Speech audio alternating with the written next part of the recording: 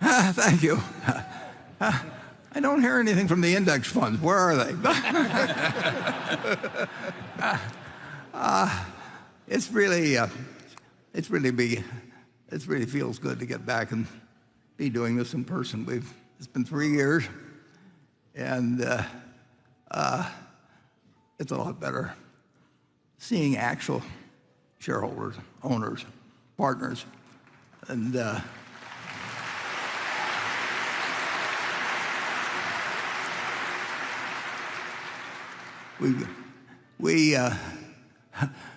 Charlie and I are now combined. If you're around for fractions, the two of us are 190 years old, and I really think you're entitled, if you're the owner of a company, and you've got two guys, 98 and 91, running the company, you're entitled to actually see them in person. I mean, it really shouldn't be too much to ask that. I mean, for example, if we had a manager someplace that was 98, I might want to send somebody by occasionally to see whether he was cutting about paper dolls or something.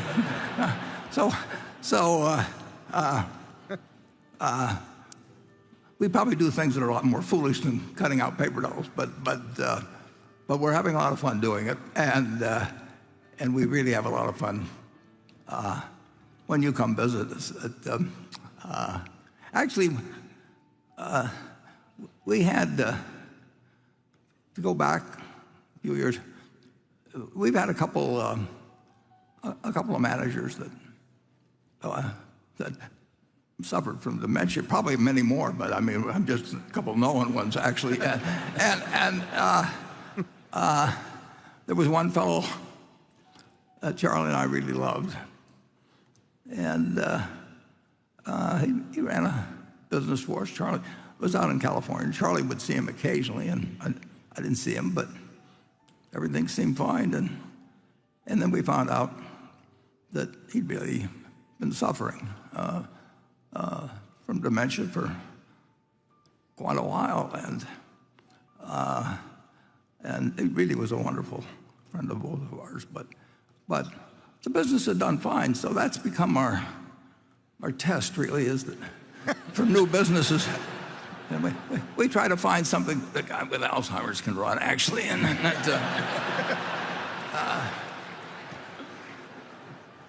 and you don't have as much competition for businesses like that. The guy sitting there cutting out paper dolls, and that's our man. I'd like to introduce two fellows who really work at Berkshire. On Charlie's left, Greg Abel, who runs all the operations outside. Yeah.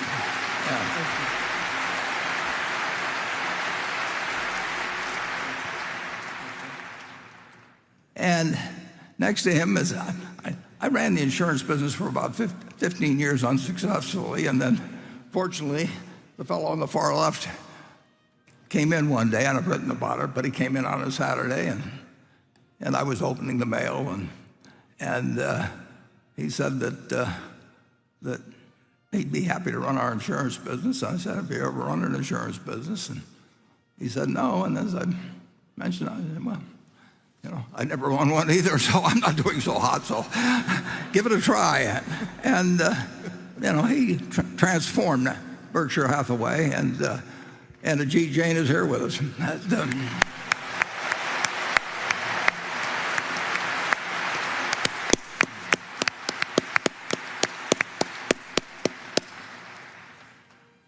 What we'll do today, and I have to remind myself from time to time that the people here, of course, saw that movie and everything, but of course we're webcasting so I'll probably make some references to the movie or something that'll puzzle millions of people out there, but you'll get it. So we're going to talk for a little while about what's happened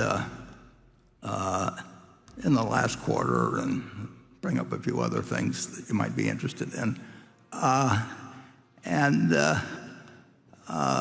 we will then,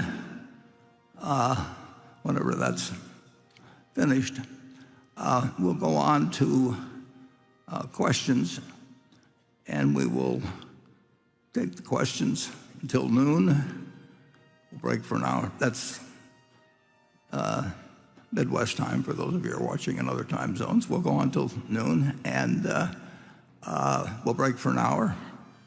And then Charlie and I will come back, and we'll take more questions until 3:30, and then we'll convene the shareholders meeting at 3:45. We'll take a break for 15 minutes, and then we'll do the shareholders meeting. And when that's done, we'll all go our various ways. I do want to report, incidentally, that you've been doing your part in terms of the room we have adjacent to this location, where we've been yesterday for 5 hours. From noon to 5, we had 12,000 shareholders come and just spend money on everything we could think of to solve them. We brought in 11 tons of See's candy, and if we don't sell out, Charlie and I get the rest. So, but you did your part. She's sold more. They set a record yesterday for the Friday afternoon meeting, and it's pretty heartening. Yeah. Incidentally, I've got a box of See's candy here, and it's sort of interesting. On this cover, which I hope you can see, there's a picture of a woman who was born in 1854. And today, she probably gets her picture seen more often than just about any woman in America in terms of a commercial product or something of the sort. So we've got her picture up in over 200 stores, and on every box of candy. That's Mary C., born in 1854. A lot of people think this is me in drag, but that is not true. I mean, there's a certain resemblance, but it's just not. These rumors are started by our competitors. Don't pay any attention. We will. That's our schedule for the day, and what we will do. We like to give shareholders,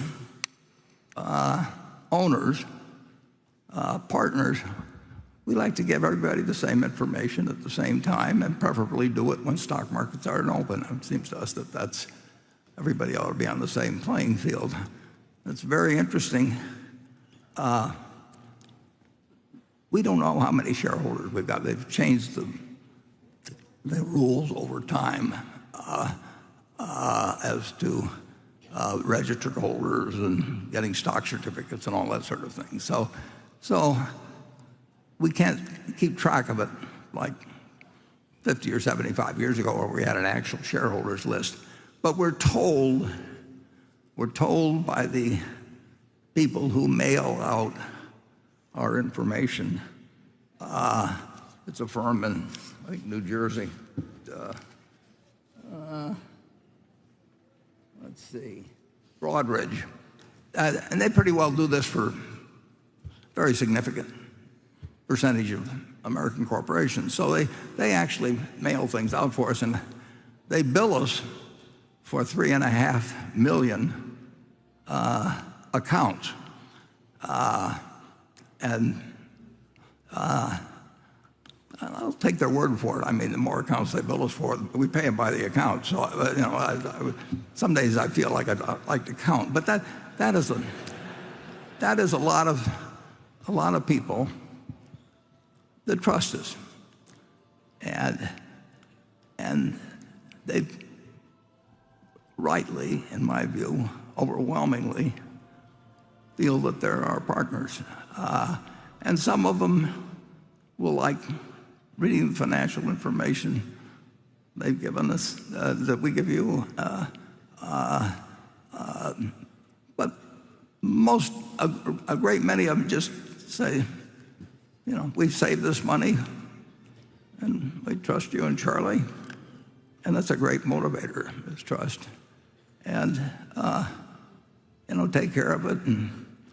And I'm not going to learn accounting and try to read all those statements or anything of the sort.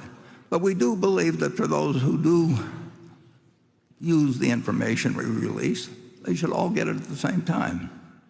And we have a few institutions that, even though in the third paragraph of my letter every year, I refer to the fact that we want to have everybody get the same information, and that we don't feel that anybody's entitled to special meetings. We can't hold 3 million special meetings with our partners, but we like the fact that everybody gets the same deal, everybody gets the same information. Up this morning on the internet, we put up our 10Q for the quarter, and I'd like to take through a few comments on that, and a few other comments, and then we'll get to the questions. When we get to the questions, we will alternate between those mailed in by shareholders, which Becky Quick at CNBC and people who've helped her have sort of curated to get what they think are the most interesting questions from shareholders. They're not from CNBC itself. They are from shareholders, owners. And we'll alternate the ones from sent in versus the ones that come here. And we don't get the questions ahead of time, and we enjoy getting surprised by, I'd say, almost all questions. And we will keep doing that, like I say, with a break for lunch until 3:30 when we'll have the meeting. So I would like to start by putting up the first slide, and which is Q1. And there we have it. That's what we published this morning. And there are really no great surprises in terms of the quarter. I mean, there are always some companies that are doing very well, and there are some companies that aren't for one reason or another. And in the end, as you can see, we prefer to use something called operating earnings. Now, that is after depreciation and interest and taxes, unlike other companies that prefer to tell you anything but what they earned. But we do separate out capital gains. Now, over time, as I've said, over the next 20 years, I would expect us net to have more capital gains than not. But who knows? I hope I'll report to you in 20 years whether that's happened or not. But as you can see, we made about $7 billion in the first quarter, and that's real $7 billion. I mean, we basically have that in cash when the quarter's over. That isn't true every quarter exactly, but we are talking about $7 billion of real money in that, and those managers who the people here saw in the movie, they're the people that work with your money to accomplish what Charlie and I never thought would, never really planned or anything to happen, but it just sort of came about, was sort of putting one foot in front of the other.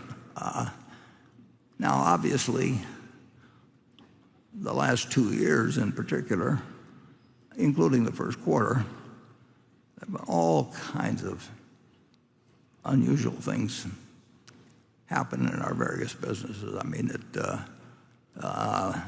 when we had the meeting 2 years ago in roughly the start of May of 2020, we didn't know what was going to happen with the pandemic. We didn't know what was going to happen with the economy, and everybody that thought they did has gotten all kinds of surprises since. But here we are in 2022, and Berkshire, like I say, had $7 billion of operating earnings, and we've got lots and lots and lots of companies. We've got 360,000 people out there that have taken your savings and go to work every day, and they have jobs. We deliver products, and you put up the money for it, and you deserve to. You took the risks, and we feel very good about how things have turned out, and we want to keep feeling good. And we have a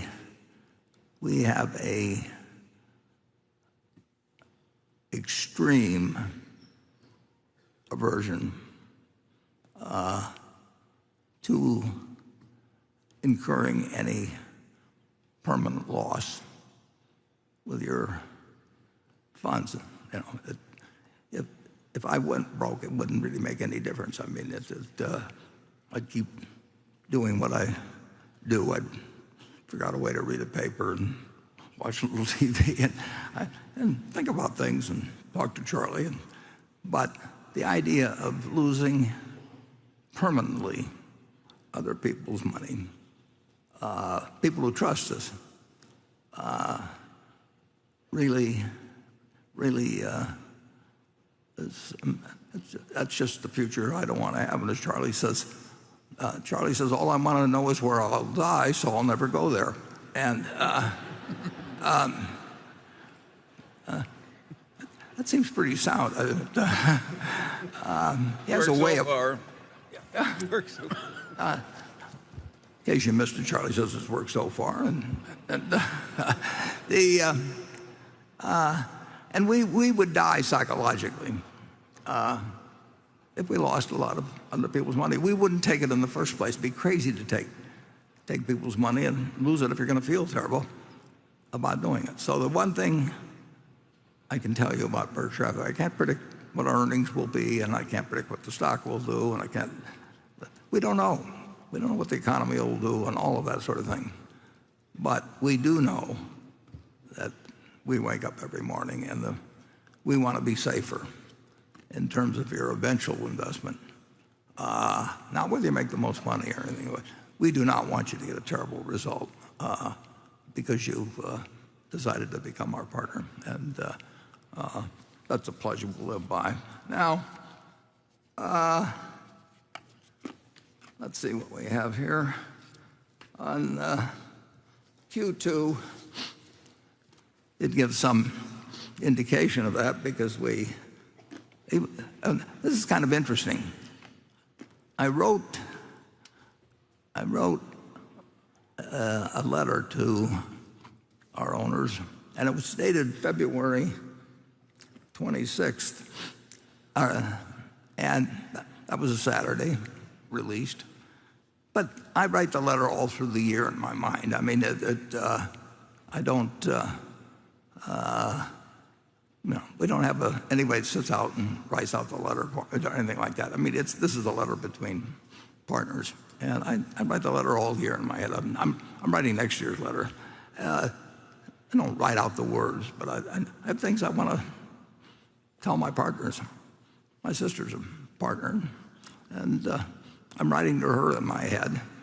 My older sister died not too long ago, but I used to be writing to both of them, in effect. And I want to tell her, what I think and about the business and what I think she ought to think about it and so on. So the letter's dated February 26th, and I said not much is going on. And actually, we might jump over to Q3, if we will. So I sent out a letter on February 26th, but that wasn't written on February 26th. And I said, basically, nothing much is happening around here. And I said, we've repurchased some shares, and we just aren't seeing anything. And between January 1st and February 18th, as you can see, we spent $2.2 billion, which is half the quarter, so probably 30 trading days in there. And we sold them. So that basically we didn't do anything. And then in the next 3 weeks or thereabouts, we spent $40 billion. And incidentally, when I say we spent $40 billion, there's one fellow in the office that does this all. I mean, he buys all the stocks, he buys the government bonds. He doesn't have an assistant or anything. But he spent $41 billion. Yeah, and he literally, I mean, and he does other things for me too. He puts together totals. He just does what he needs to do, and he's worked in other jobs in Berkshire long ago. But he likes doing what he does, and he does it very well. And we don't have a department for it. Then, as you can see, it fell off after that. And we did also in the first quarter, we spent about 3.1 or 3.2 billion, somewhere in that, for repurchasing shares. And we didn't, we talked about that in the annual report. And as Charlie would say, it was keeping us out of bars. I mean, that gave us something to do. We never do anything that we don't think adds to the value of Berkshire Hathaway, though. So we only repurchase the shares when that is the most attractive thing to do. We haven't repurchased any shares at all in April. So it's people who were looking for all these prints in the, footprints in the woods and all that is what we're doing. We're just doing it day by day as it comes along. And I think this table kind of illustrates that we spent $40 billion in a hurry there between 3 weeks. And now we're back somewhat in our more lethargic mood. But anything could change at Berkshire. But the one thing that won't change, going back to Q2, if you'll, is we will always have a lot of cash on hand. And when I say cash, I don't mean commercial paper. When 2008 and 2009 financial panic came along, we didn't own anybody's commercial paper. We didn't have money market funds. We have treasury bills. And as I may get into a little later, I'll explain to you why.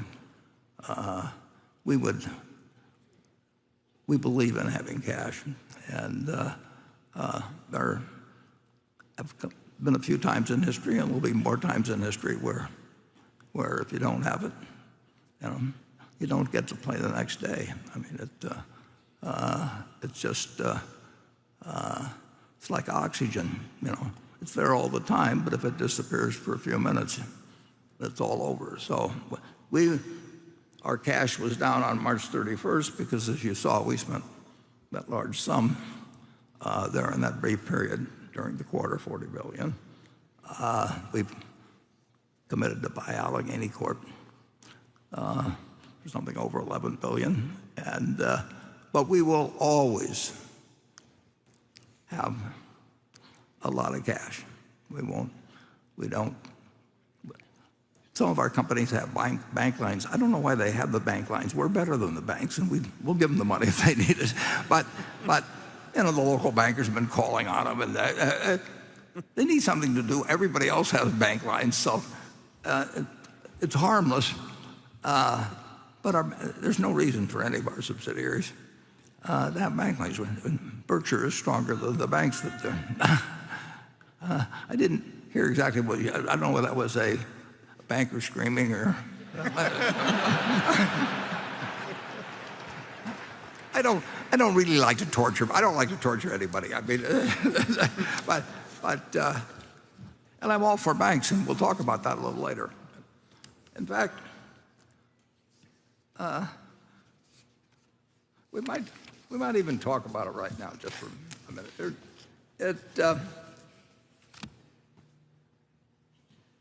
Money's kind of an interesting thing.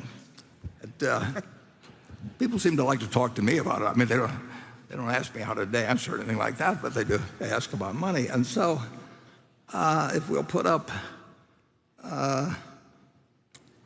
20-1. It's a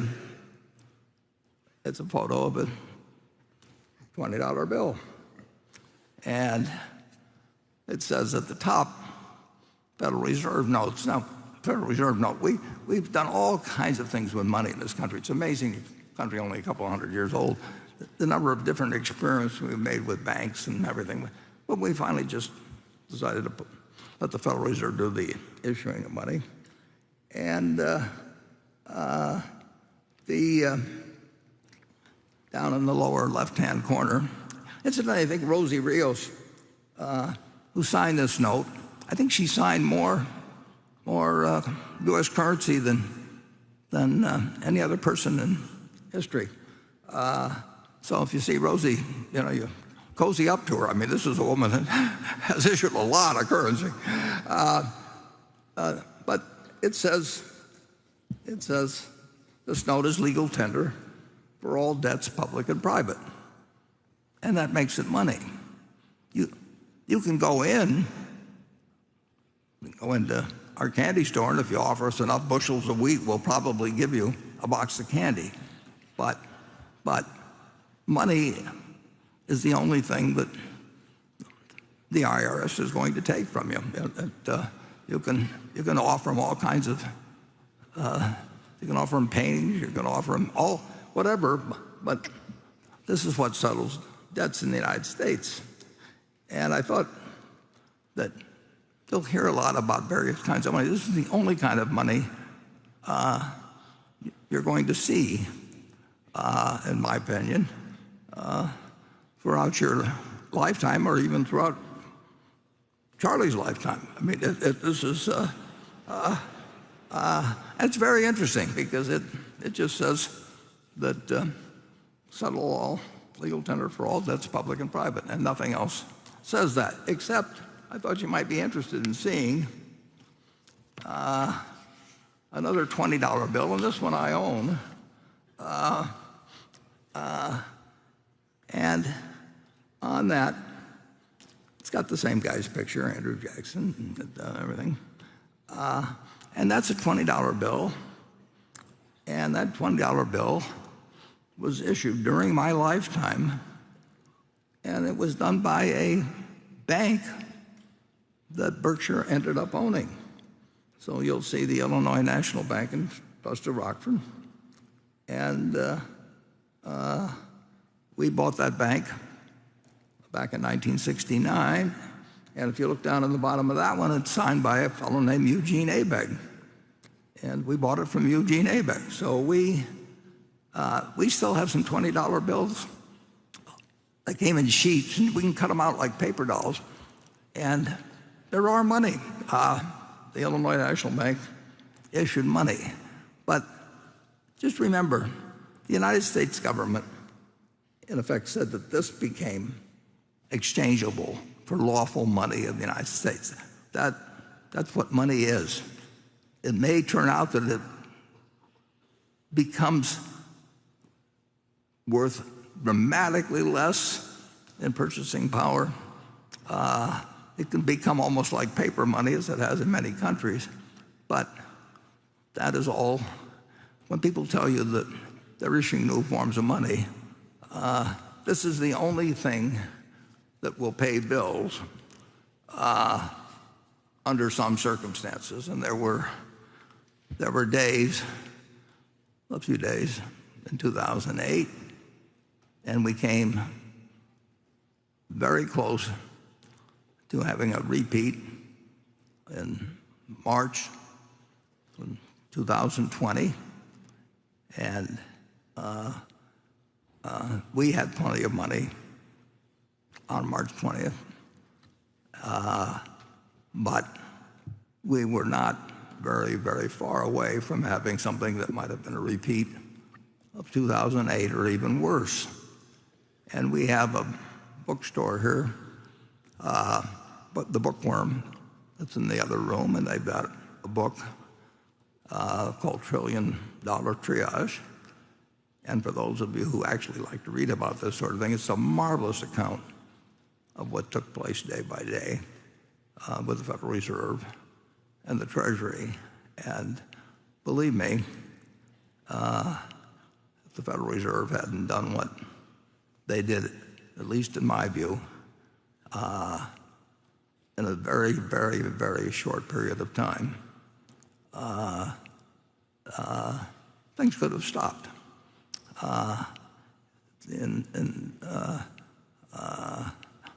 And I tipped my hat a couple years ago to Jay Powell for acting as he did. You have to act with speed. I mean, in the old days when you had runs on banks, back in the 19th century, a line formed, and the bank would go broke. But the fellow would pay out as slowly as possible, hoping something would happen. A Wells Fargo truck or a stagecoach would pull up with a bunch of gold or something, and you'd sweet talk the people into the line dispersing. In Omaha, in August of 1931, 4 state banks, so-called state banks, they had in that day, they closed, and the national banks didn't. But they were all broke as of that day. No bank can pay off in one day all of its liabilities. But the Federal Reserve is the only one that's good at that time. But I will tell you this, Berkshire Hathaway will be there at that time. We run it on the basis that if things just behave slightly, if Frank Paulson, George W. Bush, I'm sorry, and Ben Bernanke, and a few people hadn't taken action, we were at that point where the line was formed, except it comes in electronic fund, they push buttons, and it's all over very fast if there's a run on a bank. If you ever buy a bank, and there's 2 banks in town, hire a few extras and have them go over and start standing in line at the other guy's bank. I mean, and there's only one problem with that. After a while, somebody will stand in front of your bank, and then both of you are gone. But the Federal Reserve is not gone. And the Federal Reserve in the United States can do whatever is necessary. They've got all kinds of rules about can do this or that and this and that. One time in the 1980s, Paul Volcker, who was a very honest man, said to me, and I said, what are the limits of what you can do? And he said, he was a very unusual guy and huge, looked out at me, said, we can do whatever we need to do. And that's true, and that's what happened in 2008 and 9, and that's what happened in 2020, and you hope it happens again next time. But we we want Berkshire Hathaway to be there and in a position to operate when if the economy stops, and that can always happen. That can always happen. Some of those cheery words. Let's see if we. I think we can actually. Might be a good idea to start with some questions. As I said, we will have the questions alternate between CNBC, Becky Quick, and those are questions that have come in from shareholders, and they can be directed to any of the four of us up here, and then we will go alternate and go around the room here, and we've got the auditorium broken into 10 or 11 sections. Charlie and I one time figured out a form and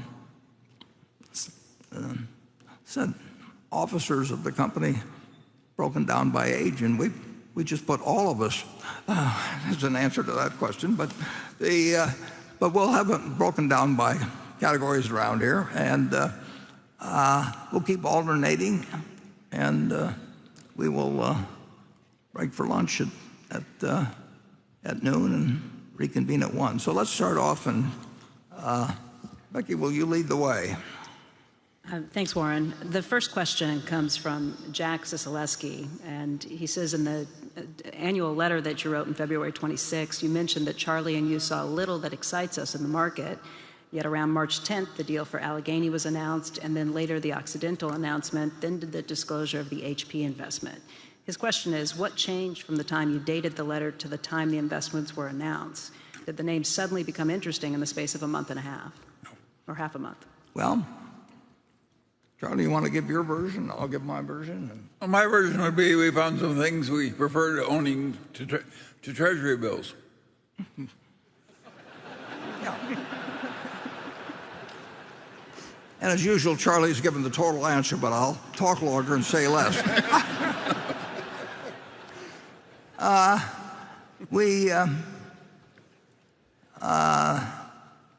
Actually, the letter's dated February 26th, where we were confessing our inability to find anything, which was a Saturday. But the day before that, February 25th, I got a email. Actually, my assistant, Debbie Bosani, gets it because I can't figure out quite how to handle the machinery. But so she brought it in, and or actually she puts a bunch on the edge of her desk, and then I collect them occasionally. And there was a note, just a few lines long, from a fellow that was a friend of mine and that worked for Berkshire a good many years ago. And this was on February 25th, the day before the thing. And he said he'd now become CEO of Allegheny Corp. I'd been following Allegheny Corp for 60 years. I read their annual reports. I had 4 big file drawers full of it because it was an interesting company, and all companies interested me. So I knew a lot about Allegheny Corp. And Joe said, this is my first annual report as CEO, and I just wanted to send it along to you, just like you write for your sisters. He says, I write this report as if I'm writing to you. And I sent a note back to Joe, and I said, I'm going to read it over the weekend or whatever I said to him on it, which was true. I mean, I look forward to reading it. And I said, by the way, I'm going to be in New York on March 7th, and can we get together? I'd like to see you. And I think I may have said I got an idea. Well, I didn't have that idea the day before. I mean, it just, this thing happened to come in on Friday the 26th, and I knew I'd buy Allegheny at a price. And if he hadn't sent me the note, it never would have occurred to me to write him and say, why don't we get together on March 7th or anything of the sort. It just wouldn't have happened, except for the fact that Joe wanted to send me along this annual report that he'd just written. So that's the orderly and decision-making progress. I didn't call up investment bankers and say, will you prepare me a report on this, and what's your advice and all this stuff. I knew we'd buy Allegheny at the price we offered, and if it was of interest to Allegheny, fine. If it wasn't, but otherwise, if that email hadn't been sent, we would not have made an offer for Allegheny. So give credit to the fact that Joe had written the annual report, and if he'd sent it a week earlier, well, I wasn't going to make a special trip to New York, but I wanted to sit down with him and tell him what Berkshire would do. But that explains the $11 billion. And what happened was that a few stocks got very interesting to us, and we also spent a lot of money. What happened, the market, and this is really important to understand, in the last couple of years, the stock market is it's always been a combination of a casino and when I talk about Wall Street, I'm talking about the whole capital formation market,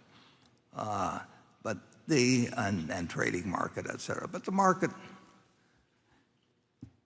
has been extraordinary. Sometimes it's quite investment oriented, kind of like it always you read about in the books and everything, what capital markets are supposed to do, and you study it in school and all that.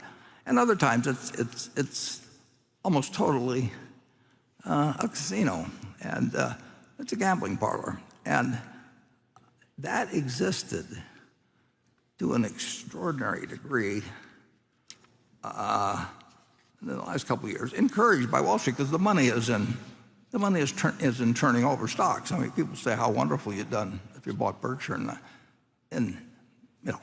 1965 or something and held it, but your broker would have starved to death. I mean, it's Wall Street makes money on one way or another, catching the crumbs that fall off a table of capitalism and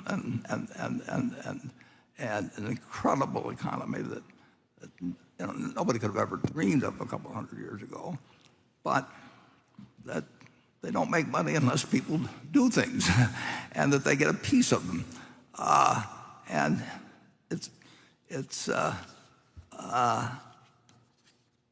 and they make a lot more money when people are gambling than when they're investing. I mean, it's much better to have somebody that's going to trade 20 times a day and get all excited about it, just like pulling the handle on a slot machine. That's who you. You may not say that you want that person. You'd like the other kind of person too, maybe, but that's where you make the money. And the degree to which the market got dominated by that is shown on a slide I have here somewhere. Here's on Oxy 1. If you'll put up the Oxy 1. That shows how we bought what became, well, we bought in 2 weeks, thereabouts, 14% of Occidental Petroleum. And you'll say, well, how can you buy 14% of a company in 2 weeks? And it's more extreme than that. Because if you look at the Occidental proxy, you'll see that the standard names, BlackRock, index funds, State Street index funds, basically, Vanguard index funds, and then one other firm, Dodge and Cox. If you take those four entities, and they're not going to buy and sell stock. They've got their own little rules. So they own 40% of the company, roughly. Those four firms, and they didn't do anything during this period. So now you're down to 60% of the Occidental Petroleum Company that's even available for sale. Now, Occidental's been around for years and years and years, big company, all kinds of things. And with 60% of the stock outstanding, I go in and tell Mark Millard, this fellow that is 30 feet away from Mearsal, and I say in the morning to him, buy 20% and take blocks or whatever it may be. And in 2 weeks, he buys 14% out of 60%. That's not investment. I mean, you're not buying from investment. I find it just incredible. You wouldn't be able to do that with Berkshire. I mean, you can't literally buy. You can say you want to buy 14% of the company. It's just going to take you a long, long time. But overwhelmingly, large companies in America, all of them, they became poker chips, and people were buying and selling like 3-day calls or 2-day calls, and the more times people pull the handle on the machine, the more money the machine makes. I mean, it's very clear, and overwhelmingly, I mean, where did people go? The investors just were sitting around, and there weren't very many, and the money was being made essentially by a bunch of people gambling on things, and that enabled us in a 2-week period to buy 14% of a business that's been around for decades. And imagine trying to buy 14% of the farms in 2 weeks in this country, or 14% of the apartment houses, or 14% of the auto dealerships, or just anything, when already 40% were locked up some other place. It defies anything that Charlie and I have seen, and we've seen a lot. But I've never seen that percentage of the American public. Essentially, it was a gambling parlor, and the people that were making money were people that worked with gamblers, and then it declined very significantly. A few weeks ago, you can feel it if you're around it. So when somebody asks a very good question, is why weren't you doing anything on February 20th, and why were you doing it on starting, well, in the case of Occidental, on February 28th? It's because things developed in a way, and in the case of Occidental specifically, they'd had an analyst presentation of some, I don't know whether it was a quarterly one or what it was exactly, but I read it over a weekend, and that was the weekend when the annual report came out. I read it over a weekend, and what Vicki Hollop was saying made nothing but sense, and I decided that it was a good place to put Berkshire's money, and then I found out in the ensuing 2 weeks, it was there in black and white. There was nothing mysterious about it, but Vicki was saying what the company had gone through and where it was now and what they plan to do with the money, and she'll do what she says. She doesn't know the price of oil next year. Nobody does. But we decided it made sense, and 2 weeks later we had 14% of the company, and we also already had a preferred stock and warrants. And the story of the preferred stock is we paid $10 billion. Preferred stock and warrants, we paid $10 billion for it. And at the end of the March quarter of 2020, we valued that $10 billion for our 10Q. We valued it at $5.5 billion. So we had a $4.5 billion loss, and it would have, the world changed. Oil sold for minus $37 a barrel one day, and now it's quite apparent, I think, that we're very happy. We should be very happy that we can produce 11 million barrels a day or something of the sort in the United States, rather than being able to produce none and having to find 11 million barrels a day somewhere else in the world to take care of keeping the American industrial machine working. Charlie, have you got any comments on that as to how something this crazy could have happened? Well, it happened. It's almost a mania of speculation that we now have. We have computers with algorithms trading against other computers. We got people that know nothing about stocks being advised by stockbrokers who know even less. I understand the commissions, though. Yeah, it's just an incredible, crazy situation. And it's weird that we ever got a system where all this equivalent of casino activity is all mixed up with a lot of legitimate long-term investment. I don't think any wise country would have wanted this outcome.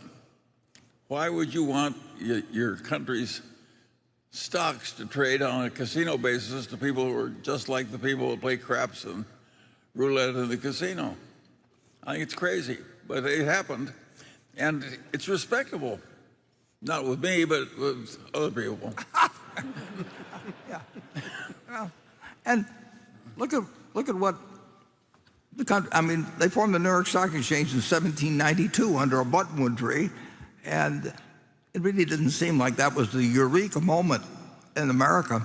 But just look at what's happened using the system for less than, 3 of my lifetimes. I mean, it's unbelievable. So it's worked. Now, maybe it's worked in spite of itself, maybe with the country, but one way or another, America has worked in an incredible manner. Nobody could have dreamt it. Nobody.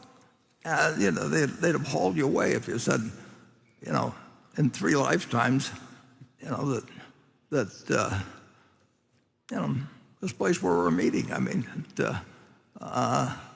it became a state in 1867, but 1789, it asked Ben Franklin or somebody that was walking out of the Constitutional Convention, what do you think the prospects are for Nebraska? It's unbelievable what's been accomplished, and it's been accomplished. The people who encourage the gambling, they would like to say it's been accomplished because of we've got these liquid markets and all these wonderful things. Charlie would probably say it's in spite of that. Who knows? But the answer is that there isn't an answer.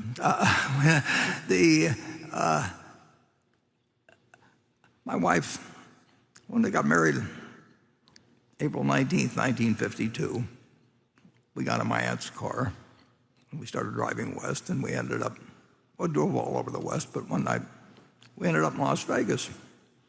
And there were 3 fellows out there. Eddie Barrick and Sam Zigman and Jackie Gone. And all 3 of these guys were from Omaha. And they'd bought little pieces of the Flamingo. Bugsy Siegel had his career ended rather abruptly. a few years earlier. Bad bullet. It was a stray bullet, undoubtedly. But in fact, there were probably 5 or 6 stray bullets. But in any event, Bugsy was gone, and some people, including 3 guys from Omaha, were in the group. Sam Zygmunt lived about 2 blocks from where I live now, and he was Stan Lipsey's uncle. Stan Lipsey ran, those of you who follow Berkshire, ran the Buffalo News and was a partner for 40 or 50 years later on. So all kinds of things intersect, but I walked into this casino or a Flamingo. It's kind of a motel-like arrangement. And I was 21 and my bride was 19, and I looked around the room, and there were all of these people, and they were better dressed then. It was a more dignified group than perhaps currently, but they'd flown thousands of miles in some cases, in planes that weren't as fast as the current ones and were more expensive, probably on a per mile basis adjusted. And they'd gone to great lengths to come out to do something that was mathematically unintelligent, and they knew it was unintelligent. And I mean, they couldn't do it fast enough in terms of rolling the dice, and trying to determine whether they were hot or whatever they may be. And I looked around at that group. Everybody there knew that they were doing something that was mathematically dumb, and they'd come thousands of miles to do it. And they were, and I said to my wife, I said, I'm going to get rich. I mean, how can you miss? If people are willing to do this, this is a land of opportunity. Well, it's the way it still is. And the Flamingo grew to be much bigger, and in Omaha, we're very proud of Jackie and things he did. He only died a year or 2 ago. He became sort of the leader, spiritual leader of Vegas. And like I say, Sam Zygmunt's nephew went on to save my and Charlie's investment that we made in Blue Chip in the Buffalo News. And, it's a very accidental society that occurs, but there's nothing stranger than what has happened in finance. On the other hand, if you go back, perhaps the greatest chapter ever written on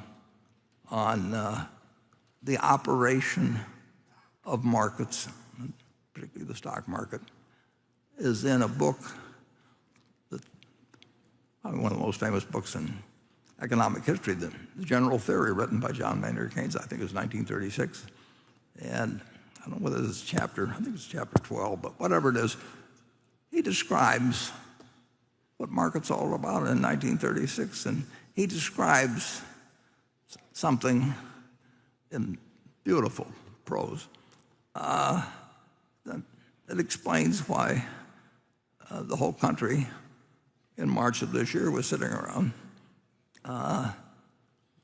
trading Occidental in some crazy way that enabled us to buy a quarter of what wasn't owned by 4 other institutions that weren't going to sell. We were able to buy a quarter of it, and we could have bought a lot more. I mean, you just wondered if there was anybody that really was thinking about investment.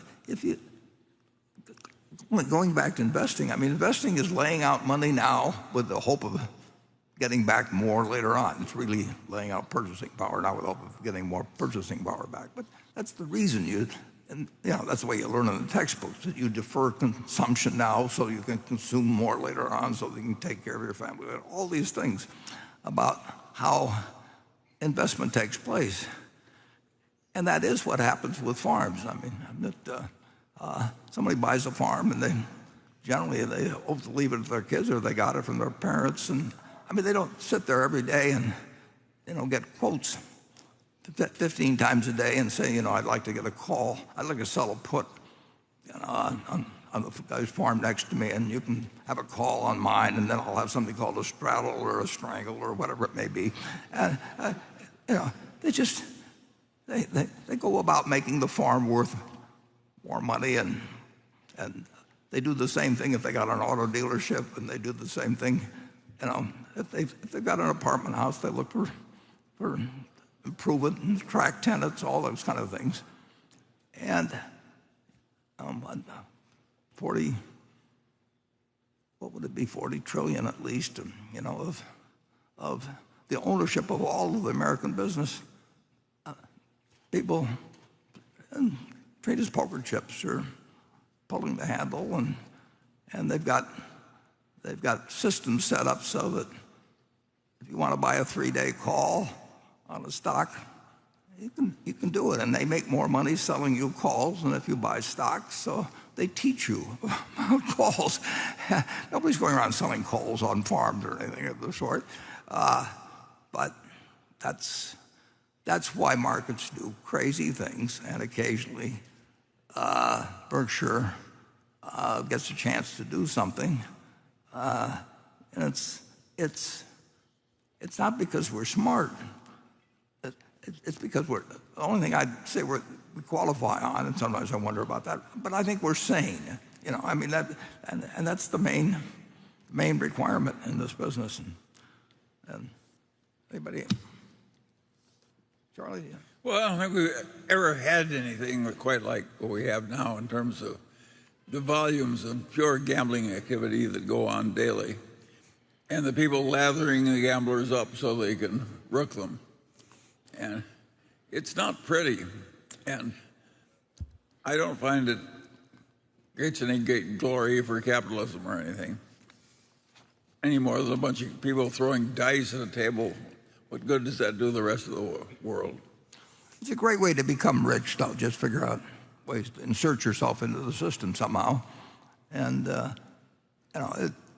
jobs to some extent self-select. And many years ago, and I've got all kinds of friends in Wall Street. Not as many as I had before I had started talking this way an hour or so ago, but I really do. People make lots of decisions in life, and the truth is that overall, the American system has worked extremely well. It may be very unfair in many ways, but it has produced incredible difference in the goods and services available to me versus what my grandfather had available. I do not want to go back to pre-air conditioning and people pouring whiskey down me while they drill my teeth or something of the sort. I mean, this is a lot better world, and I think we've made more because of the crazy gambling. I think it's made it easier for us net over the decades we've been operating. Well, I mean, we've depended on it. Yeah. I mean, we depend on mispriced businesses through a mechanism where we're not responsible for the mispricing of them. And overall, we learned something a long time ago that doesn't take a high IQ, doesn't take anything. It just takes the right attitude. We may talk more about that later, but I think we ought to prove that we've got an audience here by going to section 1. Good morning. My name is Ole Pollem. I live in Hanover, Germany. This is my first time in Omaha. My question is on Berkshire buying entire companies outside the US. There were a few, Iska probably the first one, Louis in Germany. My question is, would you only answer calls from them if you're interested in, or would you proactively approach them if they would like to sell their company?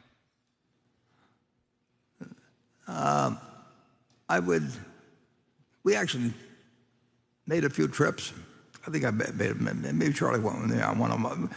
We tried to stir up interest and all that sort of thing in Berkshire around the world. We probably did that 20 or 25 years ago. During that period that I showed you, that burst of action we had, we probably spent at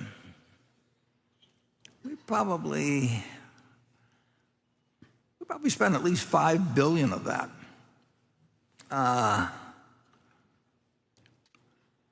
Yeah, it'd be pretty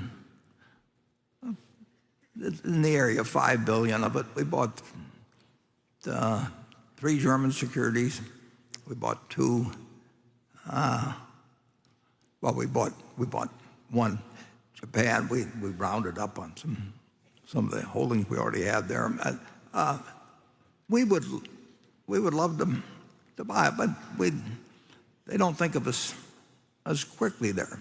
I mean, I don't have somebody that's going to send me an email about a company that I've been following for 60 years, and I know I can see him in New York, and I can name a number to him, and if he likes it, he can take it to his board and so on. And it just doesn't happen that way. We haven't had that experience in anywhere outside the United States. Now, you can say with 40 trillion here, we should be able to find something here a little closer to home. But we don't have any bias against doing it.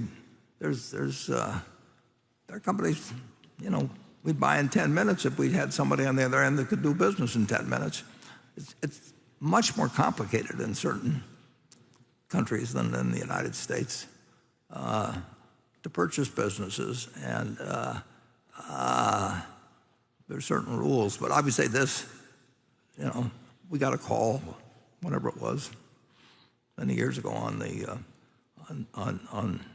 our company in Germany, and actually the two fellows that run it are probably here in the audience. I saw them yesterday, and they're marvelous, and they run the business, and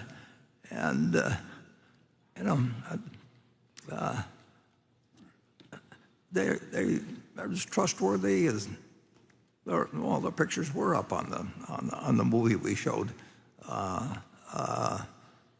before the meeting started here.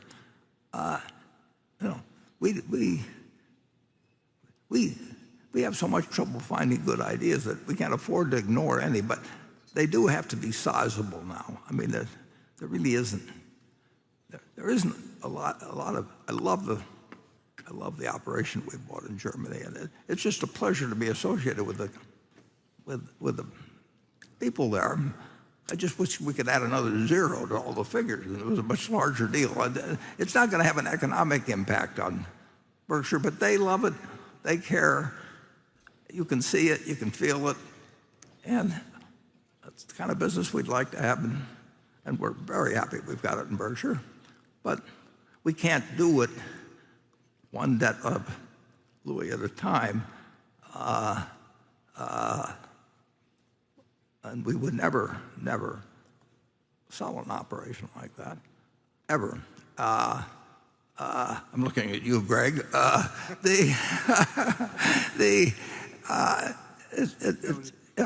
But if we get a call tomorrow, and we could make a deal that involved $10 or $20 billion that was in Germany or France or Britain or Japan or name a whole group of countries, we'd do it. We bought the interests in the 5 leading trading companies in Japan a couple years ago, and I rounded them up a little bit, but I told them originally we weren't going to buy a lot we weren't going to change our positions materially without their okay. So we actually, I think, rounded to 5.85%, based on the latest figures we had then, of all 5 of them, and that put a good many hundreds of millions, or maybe $1 billion or 2, to work. So we will. President Kennedy said, "We'll pay any price, climb any hills, whatever it may be, to find businesses, but we actually prefer it when they fall into our lap, like getting a letter from somebody and you hadn't heard from them for a couple of years, and you know what you pay for the business, and if the board of directors of that company regards it as attractive, that they'll be happy to buy it, and they know you're going to show up at the closing and that you're not going to pile debt on it or change things or anything. They've got an answer, and then you have to see if they've got the question in their mind is what's the best thing for Allegheny Corp. And in that case, we had $11 billion less at the end of the day, or at the end of the dinner, than we had at the start of the day. So opportunity can be any place, and we do have a terrific operation, for example, in Israel. I mean, just terrific, and it's pretty good size. Would we like to have another one like it? Yeah, I just don't know where the other one is. Charlie? Well, but think in the scheme of things, imagine buying in $60 billion worth of our own stock. We like the businesses. We like the price we're paying. No overhead, no cost, no nothing. Just more interest in what we already own. Isn't that we're totally wasting our time? Yeah, and if you look at it, you can read hundreds of thousands, maybe millions of words written on stock repurchases and what this is and what that is and all this kind of thing. It's not very complicated. I mean, if you had a partner in a lemonade stand and they wanted to sell their interest, or two partners and one wanted to sell their interest, I mean, and the business had the money to buy it, our little lemonade stand, and they were offering it a price that was good for the other two people that are going to remain, you'd buy it. Now, the thing that is fascinating to me is what you can accomplish, and still people don't pay any attention to it. We owned in 1998, this is more than 20 years ago, we owned about 150 million. I don't know whether they've split, whatever it is, if they've split, it's split adjusted, but we owned 150 million shares of American Express. I think we bought our last share in 1998 or something like that. So, and we then owned 11.2% of the American Express company. Wonderful company. And since then, they've sent us a check every quarter as a dividend. And so we've taken some cash a little bit as they've gone along. And now we own 20% of American Express. That's what's happened because they've repurchased shares. That happens to have worked out extremely well. If they overpaid for the stock and all that, it doesn't solve every problem, but it's a wonderful thing if you've got an asset you like and they take your ownership interest up. And like I say, we've gone from 11.2% to 20%. If you're using your American Express card, or whatever it may be, 20% of whatever earnings are attributable to our interest, and they used to be 11.2%, and we've done it without putting up any money. Now, imagine if you owned a farm and you had 640 acres, and you farmed it every year, and you made a little money on it, and enjoyed farming, and somehow 20 or so years later, it had turned into 1,100 or 1,200 acres. I mean, you'd say, how long has this been going on? What could possibly be, is this un-American or whatever it may be? I mean, is it, sensible use to meet its cost of capital, blah, blah, blah, blah, blah. And if you do it at the right price, there's nothing better than buying in your own business. We owned, I used Apple as an example of how our interest in Apple, every time a company that earns $100 billion a year, it means that our interest in it goes up 0.1%. We've added another $100 million to earnings. Well, it takes a lot of work to $100 million to earnings.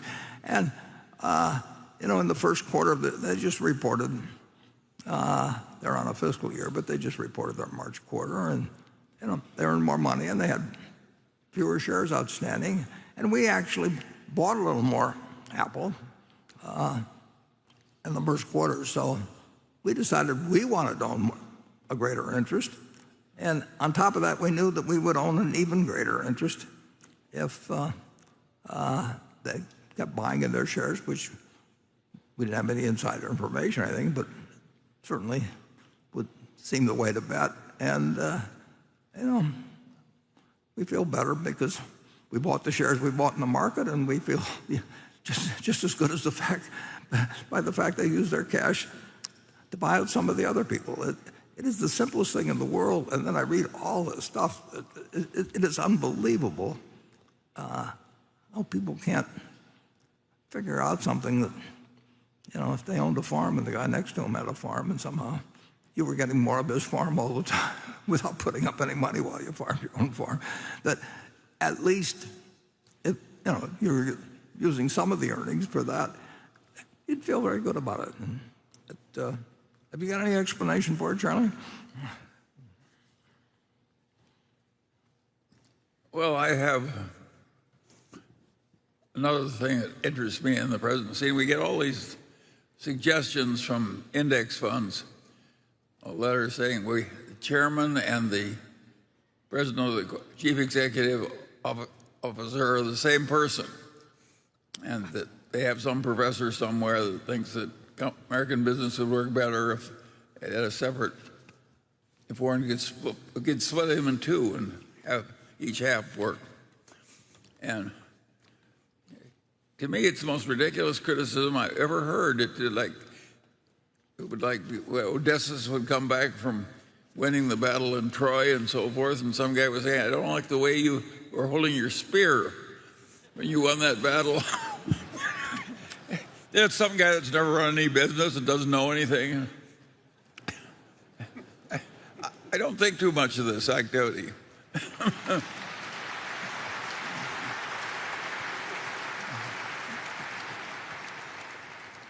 Well, let's see. Somewhere in here, I may find it at some point. Oh, here it is. We wrote in the annual report that in the third paragraph of a 9-page report, we said, we're going to treat everybody the same.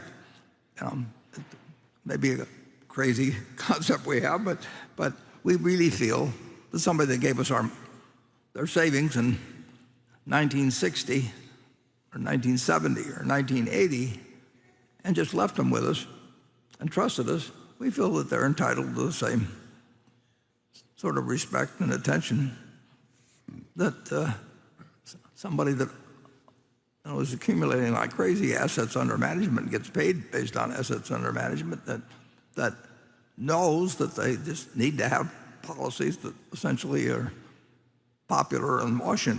The only threat they have really is that Washington sometimes says that you're getting too damn big and we're going to do something about you. So they try to be very sure that they're doing things that people will share. So anyway, I say, well, we're going to treat you all alike. We've got 3 million people or shareholders out there. We're going to treat you all alike.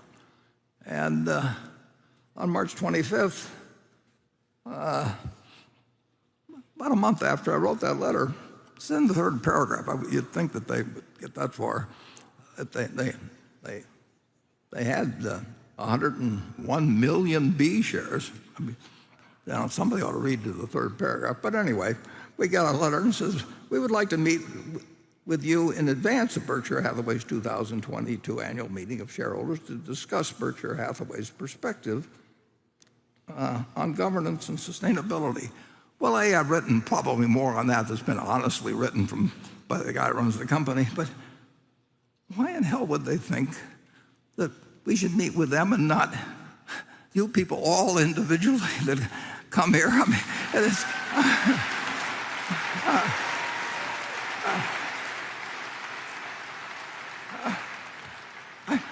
I grew up in a very, very, very Republican household, but I feel like some raving populist or something. But I just can't imagine. Well, anyway, you've heard it.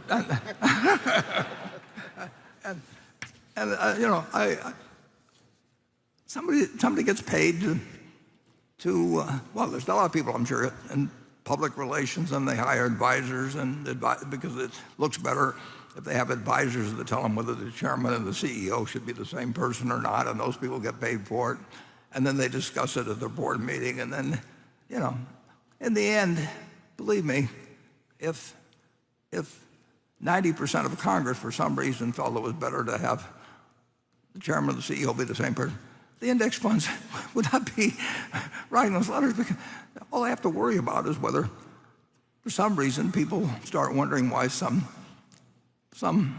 institution should have 10% of the votes in every major corporation in the country. And I like the idea of index funds, but it is interesting to watch where incentives and bureaucracy and whatever it may be lead people. The guy that wrote me the letter is probably a very nice guy. But that's his job. And well, anyway, they didn't get a special meeting. And you people are here, and we appreciate the fact you're here.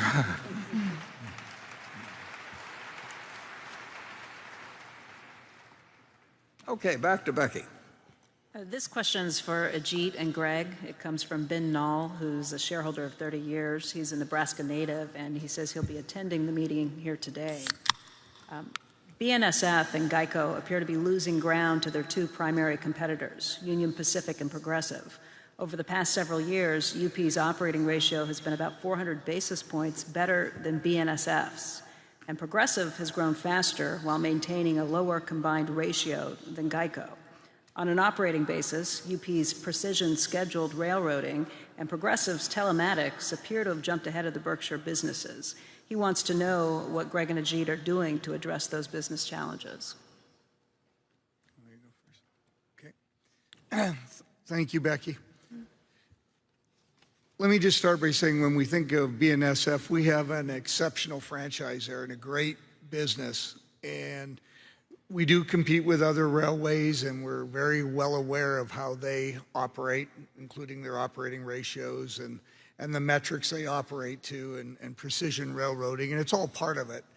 But what I would share with is when I think of BNSF, we start with focusing on our customer, understanding how we can best service them, and yes, we want to do it in an efficient, effective way that delivers great results back to our shareholders, and that will continue to be our focus. So yes, we learn from all the metrics they report and how they operate their rail, and we observe it. But I would put our team up right beside them on any operating day, and we're gonna move our rail cars as well as any other rail company in America, and we're going to do it on behalf of our customers. So we're very proud, but we're not ignoring the fact that there's more to be done, both operationally and for our customers. So we'll continue to see improvement there. We've got a great leadership team there. We've got a great employee group within BNSF. And what I like is we're just going to see long-term improvement there. We have an exceptional intermodal franchise out of the West. It's incredibly valuable to our shareholders long-term, our partners. And that's what our team is focused on, building that franchise out. So couldn't be more proud of where we're at, but we also know we have a journey ahead of us, and we're going to continue to get better and better. Greg, if we were offered the opportunity, would you trade our operation for theirs? Never. And we love He knows a lot about it, fellow. We have a great franchise, and we have a great leadership team running it. So, well said, Charlie. Thank you. And I just, before we go to Ajit, and Greg, was a major partner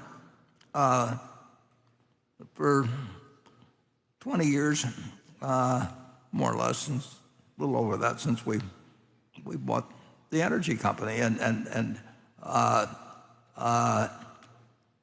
his boss was Dave Sokol, and the two of them, I mean, they knew how to run businesses. I mean, and they, it isn't like we don't read what other numbers are and all that, but we've got the perfect person running, and Katie Farmer, we've got the perfect person running BNSF, and she'll do a great job, and changing around a railroad in various ways. If you got 1,000 or something miles of own track and all kinds of other, it doesn't count sidings and double tracking, and you've got a lot of things to do from something that they started building a couple of hundred years ago, and you, not quite a couple of hundred, and you can't move things around very easily, and towns grew.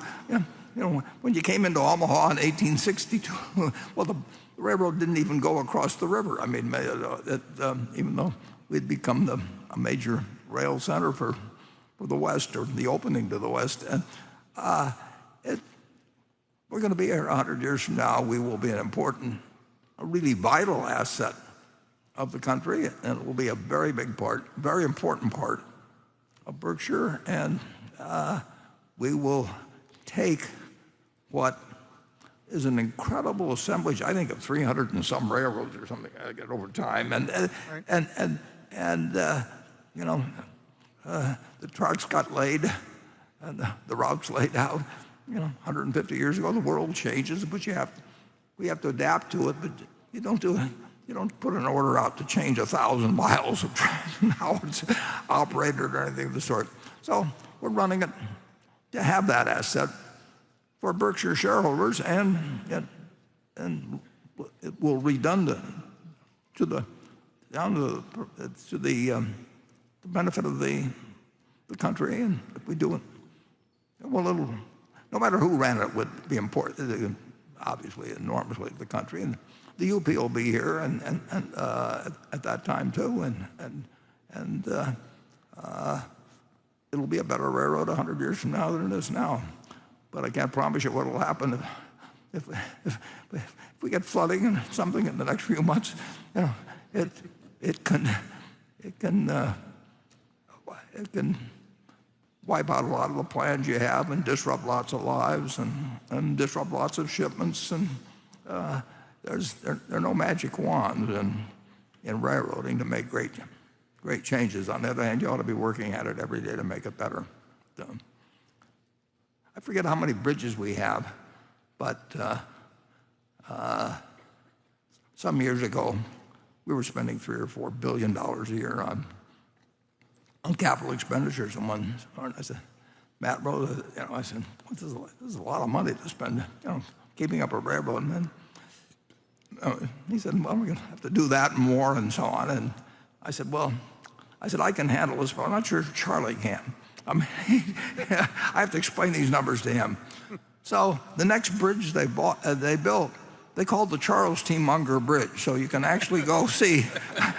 Our railroad has the Charles T. Munger Bridge because Charlie kind of was asking similar questions 10 years ago. Ajit? Okay. Thank you, Becky. There's no question that the personal automobile insurance business is a very competitive business. Having said that, both Geico and Progressive are two very successful competitors in this segment. Each one of them have their pluses and minuses.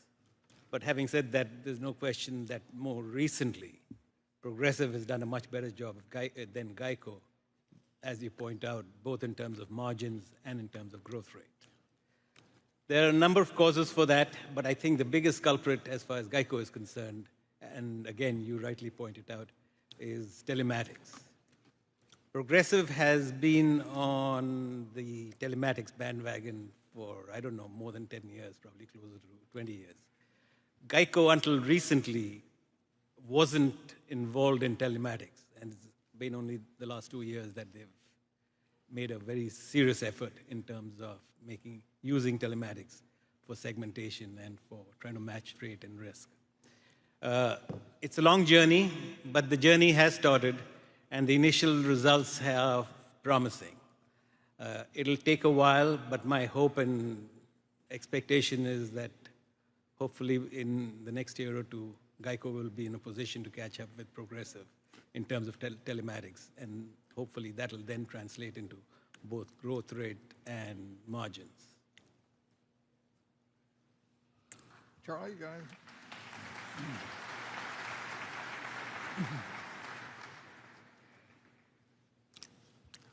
It's very interesting. I mean, the auto insurance industry is a fascinating one to study. In that the largest auto insurance company now, and we're talking 2022, and Henry Ford.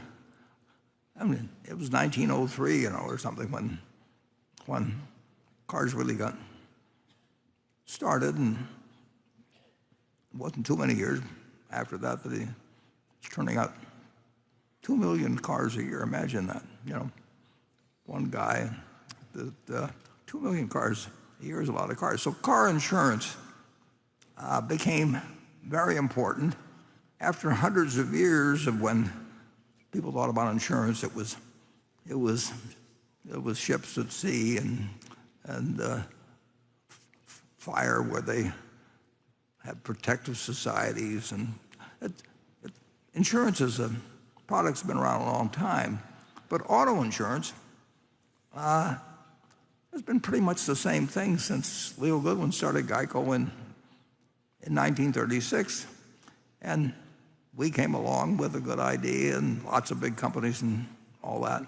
But the largest auto insurance company in the United States was started over in Illinois by a guy who didn't know anything about insurance particularly, and it's a mutual company. It's not supposed to succeed in capitalism. I mean, if you go to business school, they teach you that only because you have incentives and compensation and all kinds of things can a company succeed. Well, nobody's really gotten rich off State Farm. They've sat there, and they are the largest insurance company. While Leo Goodwin started 80-some years ago, and he probably wanted to get rich, and probably at Progressive, people wanted to get rich, and at Travelers and Aetna, and name off dozens and dozens of companies. And who wins? A mutual company. In terms of present size, they still are the largest company. They have, if you leave out Berkshire, they got the largest net worth by far. I think they've got $140 billion or something like that of net worth. And Progressive has had a very, very, very smart guy running it for a very long period of time. They got very smart people running it now, but they have a net worth that's 1/6 that of what some people over in Illinois that nobody knows the name of have after years of, they've had the time to sell the same product, and they advertise like crazy. We spend $2 billion a year telling people the same thing we've been telling them for 70 or 80 years. The policy doesn't change, but when we get all through, State Farm's still doing more business than anybody, and it shouldn't exist under capitalism. If you went there with a plan to start a State Farm today and have it compete with Progressive, who would put up the capital? I mean, a mutual company that you're not going to get the profits from, it doesn't make any sense at all, except they've got $140 billion or something like that of net worth. And Progressive, I don't know what their net worth is, but it must be somewhere around 20 or so billion. I haven't looked for a long time. Their net worth in the first, incidentally, I mean, they are very, very, very disciplined in underwriting. And of course, on the investment side, their net worth dropped in the first quarter because they own a lot of bonds. And they say, well, probably everybody in the insurance business would say that, well, we own bonds because that's what people do. And here's half the business where you do what people do, and the other half of the business, you spend all kinds of time trying to analyze in every county and every single way you can segregate and properly rate business and all of that. And basically, Peter Lewis sat in my office 40 years ago, and he's smart as hell. And this guy was clearly going to be a major competitor of Berkshire's, and he knew insurance backwards and forwards, and very bright and everything, but he just ignored the investment side. And that was as important as the underwriting side. And it is interesting how organizations function and have what I would say are, to some extent, blind spots. And of course, Charlie and I know we've got all kinds of blind spots ourselves. So we have to be kind of careful of criticizing other people for having them. The auto insurance business ought to be studied in business school because it essentially refutes so many of the things they're presently teaching. So that's my suggestion today to business schools. Okay. And thanks, Ajit. Ajit is responsible for adding more value to Berkshire than the total net worth of Progressive. That's not to knock Progressive. I'm just saying one guy.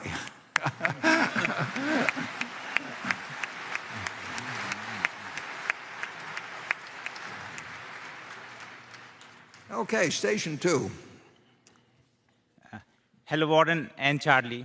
It is great to see you both and the wonderful Berkshire managers.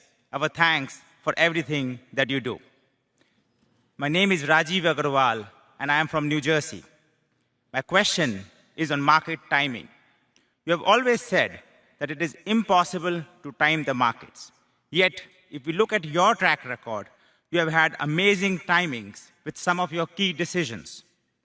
You got out of the stock markets in 1969-70. You got back in 72, 72, 74 when the markets were really cheap. You did the same thing in 87, 99, 2000. And today, we are sitting on a significant amount of cash when the markets are going down. My question is, how do you time the big market moves so well? We'd like to offer you a job first. I will take it.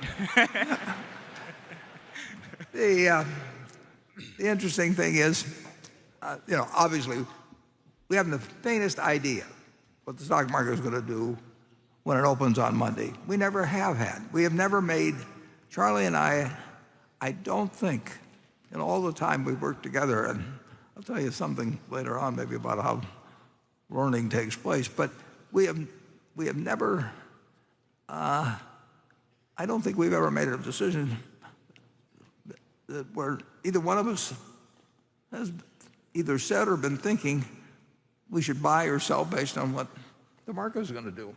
No. Or for that matter, on what the economy is going to do. We don't know. And the interesting thing is, sometimes I get some credit someplace for the fact that, how wonderful it was that we were optimistic in 2008 and when everybody was down on stocks and all that sort of thing. We spent a big percentage of our net worth at a very dumb time. and I shouldn't say we, it's I. We spent about $15 or $16 billion, which was a lot bigger to us then than it is now. We spent it in the last few weeks. There was a period of 3 or 4 weeks between Wrigley and Goldman Sachs and General. At a terrible time, as it turned out. I mean, I didn't know it was going to be a good time or a bad time, but it was a really dumb time.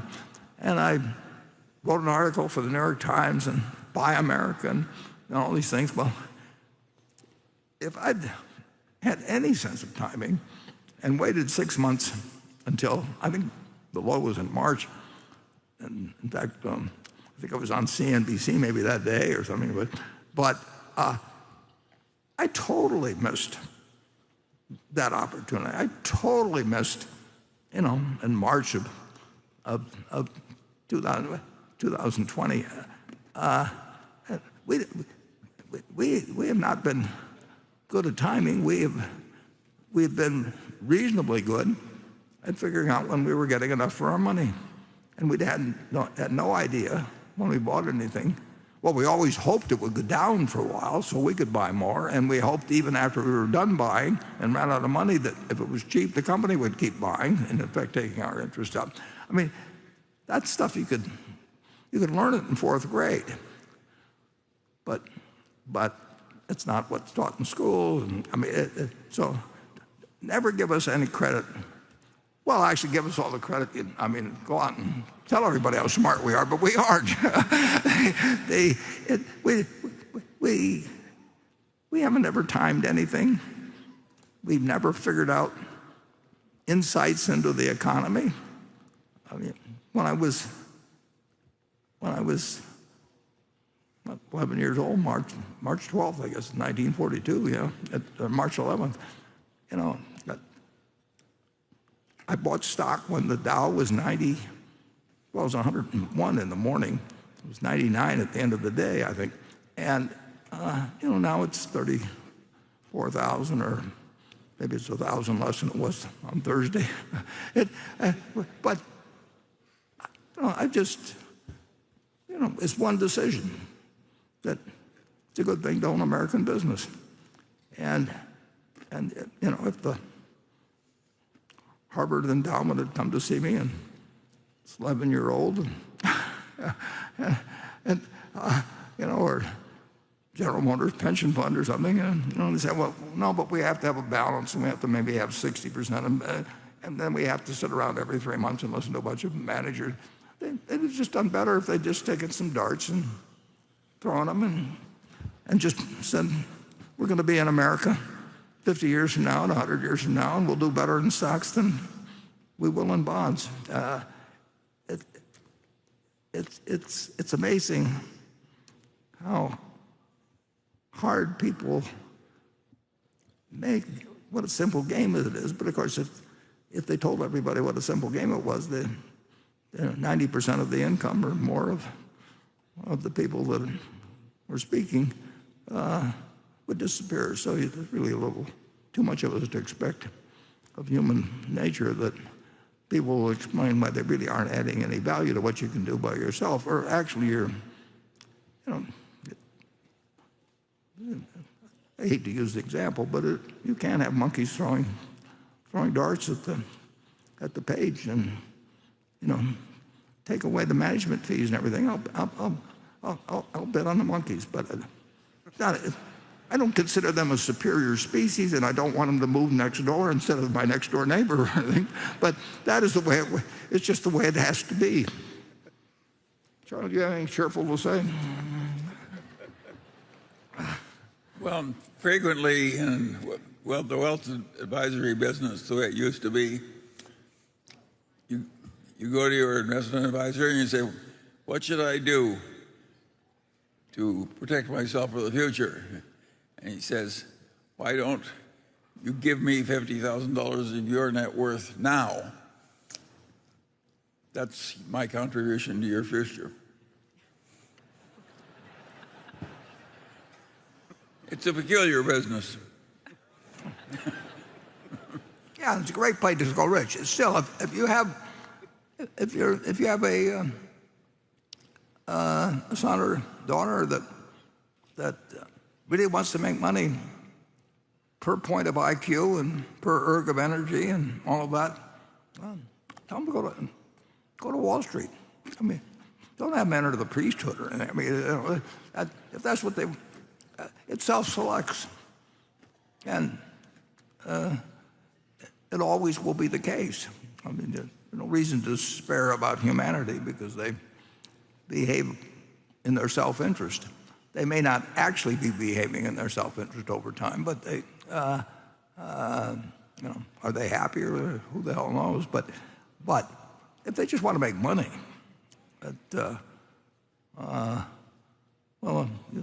people here in the auditorium saw a little session from the Solomon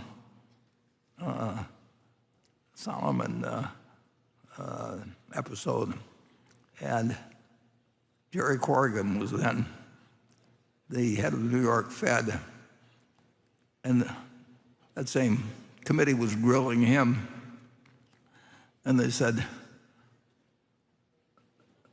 Mr. Corey, they were giving him a hard time. And they said, who was the highest, they said something to this effect, who was the highest paid or guy at Solomon last year? And he said, well, and he named him. He said, maybe he named him. And he said he got, I forget whether it was 20 million last year. And we're talking 1991 now, too. He said, he got 20 million. And the guy says, well, how old is he? And he said, well, I think he's, Corrigan said, somebody affected. He's 26 or something like that. And then Corrigan couldn't resist saying, and he can't even throw a football. And the truth was, now there's a lot more money in throwing a football now than there used to be. One of my heroes was Ted Williams, and I think he was making $20,000 or $25,000 a year, and just imagine today some guy that bets 230 or 240, and if he makes it to the bigs, I mean, the money flows in, and of course,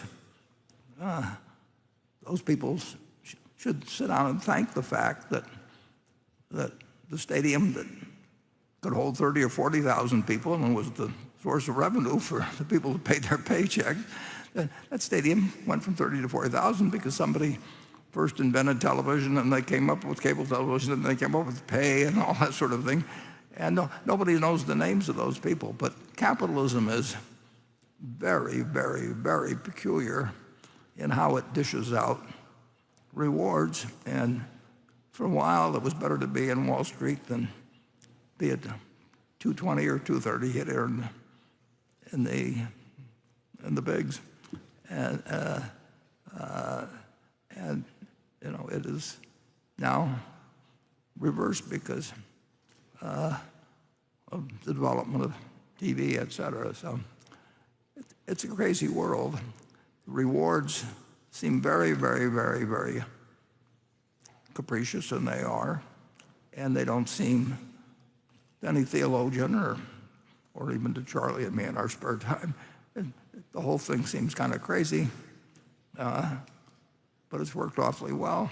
And even the people who don't take advantage, get shortchanged by the system, are doing far, far better than if the system hadn't gotten changed.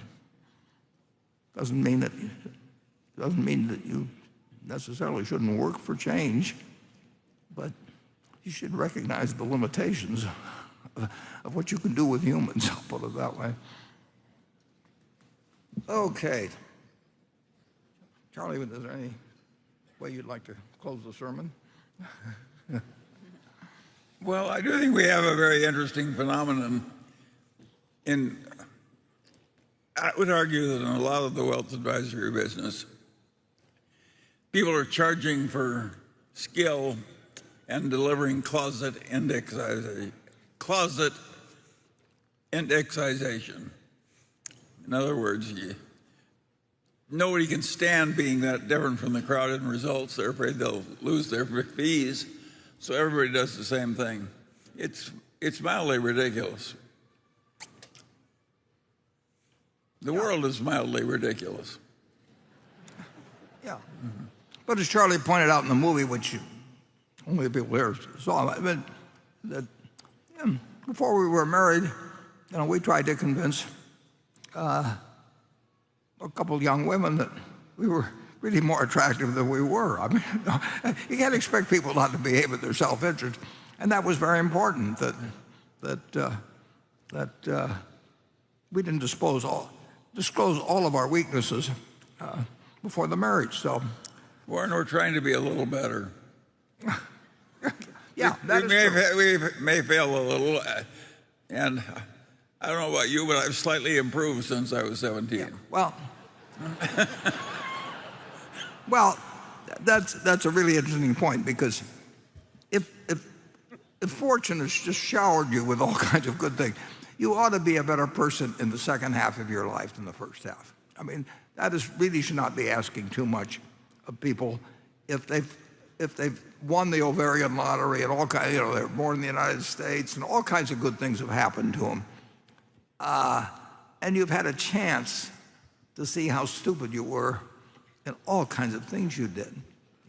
Why not have the second half of your life be better than the first half? I mean, and I would say, working from a very low base, but I mean, I'm not nearly, by any intelligence test or ability to do any of that, I haven't learned anything, but you do learn certain things only by interacting with people.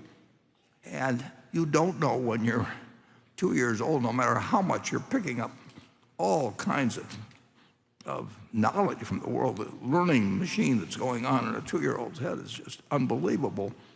But it's not the same as having 30 or 40 years of experience with actually how the human animal behaves, which is that you really, you're learning all the time about it. But that should make you a better person in the second half of your life than the first half. And I would say that if you say you're a better person in the second half, if you've got reason to say it in the first half, forget about the first half. Enjoy the second half. And I think both Charlie and I have had the luxury of living a long time, so we get to play what we would regard as the hopeful and respectable second half. And we have had enough sense to figure out, we figured out what makes us happy, and we've gotten somewhat more sensitive to what can make other people unhappy and all that sort of thing. And I'd rather be judged by the second half of my life than the first half. And so would Charlie. Yeah, of course. Okay. I don't even look at what I did when I was young because it would embarrass me. Yeah. Okay. Any of you who wish to quiz Charlie on specifics can do so later. Becky. This question is, there's a two-part question. It's for Warren and Ajit on the first part and for Greg on the second. It comes from Roger Cleffman.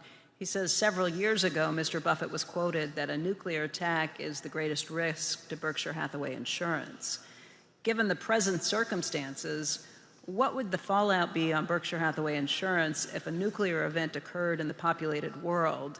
And then secondly, for Greg, has Berkshire Hathaway Energy suffered any physical or cyber attacks? And irrespective of that, has any special hardening of security been put into place? Yeah. Well, the first half, every day since August of 1945, every day, and accelerating dramatically when a second large country had the ability to kill millions of people, which has been magnified by an incredible factor. The truth is that there is a risk every day. It's a very, very tiny risk, but as Ajit, anybody at this table could tell you, if you roll, well, they had a pair of dice out of the Desert Inn in Las Vegas for a while under a glass thing, and some guy had thrown 32 passes in a row, and I don't know what, maybe the odds are 8 million to 1 against that, or 4 million to 1 against, 4 billion to 1 against it. But if you just keep rolling the dice, everything will happen. I mean, if get 330 million Americans out tomorrow, every American says heads or tails, and they do it every day. After 10 days, you've got 330,000 of them that have called the flip 10 times in a row, and if you do it 10 more days, you've still got a bunch of people who've done it 20 times in a row, and they really think they have learned how to control the flip. Well, the answer is the world is flipping a coin every day as to whether people who can literally destroy the planet as we know it, will do it. And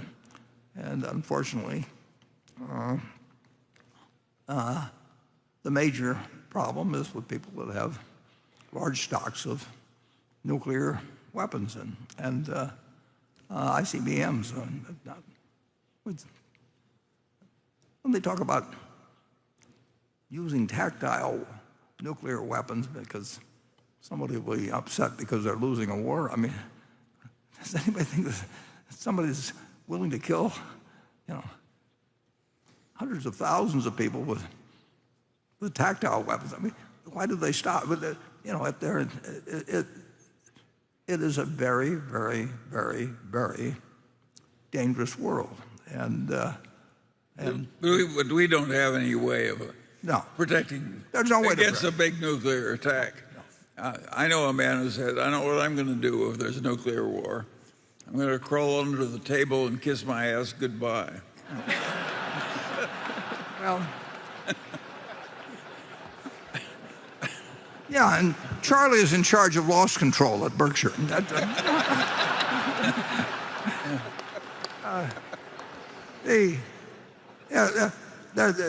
We have no solution for it. No, we don't. And there isn't any solution for it. And,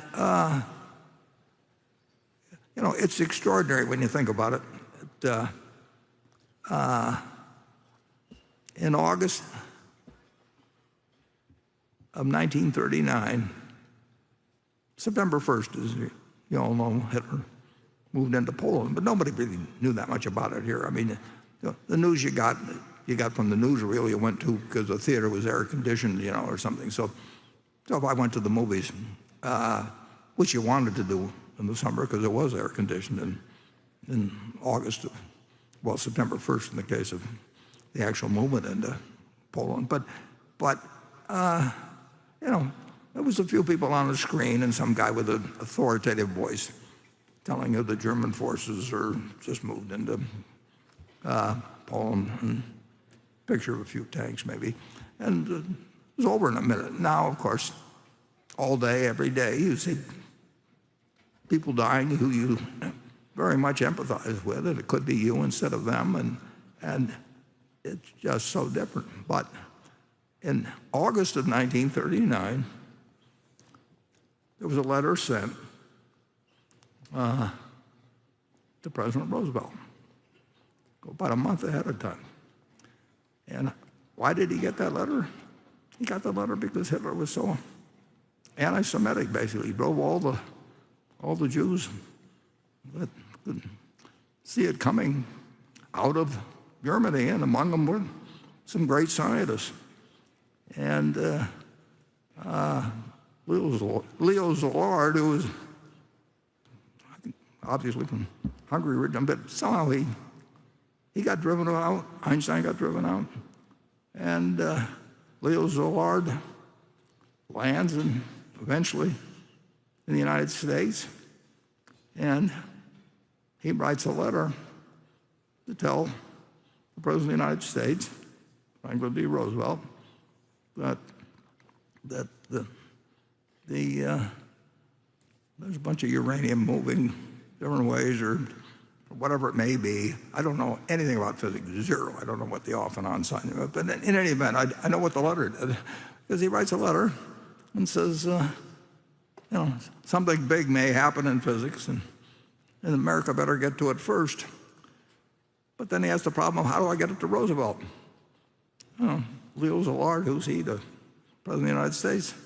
So he figures if he gets Einstein to co-sign it, the President will pay attention. And he's right. So he goes and gets Einstein, and the two of them send the letter, and they send it to Roosevelt, and they wouldn't necessarily have been in the United States if Hitler had a different, hadn't had the crazy views about Jews, basically. And so anyway, that letter went, and we developed the atom bomb before anybody else did. It was a very, very fortunate development that Leo Szilard and Einstein happened to end up in the United States rather than perhaps be someplace else. Who knows? But the accidents of history. And there's going to be more accidents in connection with atomic weapons. We've come close for various times. I mean, we had geese flying over, somewhere up north, and NORAD gets a crazy signal. And we've had wrong training tapes placed when we're in the Soviet Union or and it looks like things are going on, and we can't do anything about it. And that is one risk that Berkshire absolutely has no interest in, even though you can say everybody in the world should have an interest, but it doesn't do us any good. The feeling doesn't do us any good to think about it. But that doesn't stop the fact that there are two powers in the world that, through miscalculation of the other's intentions, through all kinds of things, have come close in the past. And Charlie and I lived through the Cuban Missile Crisis, and we knew there was some chance that weapons of mass destruction would be used. And believe me, there's a lot more bad that can happen. And humanity has not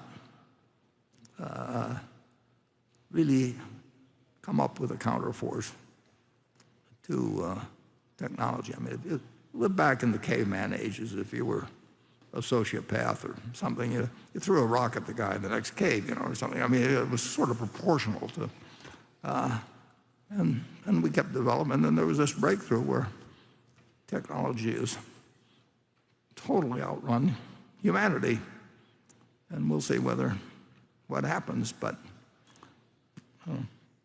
so far, so good. And Berkshire does not have an answer, though. There's certain things we don't write policies on because we wouldn't be able to make good on them anyway, for that. And everybody would know we wouldn't be able to make good on them. So you have that risk, and there's nothing Berkshire can protect you against. And we've been very lucky so far. Did you ever get any questions in terms of? In addition to all what Warren has said in terms of the chance of something like this happening, the additional thing that concerns me about a nuclear situation is my lack of ability to really estimate what our real exposure is in the event of a nuclear event. When you're talking about other big exposures we have, earthquake and hurricane and cyber, I can, with some reasonable degree of accuracy, have a point of view in terms of how large our exposures can be and how big our loss can be. When it comes to a nuclear thing, I sort of surrender. It's very difficult for us to estimate how bad can be. Very many different lines of exposures will be affected by it. And even though in almost all our contracts we try and exclude nuclear as a covered peril, nevertheless, if something like that were to happen, I'm fairly positive that the regulators and the courts will hold it against the insurers, and they'll rewrite the contract and we'll be required to pay. For example, one thing which is already being talked about, we issue what are called fire policies. And these fire policies try and exclude nuclear as a covered peril. But there are several regulators who feel that, if it's a fire policy and if the nuclear attack causes a fire, then how can you exclude fire? And you better include fire. So, debates like that we will have to live with, and it'll be very difficult for the insurance industry to fight back both the regulators and the court systems in terms of what is covered and what is not covered. And there won't be any regulators or anybody else. So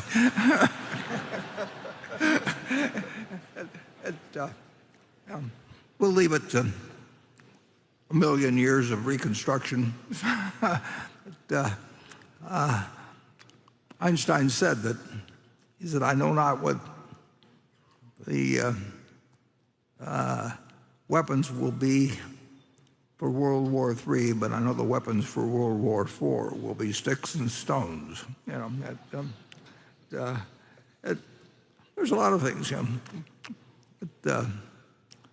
I mean, it just, if you're worried about the effect of nuclear attacks, you got other things to worry about than the value of your Berkshire. I'll put it that way. and what other cheerful things? Station. Warren, you want me to touch on the cyber? Oh yeah, sure. Yeah, I'll just touch on the cyber because it was raised. And when you do think of Berkshire, and they use Berkshire Hathaway Energy as a reference, but cyber risk and managing that risk, both at Berkshire, really falls across all of our subsidiaries. And it's a constant risk that's there.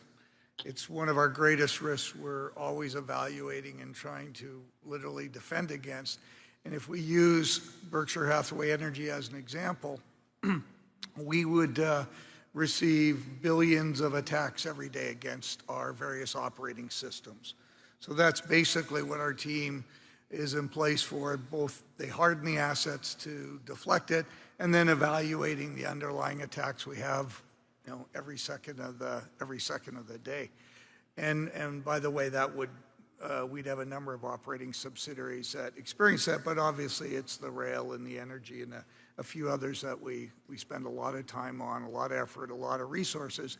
And the good news is that through to today, our teams have done an exceptional job. We really haven't had a significant event. We've had some minor events at small businesses, but across our major businesses, across our major operating systems, we've had the proper security protocol in place to avoid events, but it never stops. Our team would tell you that every day that's a risk they recognize and a risk they're addressing within the businesses. So a significant risk, but a significant priority for all of our operating teams.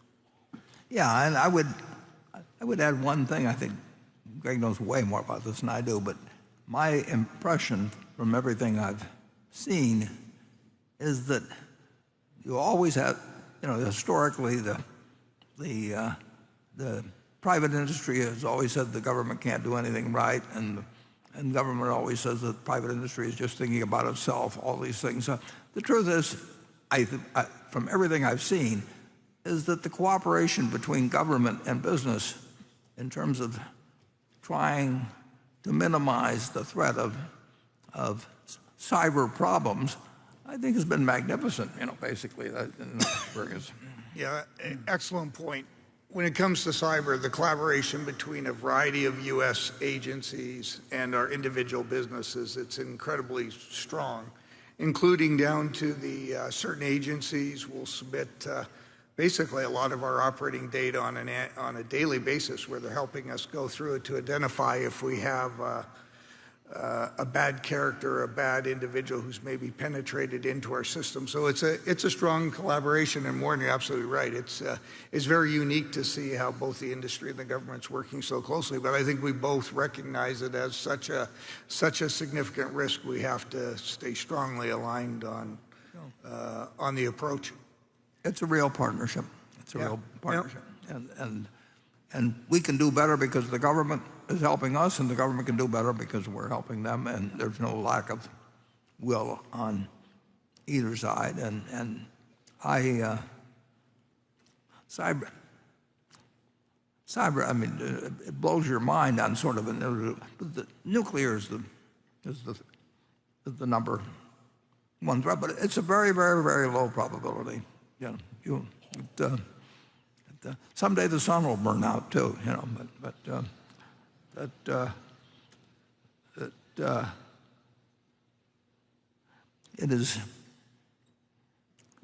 there's really no place for two countries with large ICBM possibilities and who knows what else and everything, but we haven't figured that out yet.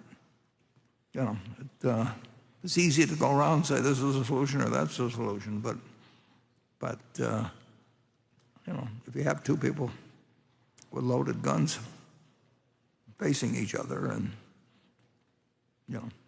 And not everybody is likely to be totally rational.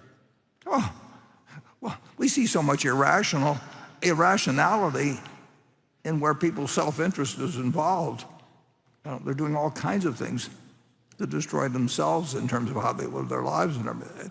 And it doesn't stop with as you move up the ladder.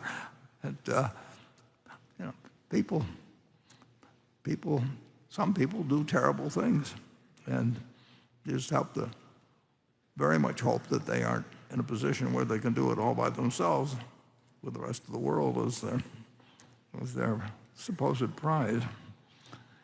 Okay.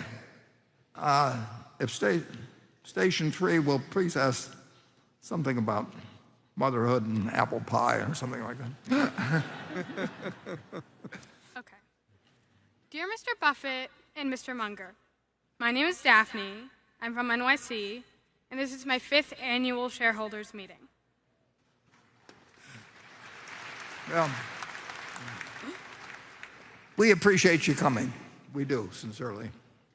As you know, for the past 4 consecutive months, we've been going through inflation with an inflation rate north of 7% for the first time since 1982. You both have experienced this before, from 1970 to 1975, at a time where your portfolio took paper losses, and yet you made some of the best investment choices of your life. Reflecting on that, my question is, if you had to pick one stock to bet on. You kind of snuck up on us there for a second. And be resilient in the inflation, which would you choose?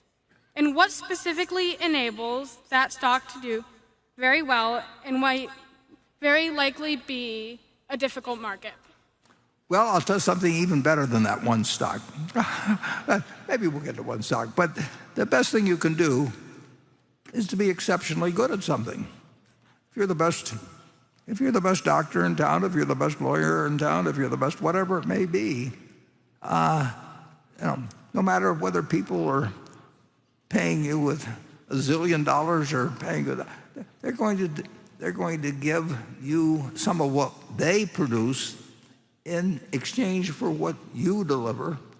And if you've got it, if you're the one they pick out to do any particular activity, sing or play baseball or be their lawyer, whatever it may be, whatever abilities you have can't be taken away from you. They can't actually be inflated away from you. Somebody else will give you some of the wheat they produce or the cotton or whatever it may be, and they will trade you for the skill you have. So the best investment by far is anything that develops yourself. And again, not taxed, so that's what I would do. I got some advice for you too. When you have your own retirement account and your friendly advisor suggests you put all the money into Bitcoin, just say no.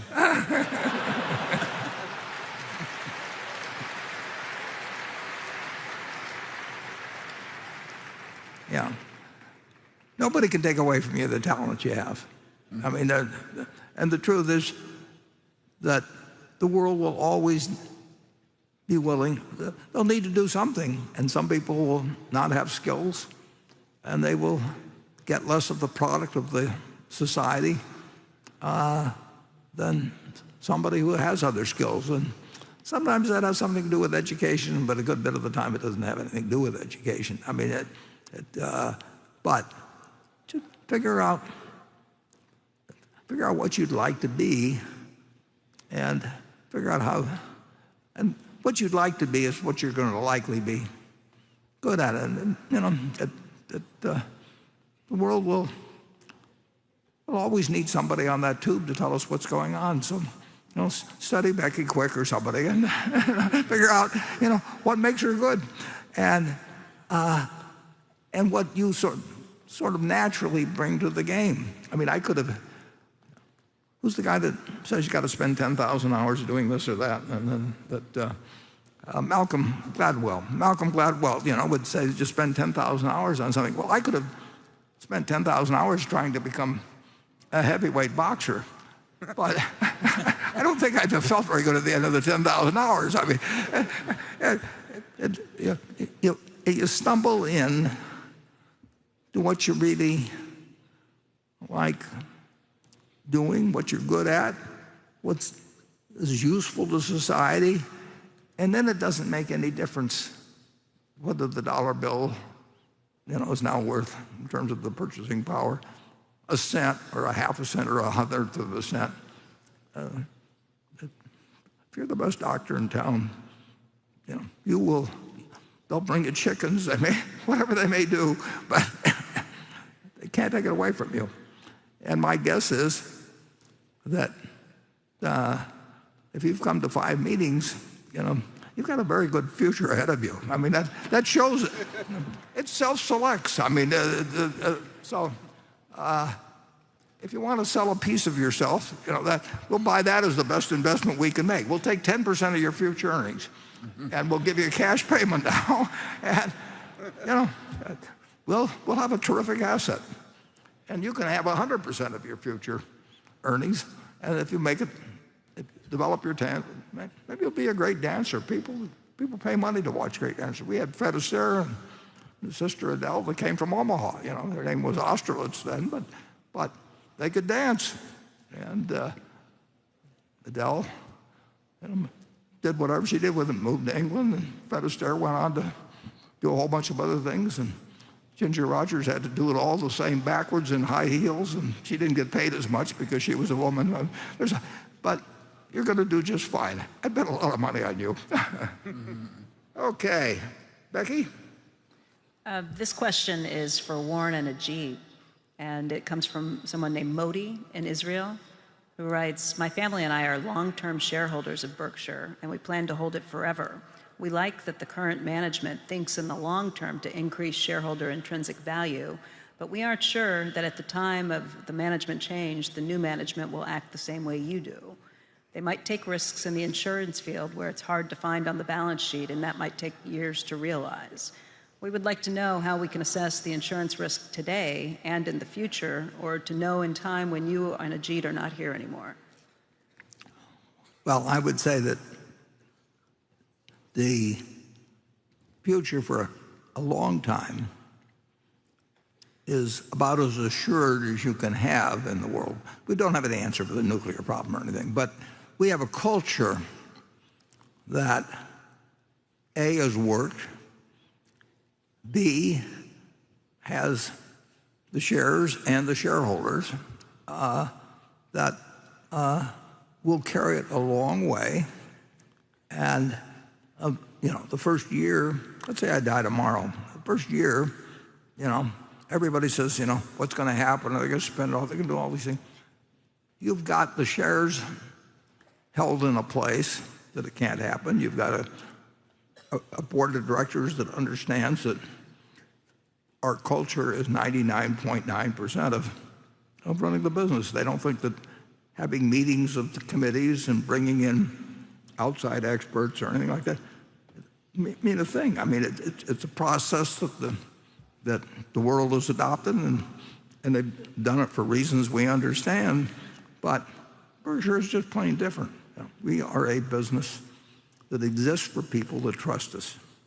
And all we have to do to fulfill that trust is fairly simple things. We've got the people to do it. We've got unbelievable resources to do it. And it isn't that difficult as long as you've got the freedom, essentially, to do it. And the world will write stories a year after, so a year later, what has happened at Berkshire? The railroad will be run the same way. The big worry, of course, is that somebody comes in it figures they can make billions if, as a group, or people that sell the businesses and say it's better to be private, because, or it's better to be pure this or something like that. Well, we're a pure partnership. Is what we're pure at, and we do have what we think is a special relationship with our owners, and I don't think the relationship changes, and the ownership doesn't change that much. And the truth is, nobody can take us over for a long, long time. And by that point, we would hope that maybe the superiority of this culture might be somewhat better understood by the world, and we will be here. If we have the same culture, we'll be here 100 years from now, assuming we haven't had nuclear exchange or something. But Berkshire is built forever. There is no finish point. Nobody's waiting to retire or have their options vested or thinking about. We don't have anybody that's thinking about, should I take another job? It just doesn't. They're doing what they want to do in life, and it isn't because we're topping somebody else's offer, or that headhunters come around and say, we want this person or that person, and what will it take to get them? Well, they can't get them. I mean, now it's. I don't know whether we could build it again, but we've got it, and we didn't know we were building it exactly when we took over. When we had a lousy textile mill. I mean, it isn't like Charlie and I sat down. He didn't happen to be in Berkshire, but he was my partner and everything, and so we were mental partners. We didn't sit down and work out some plan that said, well, we'll run the dumb textile business for 20 years, and then we'll finally have to fold it, and then we'll do this and that and everything. We just kept putting one foot in front of the other, but we did know how we felt about running a public company. And one thing we wanted to do always was we wanted to have people that were in sync with us. We didn't really want that group I saw in the Flamingo, in 1952. We wanted people who trusted us. And we started, in my case, in a partnership. We started with 7. Charlie started a partnership. And this is the same thing. We didn't go to institutions, and we didn't pay fees to people to bring in money or anything like that. We sat down with people. In my case, I handed them a little sheet of paper, and it said the ground rules. And I wanted to be sure we were on the same page. I said, you don't have to read the partnership agreement. I mean, there's no way in the world I would be taking advantage of it. It shouldn't be here if you think I'd take. But I do want you to be on the same page and measuring me by the same yardsticks I measure myself. And those people stayed with me. And they're still, they're their children, their children's children, they're shareholders of Berkshire, but they're partners. And it'd be hard to do that again, but I would do it with whatever. If I were going to be in this field, I would try and do the same thing. I would try to find people that trusted me. And I don't want to be with people that are saying, how'd you do versus the S&P, last month, or, what's your long short position or anything like that.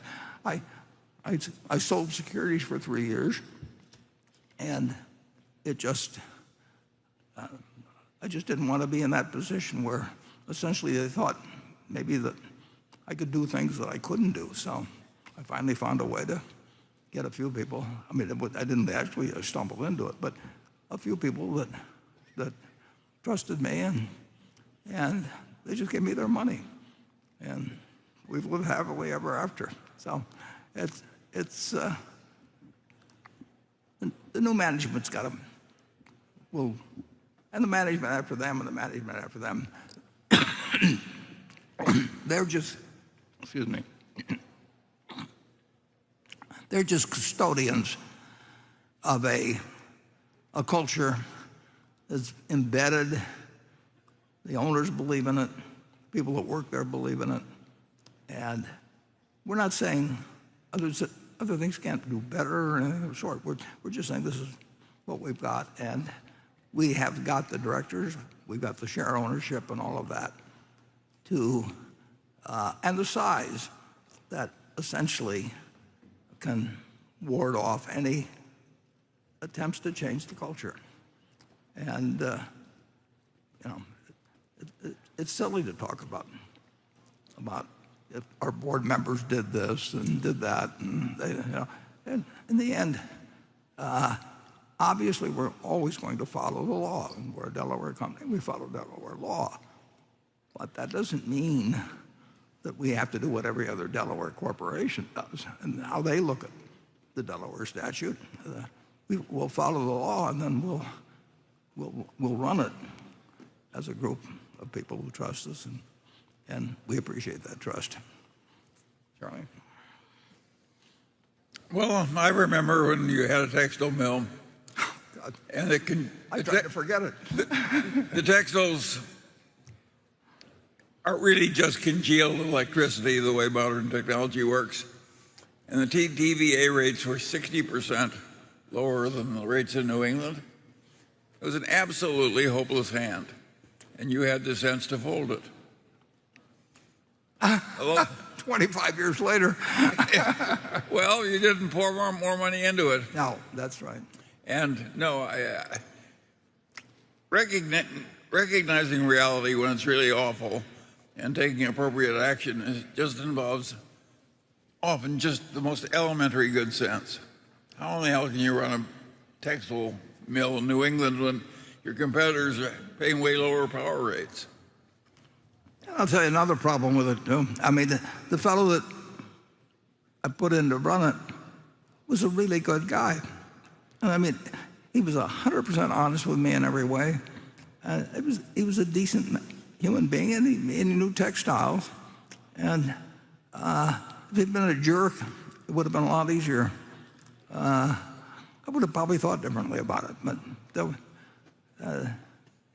we just stumbled along for a while, and then, we got lucky that Jack Ringwald decided to sell his insurance company, and we did this and that. But I even bought a second textile company in New Hampshire. I mean, I don't know how many, 7 or 8 years later. I mean, I'm going to talk some about dumb decisions. Maybe after lunch we'll do it a little. And it is incredible how many dumb decisions we made. Charlie and I bought that, and Sandy Gottesman, we bought that department store, and that was 1966. And we were working with our own money, and why in the world did we think? And Charlie flew to Baltimore, and I mean, we used to really work in those days. and there again, we had wonderful people. Lewis Cohen couldn't have been a better guy, but everybody in that business had a different reference point. They wanted to expand their company. Well, who can blame them for that? And they were planning a couple of new stores, and each department, the shoe department, said, "Well, we'll do it better this time," and all that kind of thing. But the whole idea was crazy, and we got there for a little while, and we figured it out finally, and we reversed course. Yeah, but why the hell did we do it in the first place? Well, because we were stupid. Yeah. Okay. Well, that's important to realize. We paid $6 a share for that stock, and if the department store has succeeded, it might be worth $30 a share now, and it failed. So, but we did other things, and we merged it into Berkshire, and we'll talk about that a little later. And I don't know whether it's $150,000 a share now or something like that from the $6. So if it succeeded, we would have maybe made a few dollars, and because it failed, we made hundreds of thousands of dollars per share. But that's the way life is. You just keep going, and keep learning. That's the secret. Keep learning. Keep learning. Keep learning. And you can say, why would it take guys that long to learn? And well, we got a few minutes before lunch. Let's address that problem, because I did bring something along on that. There have been, well, I started buying stocks when I was 11. I've been reading every book in the library on it. I loved it. My dad, it was his business, and I'd get to go down to his office and I'd read the books down there, and I saved the money, and finally, by the time I was 11, I could buy a stock, and I could tell you at that time, I went to New York Stock Exchange when I was 9. My dad took us to New York, each kid to New York once, and he took me. I went to New York Stock Exchange, and I was in awe of it. I could tell you how the specialist system worked and the odd lot arrangements, and I could tell you history of finance and all of these things. And then I got very interested in technical analysis and charted stocks, and did all kinds of crazy things, hours and hours and hours, and saved money to buy other stocks, and tried shorting, and I just did everything.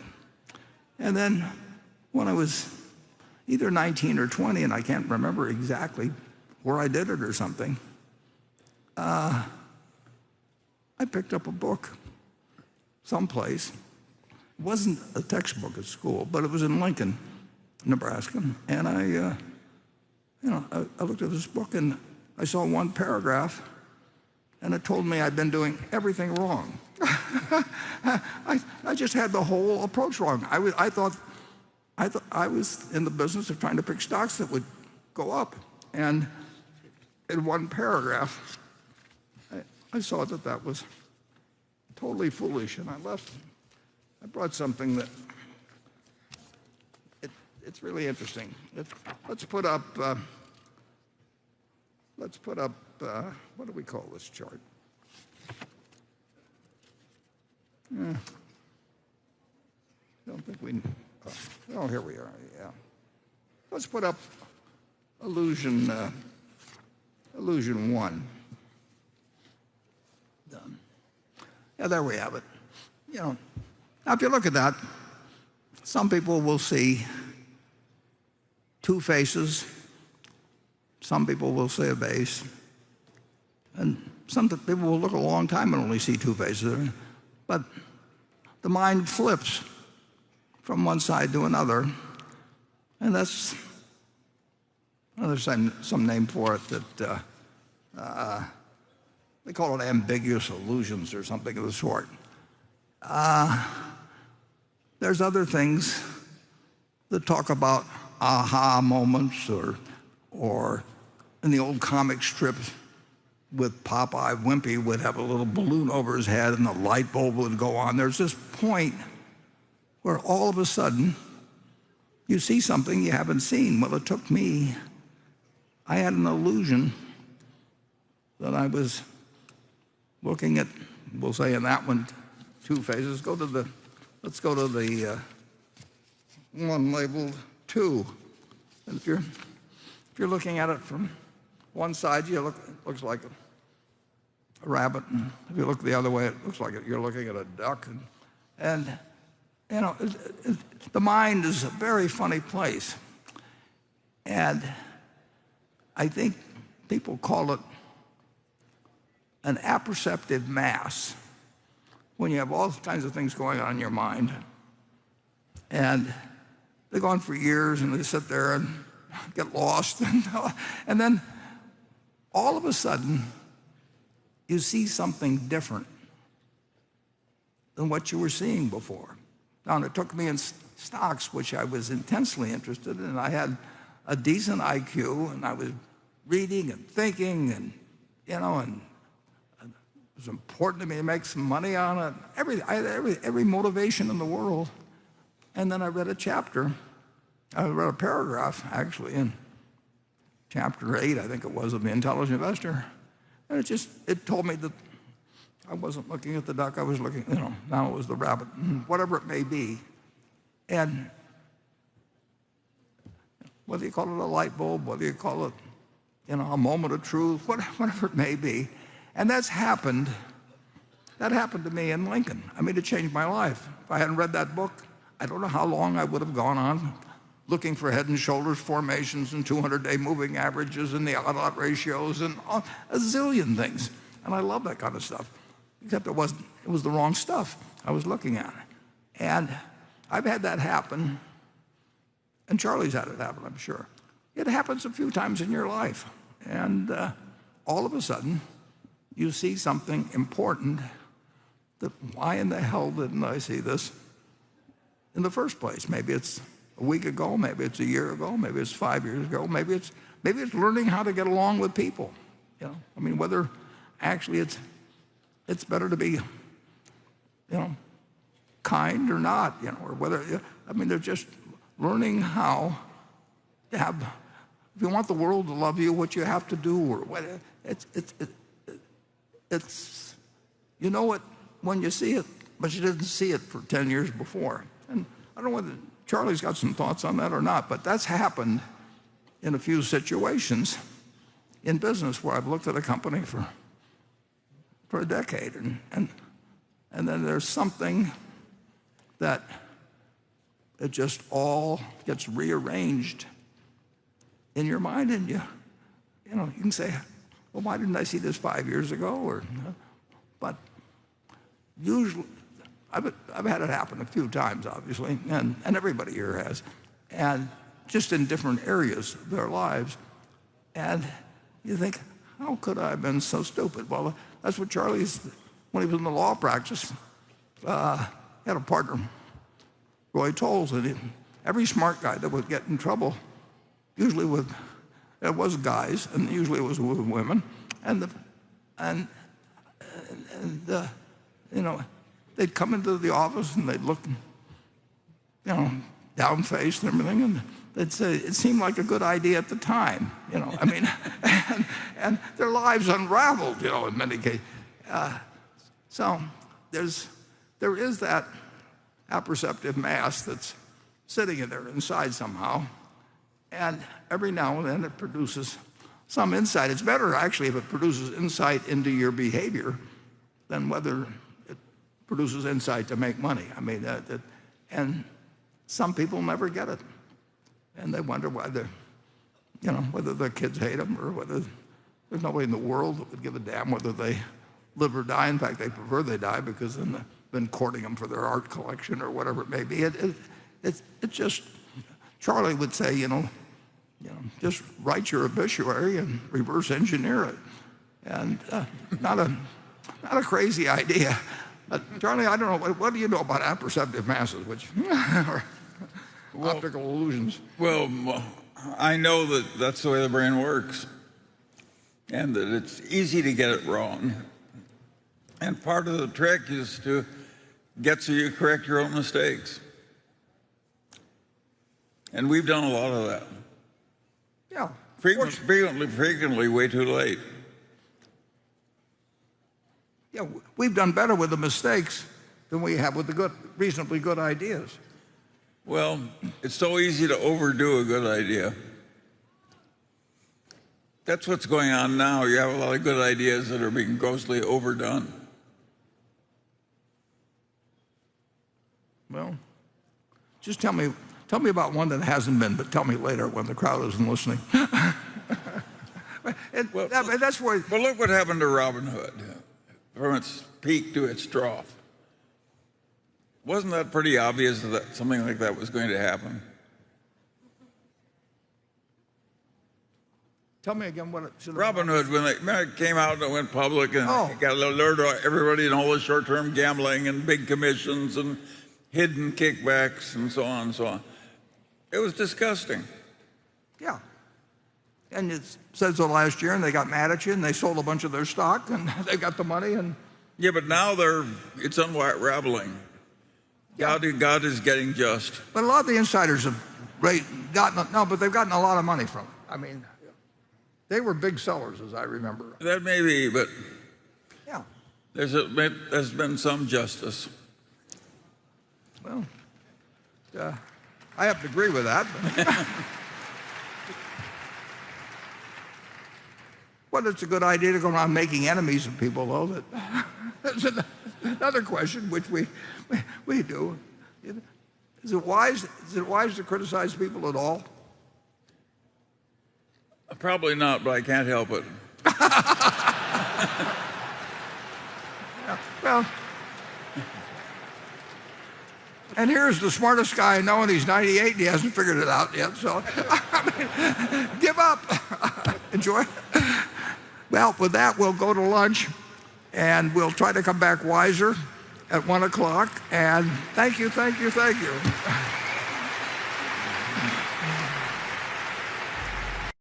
Okay, let's reconvene. I think we sold 15 boats so far. I was told that a little while ago out there, so get them while they last. We won't have the first one available for delivery for about a year, but people are getting 10% off, whatever that means, who order one, and I've ordered one myself, and things are going well in the other room, and we only got 7 questions, which is the new low in the first half, so we'll try and move a little faster. I can't imagine why it went that slowly. I mean, who's doing all that talking? Okay. Station 4. Hi, Warren and Charlie. I'm Jeff Malloy, shareholder from San Francisco. In recent years, American companies have taken on a more active role in the political realm, whether it is speaking out against specific bills or promoting various social causes, often at the behest of shareholder or employee groups.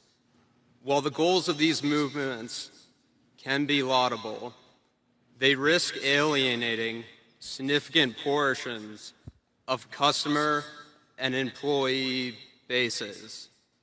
How should CEOs decide which issues to take a stand on, or whether their companies should engage in the political realm at all? Thank you. That's a terrific question. And that is one, obviously, I've had to think about plenty. And at one point, I said, I don't put my citizenship in a blind trust when I take the job as CEO of Berkshire.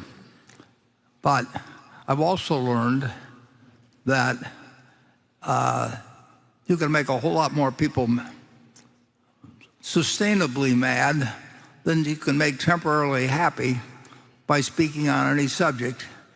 And on certain subjects, they will take it out on our companies. And that means that the people that are employed by us, some of them we would end up letting go. It means that the shareholders get hurt. And do I really think that it's so important that I talk on every possible subject that people can get very upset about, whether they should be asked to pay that price? And I've come to the conclusion the answer is no. Why in the world do I want to hurt the people in that other room that do all kinds of things for Berkshire? Why do I want to hurt you because I say something that 20% of the country is going to instantly disagree with, and sometimes they will be so upset about it that they will try and take it out. And since they can't scream at me, they may have campaigns against their companies or anything else. So I think it applies to me.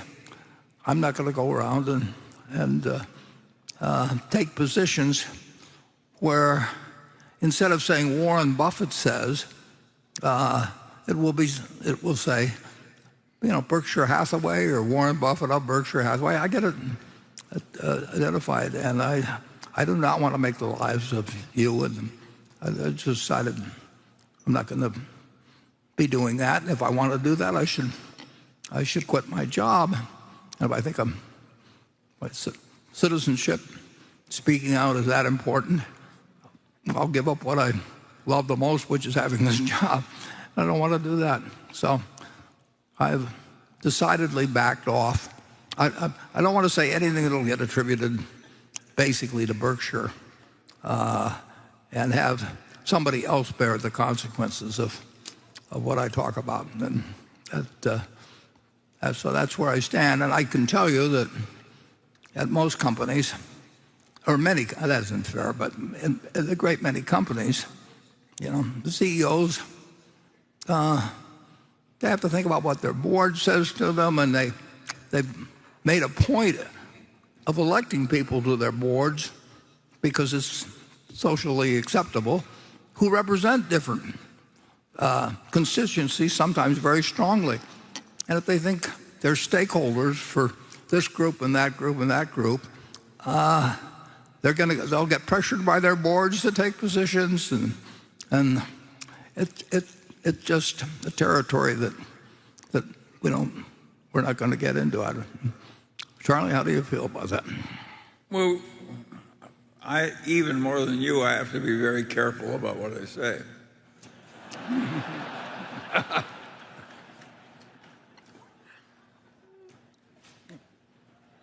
Now,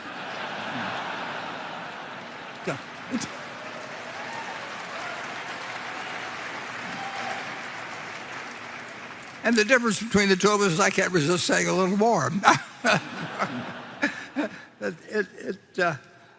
I see headlines in papers just time after time after time that say Buffett's buying such and such. Well, I'm not buying such and such. Berkshire Hathaway is buying it, and it may be the work of two other people that work at Berkshire. And the people who write the articles don't have the faintest idea whether it was at my instigation or whether I'd even ever heard of it. And but the headline will attract more people if it says Buffett buying this than if it says Berkshire Hathaway, and we don't know whether it's the people that work for him or him. And the headline is designed to bring people into the story. So the confusion is terrible, and the easiest thing to do is to basically shut up and not have a bunch of people facing consequences that they didn't ask for in the first place. So with that, but I'm glad you asked that question. That is a good question, and I probably thought more about that question than I think about whether this stock or that stock is cheap. And with that, we'll go to, let's see, that was station 4. We'll go back to Becky. On that note, let's go to a question from David Cass. He writes in, President Biden's fiscal 2023 budget request would impose a 20% minimum tax on the unrealized capital gains for households worth at least $100 million. What are your views on this issue? And if you don't want to answer, maybe Charlie does. Well, we'll find out. And we should, in all honesty, we should both say that we would be affected by it. If it's 100 million, we'd both be affected. So our point of view is, and I have no point of view. Charlie, I have no point of view that I would want attributed to. I tend to stay out of the income tax things like this. My policy is I pay whatever taxes they pass, and I don't want to engage in lobbying about taxes. Yeah,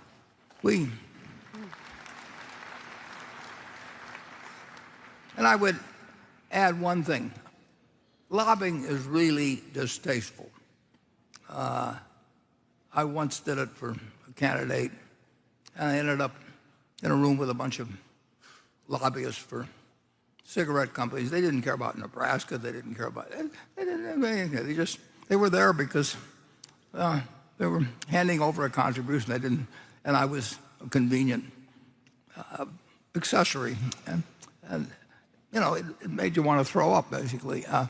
On the other hand, we operate in the railroad business, energy business, insurance business, and there are extensively regulated. And I don't also want to be the only railroad that stays out of the railroad group, the only insurance company that stays out of the insurance group. So, other people can rightly figure that we're a free rider under those circumstances. So I tell the managers generally, don't spend Berkshire's money on candidates that you like. Don't pressure suppliers to do it. I mean, Berkshire is not a weapon to use, and it's been used by certain people in the organization, but don't use it to muscle money out of anybody else for who you like or what school your wife went to or whatever it may be.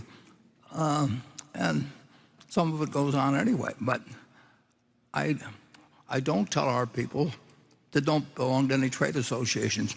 Charlie wrote one of the great letters of all time. And if you go to search, type in, I think, 1989 Munger savings and loan or something. We resigned from the U.S. Savings and Loan League, I guess it was, and we warned them. We said, we just cannot stand what you're doing to the country, and what a bunch of very nice people get together, but they decide it's in the interest of their savings and loan to do this or that. And we warned them, and finally Charlie wrote a letter, which is, like I say, available on search. And it's should be one of the proudest letters, certainly one of the proudest letters that's ever come out of Berkshire. And he just said, we can't stand it anymore, and we're resigning. And but that's a very tough thing to do. You can't. It's a tough way to live, to just go around criticizing the people you work with and the neighbors, and they're perfectly decent people, but they run into institutions that are doing things that are very distasteful to them, and we support some of our subsidiaries in energy, and I don't want to find people who are doing it for personal reasons. I mean, in that case, they're in trouble. But I don't say they can't do it, because I don't want their hands tied if something comes up, and essentially either they're competitors within the industry or the industry versus this. We're not going to stand alone and say, well, we're morally superior to us, so you put your money up and fight it. So that's where I end up. Charlie? I've got nothing to add. Okay. It never bothers me when I don't have anything to add, but he seems stuck on that. Anyway, Becky, did that come from you? It did. Yeah, okay. Then station 5. Oh, thank you, Warren and Charlie. My name is Tong Yao. I'm from China and now studying in the University of Chicago. I really admire you two, especially Charlie. You are my idol since I was a child. And my question is also for Charlie. My question is how to practice the multidisciplinary framework in making investment decisions and in life. Like how to make it more practical. Thank you. Charlie? Well, obviously, it helps you to know more than one discipline. There's an old saying, that a man who carries only a hammer thinks everything else is a nail. And you make a lot of wrong decisions if you don't have some command of all the disciplines. That's all I ever said. But you do irritate people terribly when you come into their territory. You say, I'm multidisciplinary, you're the expert, and I know better than you. They hate you for it. I can attest to it. I've done it several times. Yeah, and China, well, to a certain degree, they have a culture that to some extent reveres age So Charlie's got me beat. I don't even try and compete with him on China. I can't catch him on age. Okay. I'm going to try to, though. Let's see. We've got Becky coming next. This question comes from Philip King. He writes, in the 70s, you wrote an article entitled, How Inflation Swindles the Equity Investor. You said that stocks cannot keep pace with inflation because companies cannot increase the return on equity. Do you believe that this is still the case? Yeah, and of course, bonds can swindle the equity investor too. Everything, inflation, I should say, swindles the bond investor too, and it swindles the person who keeps their cash under their mattress. It swindles almost everybody, and the problem, if you have a business that doesn't take any capital, and let's just say the dollar depreciates 90% or something, so things cost 10 times as much. If it doesn't take any capital, you can charge 10 times as much, and you've kept your relative position. But most businesses take some capital.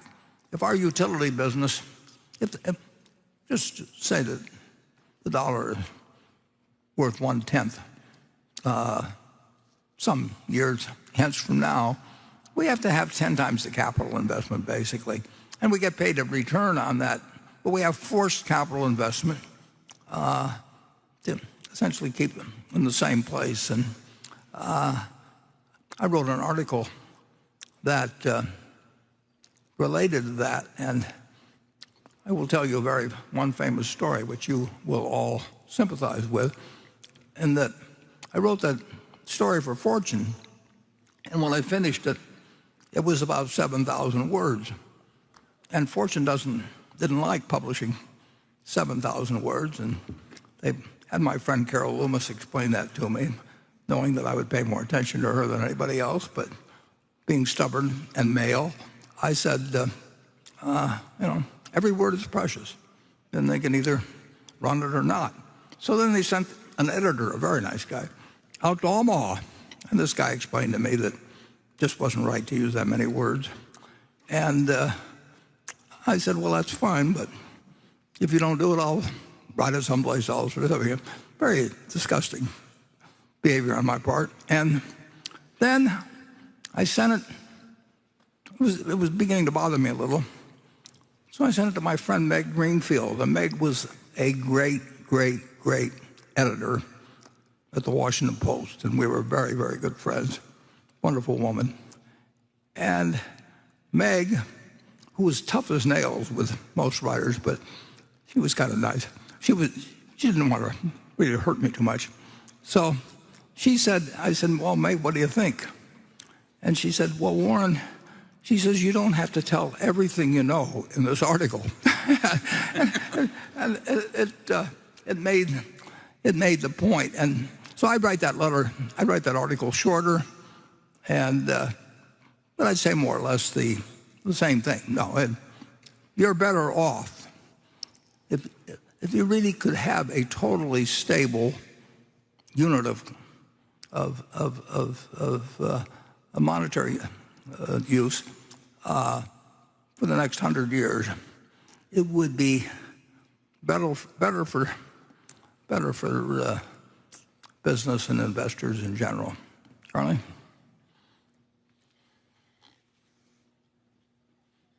No? We will go to station 6. Inflation is, the question is how much, and the question is whether you can decide that 2% and keep it. The answer is nobody knows. You do not know, and nobody knows. You can list all kinds of stuff, but nobody knows how much inflation there will be over the next 10 years or 20 years or 50 years or next month. And people talk about it all the time because you're interested in knowing the answer to your question. And they don't know the answer, but there are a lot of people that will tell you they know the answer if you pay them enough, and other people that will tell you for nothing because they think it enhances their prestige and makes them more valuable and all that. But the answer is they don't know, and we don't know either. The best protection against inflation, though, still is your own personal earning power.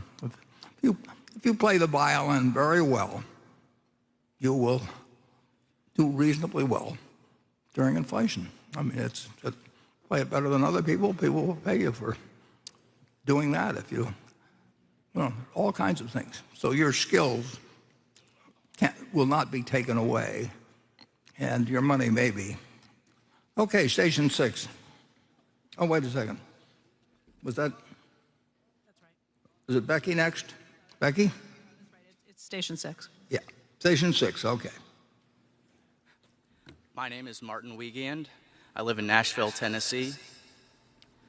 Mr. Buffett and Mr. Munger, thank you for your lifetime of teachings and for hosting us back in Omaha this year.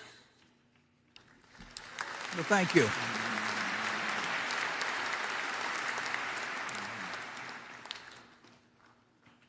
You have mentioned that companies get the shareholders they deserve. And in this year's letter, you mentioned a great satisfaction of yours is working for the individual long-term shareholders. With the growing influence of institutional index funds, how can management teams foster a shareholder culture like the one we have at Berkshire? Thank you. Well, fortunately, we have it.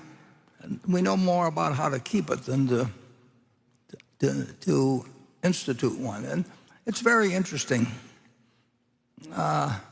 We have 1,470,000 Class A shares outstanding today. That's fewer than we had a year ago in there.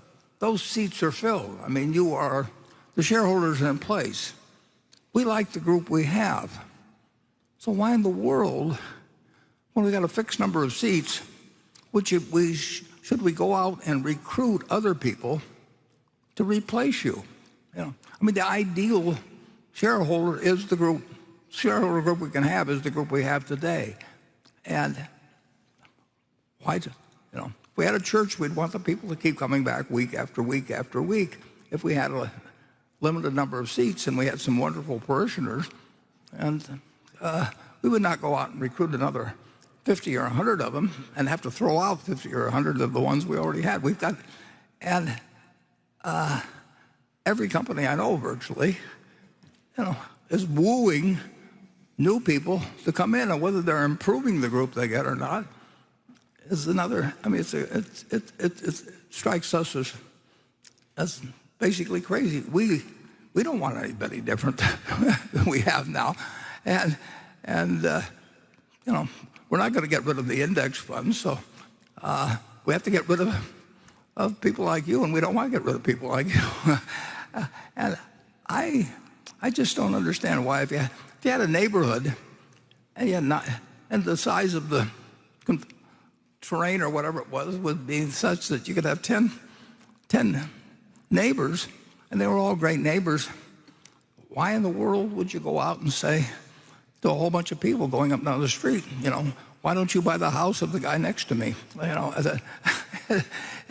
It is weird, but there's an awful lot of people that make their living by doing that, and they never really question.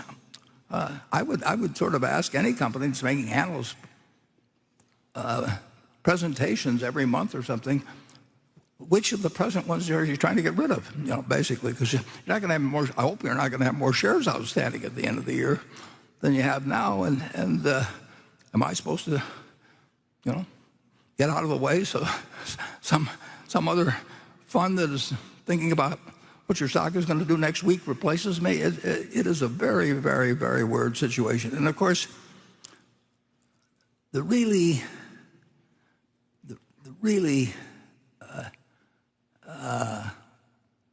crazy process that has developed is people talking to, we'll say, analyst group, the sort of the high priests of finance.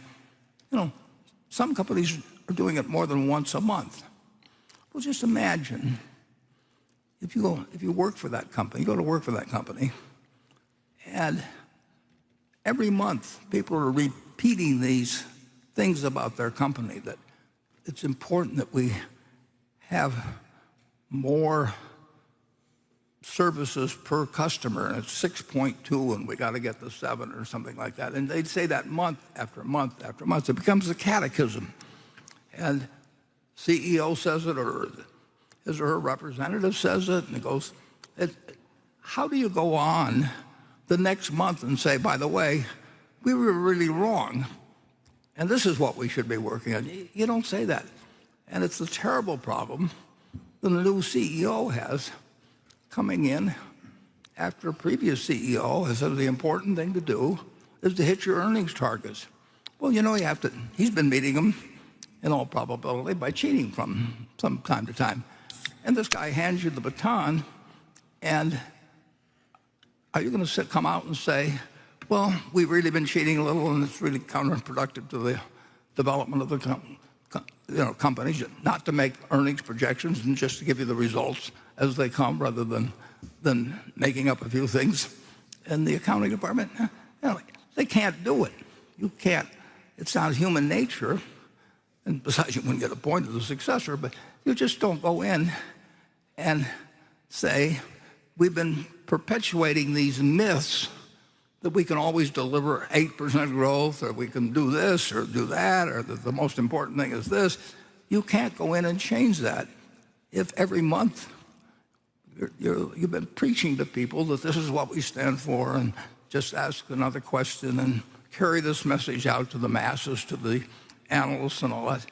And it's a totally destructive policy. I mean, I can, within GAAP accounting, and I can play a lot of games with numbers. We've done a lot of dumb things at Berkshire.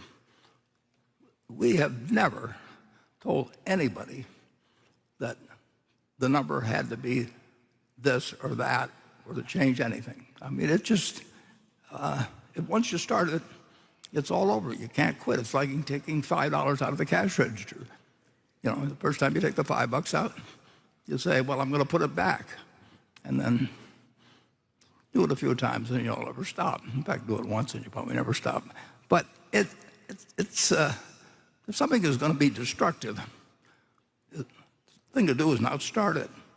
And forecasting earnings, I can't imagine anything more destructive. I got 360,000 people out there, and they know whether I'm lying or not, a good many of them.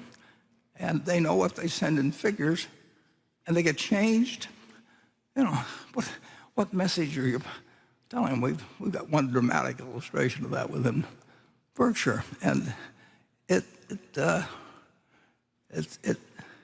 just, we want to. If you start lying, you got a big problem. It's that simple.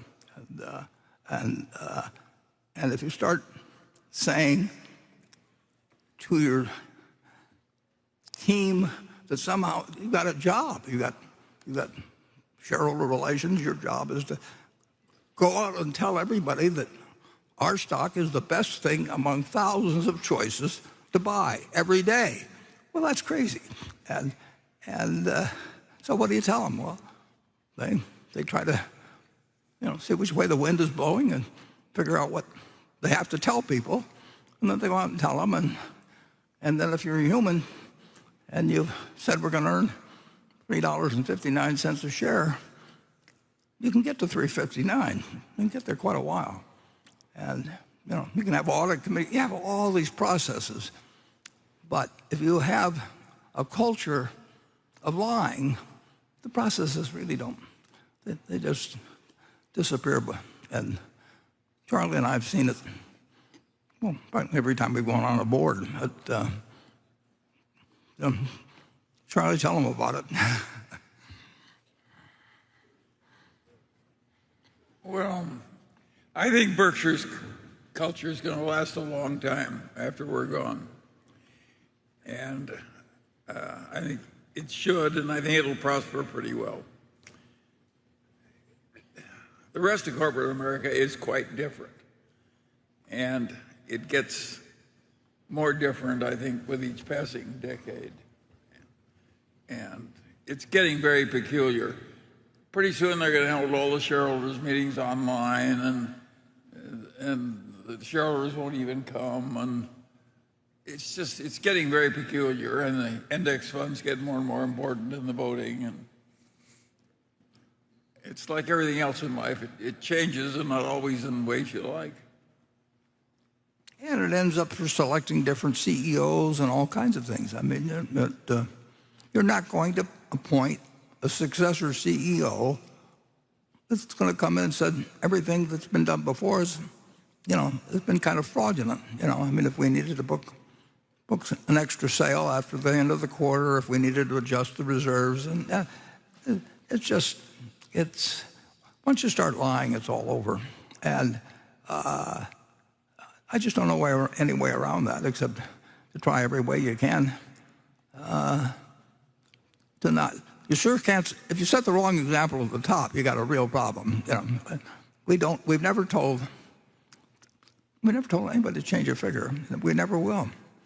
And if they had been changing figures, we'd be in all kinds of trouble because they know it and I know it and the next person would know it, and it just deteriorates. And we've really seen it. We've really seen it time after time. The way boards operate, it has to be process oriented. I mean, I understand the problems that Delaware has in writing a statute that judges face when they look at things, but it's extraordinary. It's just extraordinary what an emphasis on process can do to an organization, because they think they can do anything if it's allowed, and eventually the foundation crumbles. Okay. Oh, I should make a little news here. So, you've all come, and you may or may not see this, but it's very possible. One of the things I bought, it was bought for a different purpose by a different manager months earlier. He bought roughly 15 million shares of Activision, and I never paid. I knew about the company, but I would just see it at the monthly report. But then on January, 17th or 18th, something like that, Microsoft announced they were going to buy Activision for $95 a share. Now, when they announced that, at that point, Activision becomes a different kind of security. It becomes what Charlie and I used to call, everybody did, 50 years ago, we call them workouts or something like that, and they become known as arbitrage. Well, they're not really arbitrage, but they're securities, they're, in this case, a common stock, whose value depends not on what the market price does, but whether a given corporate event occurs, an announced corporate event occurs. Well, Microsoft wants to buy Activision, we'll say. Well, they said at $95 a share. And they've got the money. And obviously, mergers and big mergers, tech companies, all kinds of things, have got all kinds of problems with the world generally in terms of opinion. So you don't know what the Justice Department will do, or you don't know what the EU will do, and all kinds of things. But at that point, it becomes a different security. And Charlie and I, 50 years ago, we used to do a lot of that sort of thing. And Gus Levy did it at Goldman Sachs, and we even went back one time, I think, on British Columbia Power, didn't we, Charlie? Yeah, we certainly did. Yeah. A guy named Bennett was up there, and we were trying to figure out whether some takeover of the power business. I mean, we spent a lot of time analyzing the probabilities of announced deals going through, and we call them workouts. Now the term became ARB, and it hasn't worked overall too well in recent years. Now, every now and then, I see something that I want to do in that field, but very seldom, because they got to be big. The profit is limited. If they say you're going to get 95, you're not going to get 96, and if the deal blows up, you may have a stock that's at 40 or something. So but we did it with Monsanto 5 or 6 years ago when Bayer was buying it, and we got very lucky because it turned out to be a terrible acquisition for Bayer, but it did go through because Bayer had the money, and they went through with the deal, even though Monsanto came with a problem that nobody really understands the extent of. And we did it with Red Hat when IBM bought it. So, in any event, on January, whatever it was, 17th, 18th, 19th, Microsoft announces it, and the stock, which had been at 60, let's see I may have a slide here, which I'll find, but in any event, the stock, which had been in the 60s,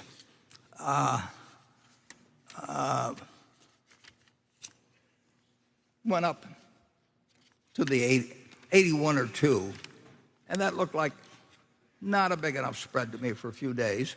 And then it settled back a little. So anyway, we now own 9.5%, something like 9.5% of Activision. And if we went over 10%, we would file a report. So in order that the news people don't feel that there's no news there, I can tell you that as of yesterday, we own about 9.5%. If we go past 10%, there'll be a form filed with the SEC and so on. But it is my purchases, not the manager who bought it some months ago. If the deal goes through, we make some money, and if the deal doesn't go through, who knows what happens. But I just want to be sure that if we do file that report, people understand very clearly, because there's been some very mixed up stories on that in the past. We want to be very clear that it was Warren Buffett's decision in that particular case, and he doesn't know what the Justice Department's going to do. He doesn't know what the EU is going to do. He's never talked to anybody at Microsoft about it or anything. He's just read a document. He's made his own assessment, and it can change. And at one time, I think we sold a few shares even when I thought it was a little higher than it should be. And turned out those sales were not bad sales. And so I just want to create a little news for you, and I want to, if possible, head off stories which have been incorrect in the past, and which then get picked up by other media, and corrections never get written. That all the corrections were written by one inaccurate story, and they apologized even to me. Both the reporter and the editor sent me a personal note of apology. And they didn't expect to make a mistake,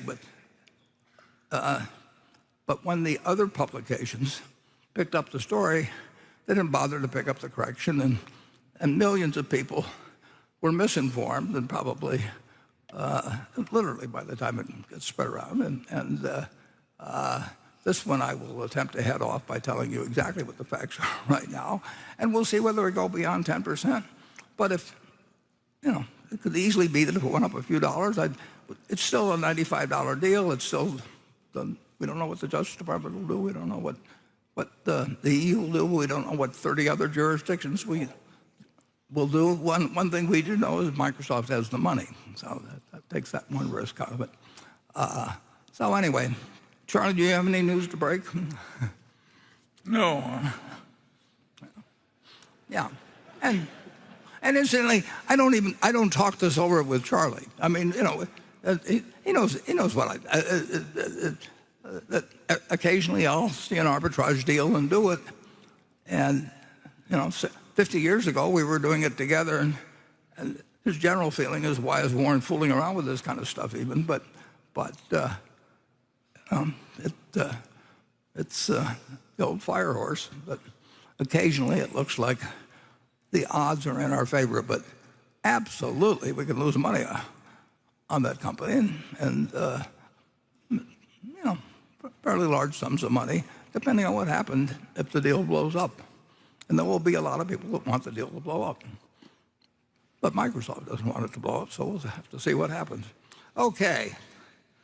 Enough. Becky. Charlie just mentioned index funds in passing, so let's go to this question from Matt Feigl.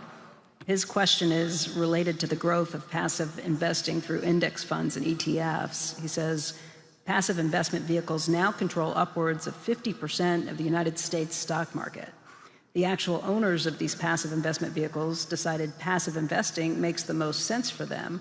Yet in doing so, passive investors have empowered the large index funds to become the biggest activists in the market. These passive managers now enjoy enormous, and I would argue undue, influence over corporate governance. Do Warren or Charlie see any benefit or logic to a rule that would prohibit passive investment vehicle managers from voting the shares they control for their passive investment clients? Well, I'll take that. I think the guy's right. I think the thing is out of control and counterproductive. And I don't think it's good for the country to have 3 passive investors with bright young men from Harvard or what else telling them what proper governance of corporations is. It's not a good development.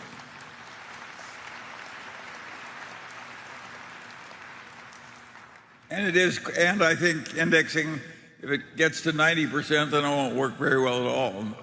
But at the moment, it's worked fine. Yeah, well, the one thing you can count on, too, is that if it does look like it's going to, if the public opinion shifts over to the idea that it really isn't a good idea to let 3 people decide the fate of every company in corporate America, the 3 people, and they won't collaborate or do anything. They're evil people in the least. I mean, they're just doing what you and I would do. They would figure, we don't care that much about voting. What we do care about is keeping a lot of assets under management. So we'll figure out something that ends up reflecting public opinion, and then politicians won't get mad at us. And our only threat really is that politicians get mad at us and regulate us in some ways. So we'll head it off. And I would predict fairly confidently that if the American public doesn't like the idea of 3 people controlling things, the 3 people and their organizations and everything, but what they want to do is they want to get bigger. And they wouldn't be where they are in life if they hadn't wanted to get bigger. Those things don't happen by accident. That doesn't mean it's the only thing they want. They want their investors to get good results and everything. But they are certainly not going to follow a policy which is going to cause a backlash that causes them to be a lot smaller then. They can figure out their self-interest. I mean, and it just so happens that in this case, it would achieve the right result, which is that they would not control America, but they'll do what's good for themselves, and what they have to do, what's politically acceptable. The only thing that really can mess up what is a very good deal for them is to have Congress change the rules. And the rules were the Investment Company Act of 1940 really changed how people behaved, and it's governed things in a big way for a very long time. And anybody that takes on the federal government loses. And if you're talking about trying to do that sort of thing, and they don't need to do it. They just say, well, we'll give up voting, or we'll vote our shares as the rest of people do. And of course, if you vote your shares as the rest of the people do, then if the index funds had 90% of the country, you could take over a company by somebody else buying 3 or 4% because you'd automatically get the funds to follow your very small little percentage, you'll see it all play out. I mean, it's a big case, but it's not an unusual case. Okay, station 7.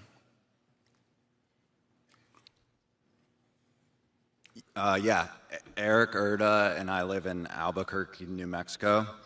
So I want to first say thank you so much for a lifetime of knowledge you have both graciously shared with all of us. You have contributed greatly to push our species forward. Moreover, you've taught all of us here, along with many, many millions not here, how to behave more rationally, treat one another with more love, and lead more fulfilling lives. And for that, I want to say a very sincere thank you. Thank you.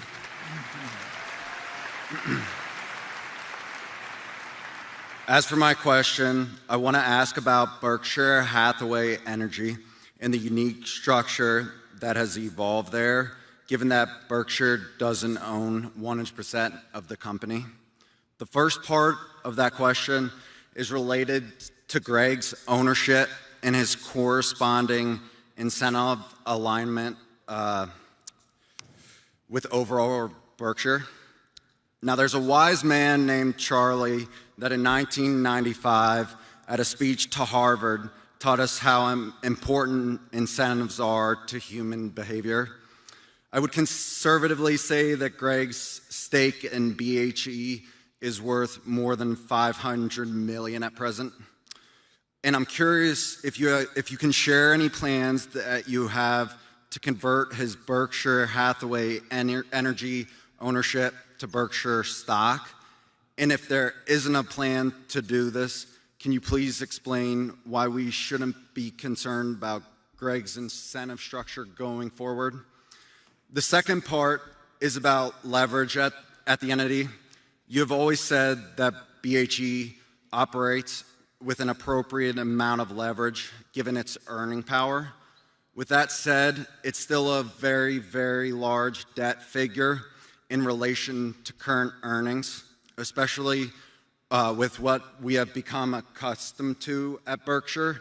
And I'm curious, if Berkshire owned 100% of Berkshire Hathaway Energy, would you still operate the business with the same amount of leverage? Okay, thank you. The second part is the easiest one to answer, so I'll take that. And I'll throw the first one back to Charlie. But the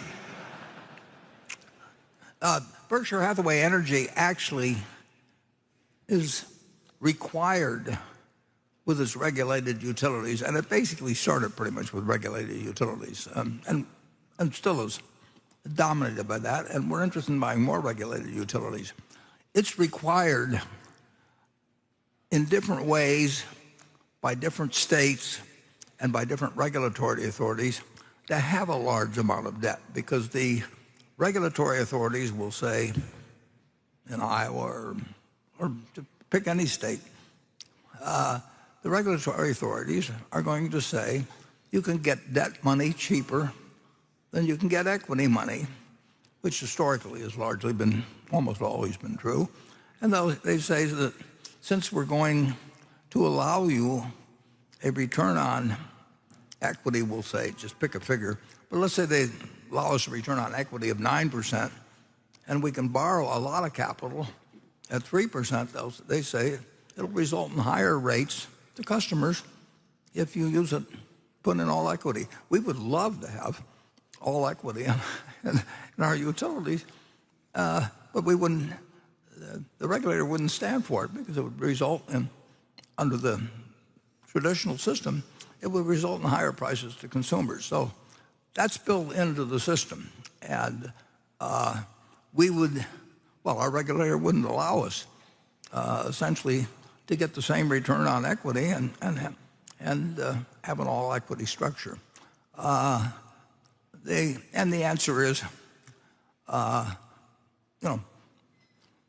we put, well, you actually saw in the film earlier, which the people that are listening or hearing the webcast didn't see, but just in Iowa, we recently got approval to spend $3 and a fraction billion, but they want us. Iowa has a history in, like every other state in the union, except Nebraska, which is all public power. But every private powers, they have a history of wanting X percent to be in debt. They want you to raise a lot of money in debt because it's cheaper, means cheaper power for the consumer. So the answer is if we owned 100% of Berkshire Energy, we would absolutely be following the same. We would be operating pursuant to what the utility commissions tell us they want us to do. That they represent the people of those states. Now, Charlie, do you want? Well, the other one's simple too. It's an historical accident. It's not causing any big tension or breaches of fiduciary duty. We had the same problem with Walter Scott, who was the director for years and years, and owned stock in the same company, also an historical accident. I just don't think it's a big problem at all. I see no behavior from Greg ever that isn't in the best interest of Berkshire. Yeah. And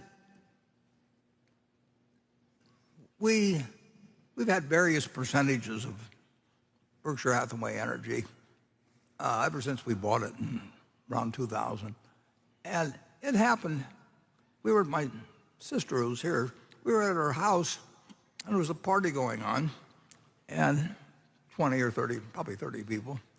And Walter said to me, if you got a minute or two, I'd like to talk to you about something. So we went in the library or someplace, and Walter says, we've got this company and it doesn't seem to fit the public mold very well, and would you want to buy in and go private? And I said, sure. Depends on the price. And when we got back to Omaha, I was out on the West Coast. We got back to Omaha, and we met with David Sokol, who was the big holder, aside from Walter. And we agreed on a price. And I remember Walter saying to Dave, "Don't negotiate with Warren. He'll tell you to forget it and he'll do something else." And so we bought it. And so it was kind of a weird structure from the start. And we had a public utility holding company act to deal with and all kinds of things. And it's evolved, and it now has us with 91% roughly, and it has Walter's estate, and I don't know where that goes at all. And Walter never talked to me about it, and I never asked him about it. But it's one way or another interest connected with him, or in the estate now, close to 8, I guess. And Greg's got 1, and the from our standpoint, if we made a deal with if they ever came to us and the Scott interest wanted to do something, we'd say fine, and we'll do the same thing with Greg if he wants to, and he probably would want to. But from our standpoint, I've never seen any decision remotely. If I thought that would make a difference, he would not be. He just wouldn't be the right kind of person to run Berkshire. And the problem, of course, is that you've got lots of process that can be involved with insiders and everything. And I've got no interest in, as long as I'm alive, my interests are 100% with Berkshire. And the board would probably, and to some extent, a little reluctantly, but they just say, well, if Warren thinks the deal's okay, it must be okay, which is true. And so I could make a deal with anybody, and it doesn't get all messed up with process. But on the other hand, if I'm not around, the pressures are to directors to do whatever the lawyers tell them to do, and the lawyers tell them to do this and that, and then they want to bring in investment bankers to make a value. And the whole thing is a game from that point forward. And it's expensive. It takes a lot of time. So it would be better if it happened while I'm alive and around. But there's no reason. We'd rather have 100% than 91%, obviously, because more earnings for Berkshire. But there's no reason to try and do anything with either the Scott interests or Greg, unless they want to do it. And the logical thing is if anything happened with the Scotts, we'd certainly offer it to Greg. But who knows what happens in the future. The one thing I guarantee you, Berkshire Hathaway holders will never be taken advantage of, and you can sue my estate or something like that if anybody felt differently about that. It isn't going to happen. But it's a lot easier if it's done while I'm around, actually, than if it's done later. But I wish we had 20 more conflicts of interest just like it. Yeah, that's exactly true. Yeah, it's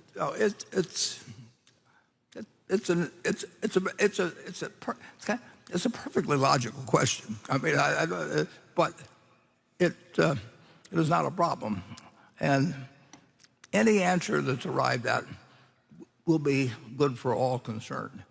And right now, I've got no feeling that I have no knowledge at all of where the stock that the Scotts have goes, or how they feel about it, or anything.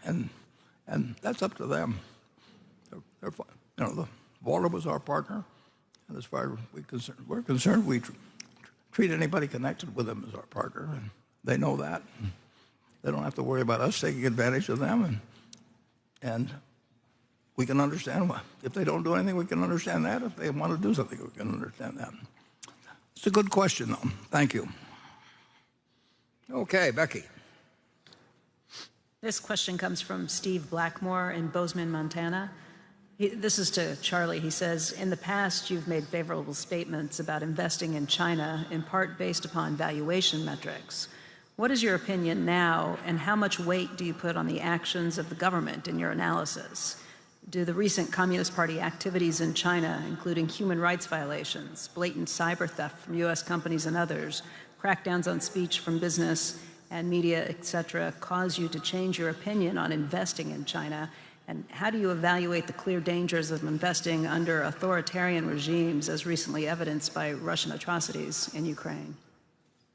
Well, those are good questions, and there's no question about the fact that the government of China has worried the investors from the United States who invest in China more in recent months and years than he did in earlier periods.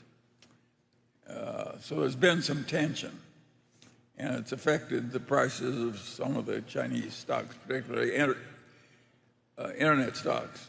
Just in the last day or two, the Chinese leader has sort of reversed course on that and said he went too far and he's going to pull way back, and so on and so on.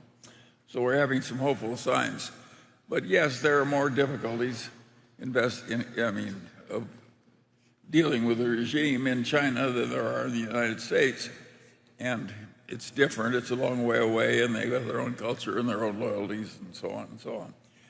And the reason that I invested in China is I could get so much better companies at so much lower prices, and I was willing to take a little political risk to get into the better companies at the lower prices.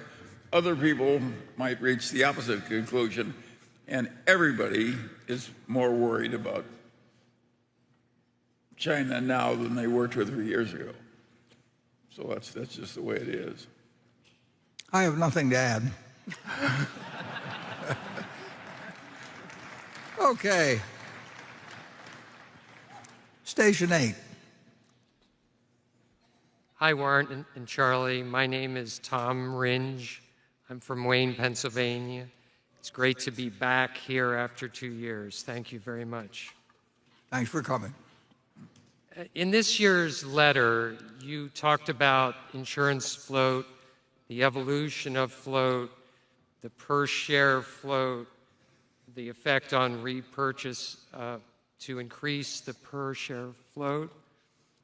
And in regard to the repurchase, I would say thank you as your partner for your careful repurchase as well as careful issuance of our shares. My question is about your expectation for the likelihood that float will be stable and the cost will be zero or close to that over time with adverse years from time to time. What about Berkshire's insurance businesses give you the confidence to make that statement when your competitors are trying to do the same thing but haven't been able to come close to achieving Berkshire's record in cost and growth of float? Thank you. Yeah, well, they really aren't trying to do the same thing, which is kind of interesting. The answer to your question is we wouldn't be in the business unless it was my judgment that the likelihood, the weighted probabilities are higher that the flow will be useful to us rather than costly to us. And nobody will know the answer to that for a very long time. So far, so good. But it is a judgment, and absolutely I could be wrong about it. But you know,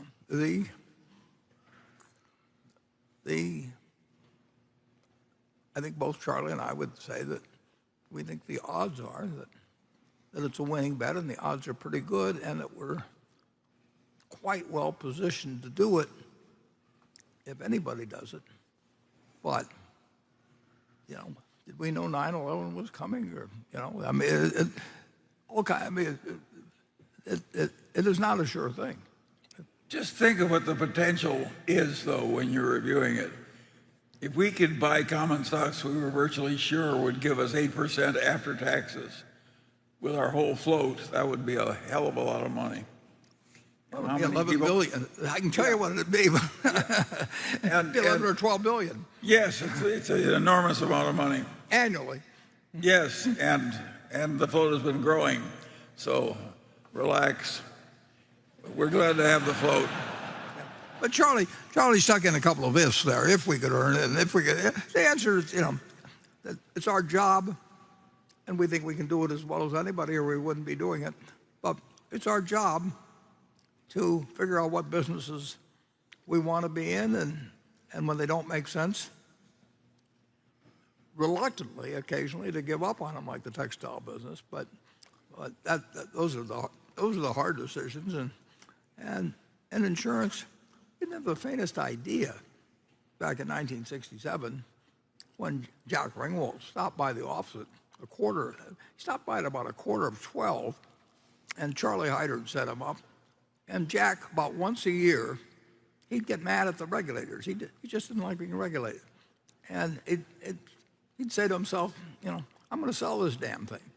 And Charlie caught him one day, and he said, Jack is in the heat. You know, I said, bring him around. So he came up, and 11:45, and Jack said he wanted to get rid of this damn business. The regulators were driving him nuts or something. And I said, fine, I'll buy it. And I said, what price do you want?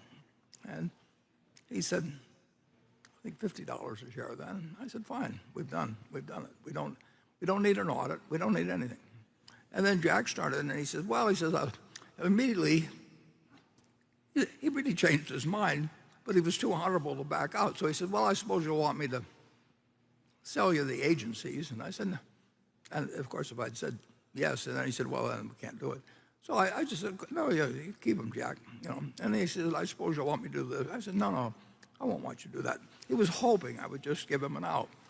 But after doing that for 15 or 20 minutes, he saw that I was going to agree to everything he said, and he said he'd sell it to me at 50, so he followed through, and that was that. And, you know, it was pure luck. But Jack, Ward, we really like our float, don't we? Pardon me? We really like our float. Oh, yeah. No, we love it. No, we made the most of it, but we didn't make the most of it till Ajit came along.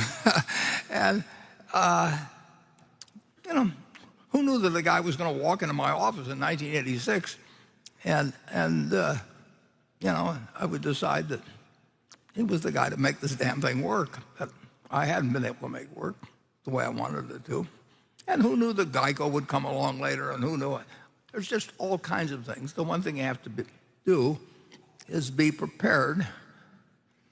When opportunity comes, you really do have to just move.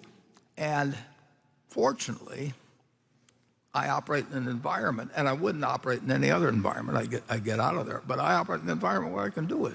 And it'd be crazy of the board to say, we want to set up a committee to review every acquisition and all that. And I would say that's fine, but you can work with somebody else, because I just don't like to go through all that stuff. You know, I've got other things to do the rest of my life. So there's so much luck, but there is that. You do have to be mentally prepared and to do something when it makes sense, and do it big time, and do it instantly. And then you got to be sure you've got the resources to do it. And, I mean, the relative absence of bureaucracy at Berkshire unbelievable has made the company a lot of extra money for a very, very long time. And it's made my life happier. And yes, but that's ideal.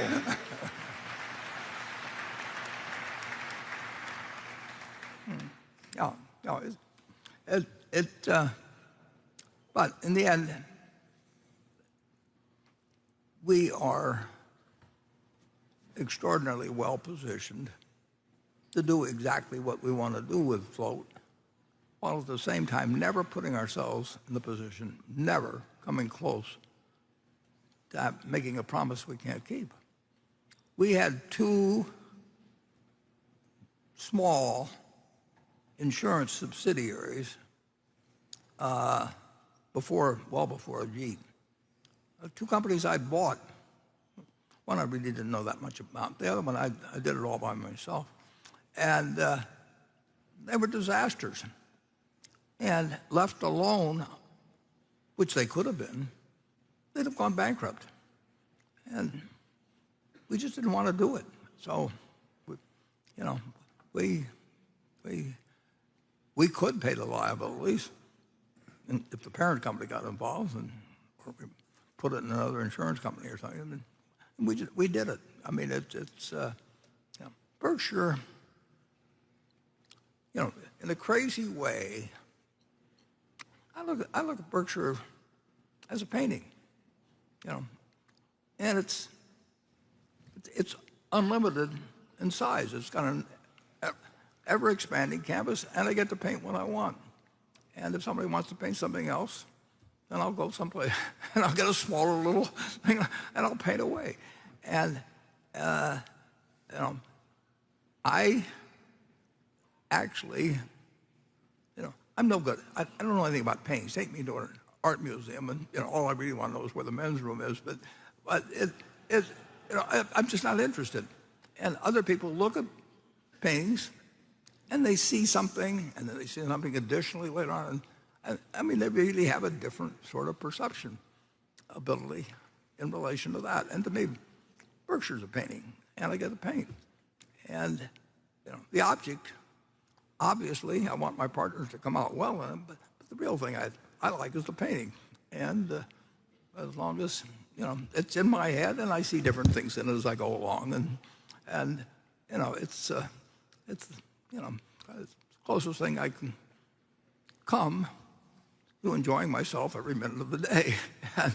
And it's not, I don't prescribe it for other people. And occasionally well, not so occasionally, but I see things in the painting, you know, I think, well, I should have done that differently, and I go back and paint it over, and it's satisfying.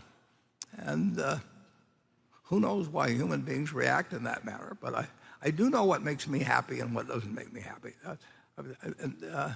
I found what makes me happy, so why in the world would I change it? So that's a short answer to a question that I can't remember what it was. Okay. Becky. This question comes from Andrew Kiesow from Minneapolis, Minnesota. He says, last year, Warren mentioned that inflation had noticeably impacted the prices that Berkshire's businesses were paying and charging. Given those inflationary trends have continued and in some cases accelerated since last year's meeting, could you comment on how this particular inflationary period ranks among previous such periods in the United States, like the 1970s and 1980s? And what can American businesses and citizens do to reduce the negative impacts that inflation brings about? Well, we've sort of attacked what you do yourself. And you develop skills that people are willing to pay for in the future, regardless of what the unit of exchange is. But in terms of inflation in our own businesses, it's extraordinary how much we've seen. I think you interviewed Herb Blumpkin at the Furniture Mart, and for 2 years, the prices have just kept coming in higher for these things, and we sell them for higher prices, and people have more money than they've had before, and they like to buy. And there's certain things they can't buy. It's like during World War II, you had a lot of money created, and people couldn't buy cars, and they couldn't buy refrigerators, and they couldn't even buy as much sugar or coffee or things as they wanted. They had little stamps and gasoline and all kinds of things. Well, eventually, if you get a lot of money in people's hands and you don't have very many goods, prices go up. Now, you can do all kinds of things to try and talk it down. And of course, inflation is never the same.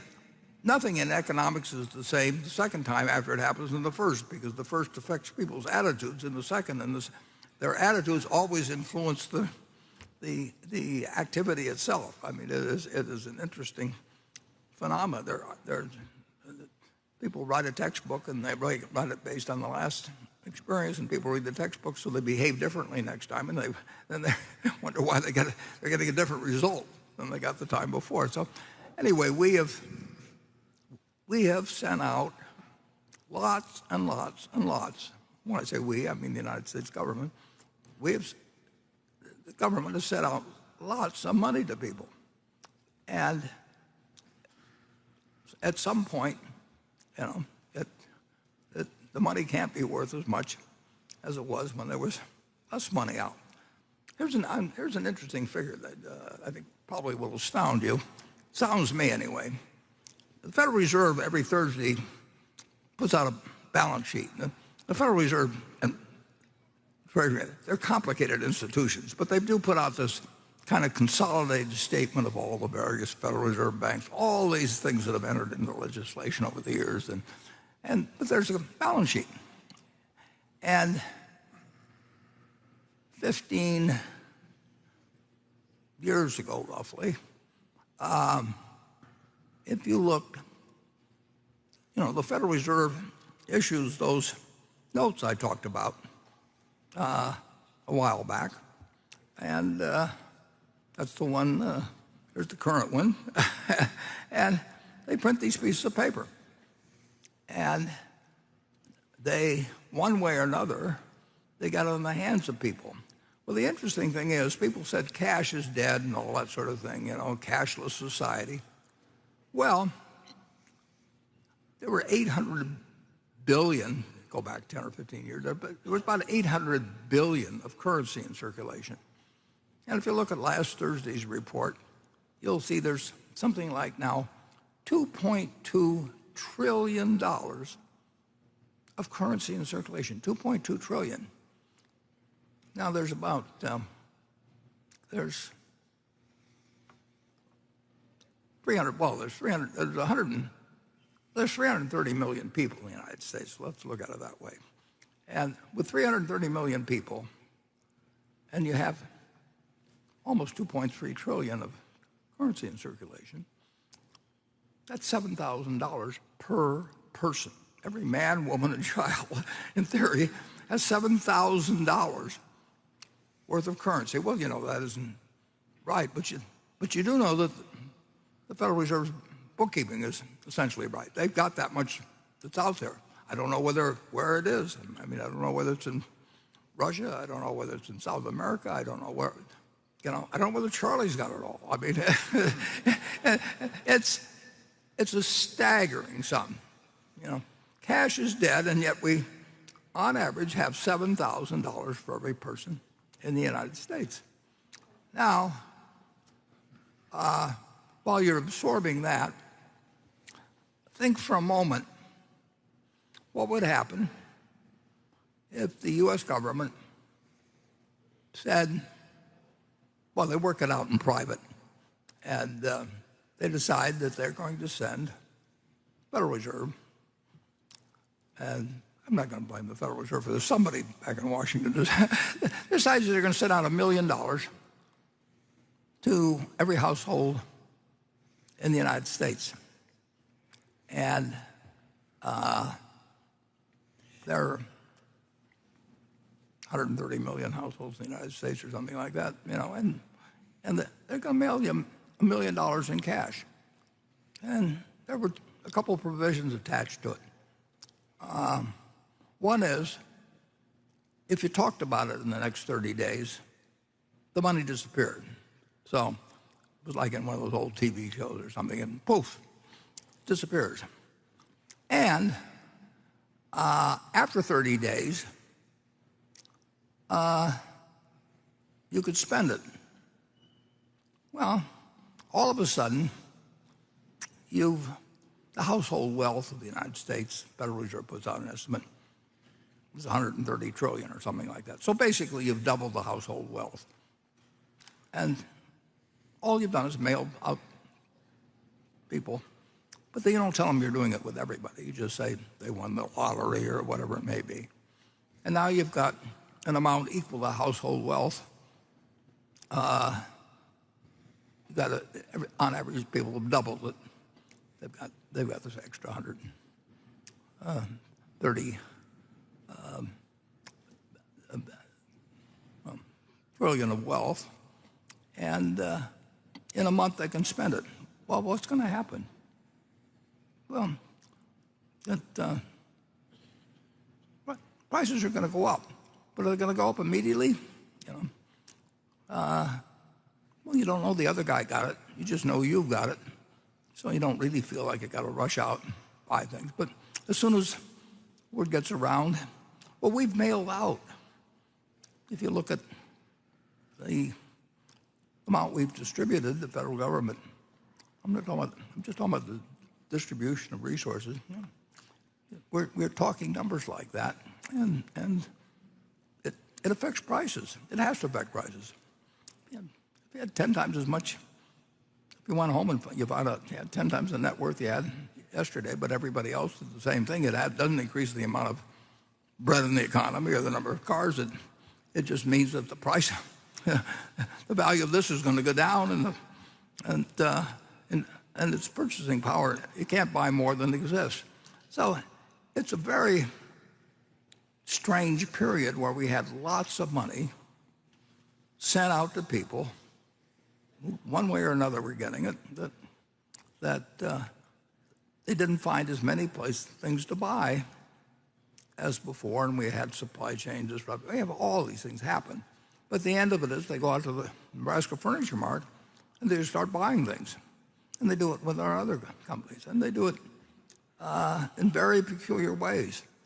And now they're buying, I mean, one thing, you know, jewelry stores were, generally speaking, not a very good business.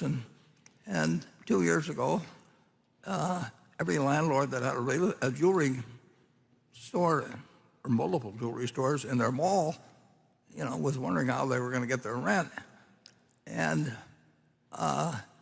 now every jewelry store virtually is doing incredibly better than they ever dreamt, with way less inventory, because people are just come in and buy. I mean, and they don't wait for sales.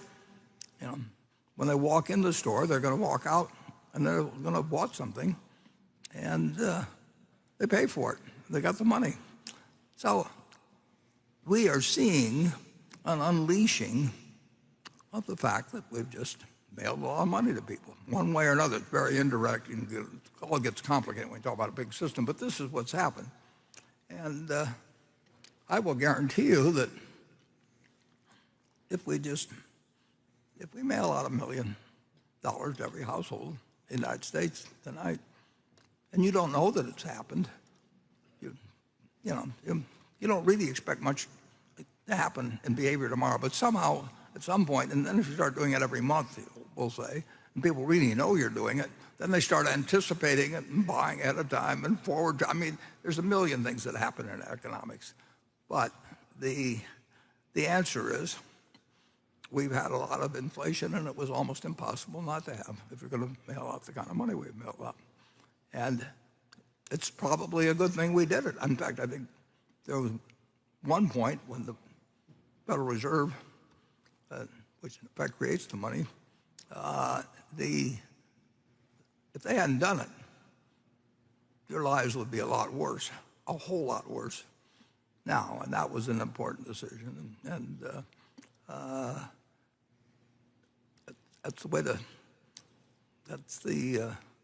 why you've had inflation. And heaven knows, I mean, it could end. You can throw the country into recession. You can do all kinds of things. The country's going to have recessions, incidentally, and it's going to have depressions periodically. And things will happen differently. And you'll read a newspaper today, and you'll wonder a year from now, why was I reading the newspaper a year ago? I mean, it's just the way it works. When I bought the first stock in 1942, did I know everything was going to happen afterwards? Of course not. I didn't know a damn thing. But I just needed to have one idea, and that idea wasn't really well formed. It was just probably the way practically every kid felt about the country when we just gone into a war. We thought America was going to win, and America was going to win then. It was going to win just generally, and savings bonds were paying 2.9%. I learned that because we bought them. They called them war bonds originally, and they called them defense bonds, and they called them savings bonds, but they were the same thing. And you print loads of money, and money is going to be worth less. Not worthless. I got in trouble doing that one time with CNBC because I said it was going to be worth separately less, but it got contracted down to worthless. So it took me a few years to learn to separate those words somehow. Anyway, that's everything I know about economics and more, and Charlie can probably improve on it.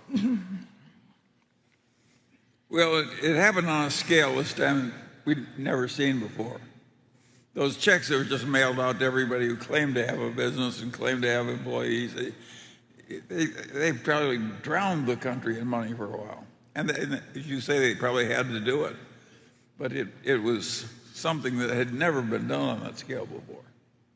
But we had a problem we hadn't had before. Yes. No, I'm not saying it wasn't a good idea. I mean, in my book, Jay Powell's a hero. I mean, it's very, very simple. I mean, he did what he had to do.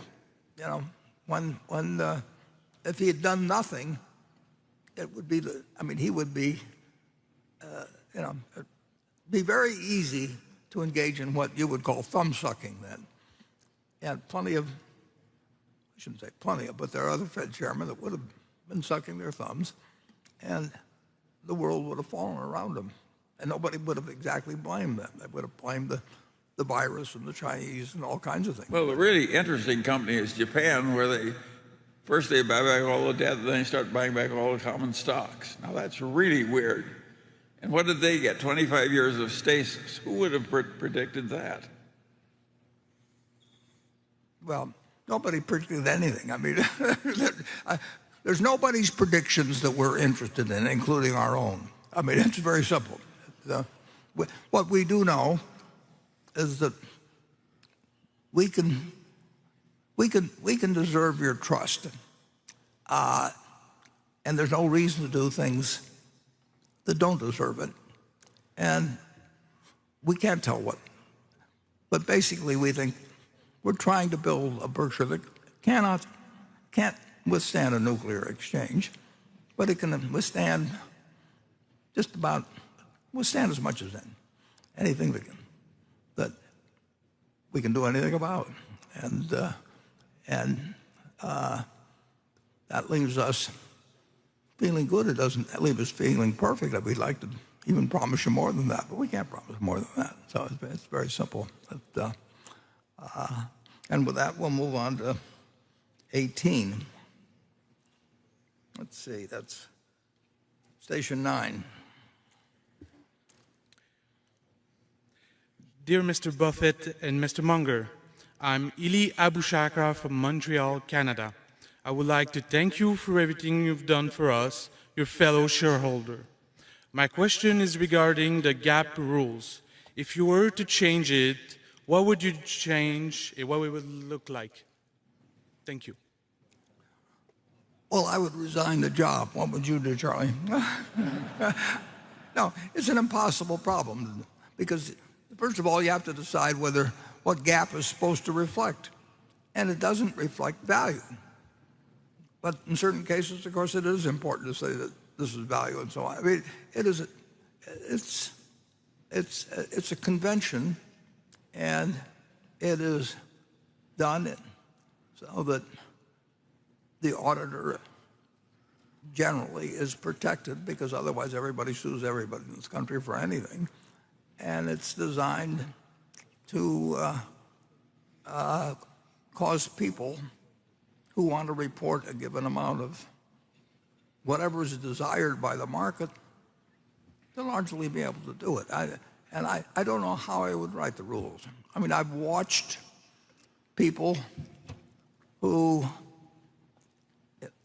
I would be delighted to have live next to me. You know, if I was going away for 2 weeks and my kids were to stay at somebody's house, it'd be fine with me if they stayed there. If I lost my wallet someplace and they found it, they'd return it to me. But they'd play games with any number that came to them. And of course, it's a very awkward thing to be on the audit committee of a company where people are playing around with the numbers, and they don't want you. If you raise a stink, you've got all kinds of problems. And I actually wrote something some years ago of 4. I was kind of anticipating your question about 15 years ago, I guess, and I wrote 4 suggestions for questions to be asked of the audit committee. And I don't know whether I was on the audit committee then of Coke or where. But anyway, it was just clear to me what was happening. But you really had to follow the charade, or you got in all kinds of trouble for doing that too. And so I just put 4 questions out that I would want to know, and they were perfectly logical questions. And in the end, nobody adopted them. I mean, the system was fine as it was. The auditors got sued, but not that often. And the SEC had lots of rules, and I admired the SEC enormously. I think the country is better off because of the SEC, but it is a hopeless question or problem to devise rules that people can't get around. I mean, it's not. I think it was, who was it that my friend that was a writer said, it's not the illegal things that are outrageous, it's the legal things.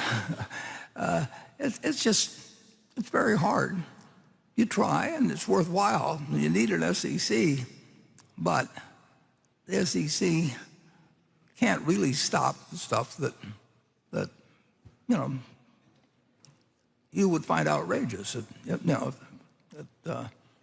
Explained, and the auditors have the same question. I mean, the auditors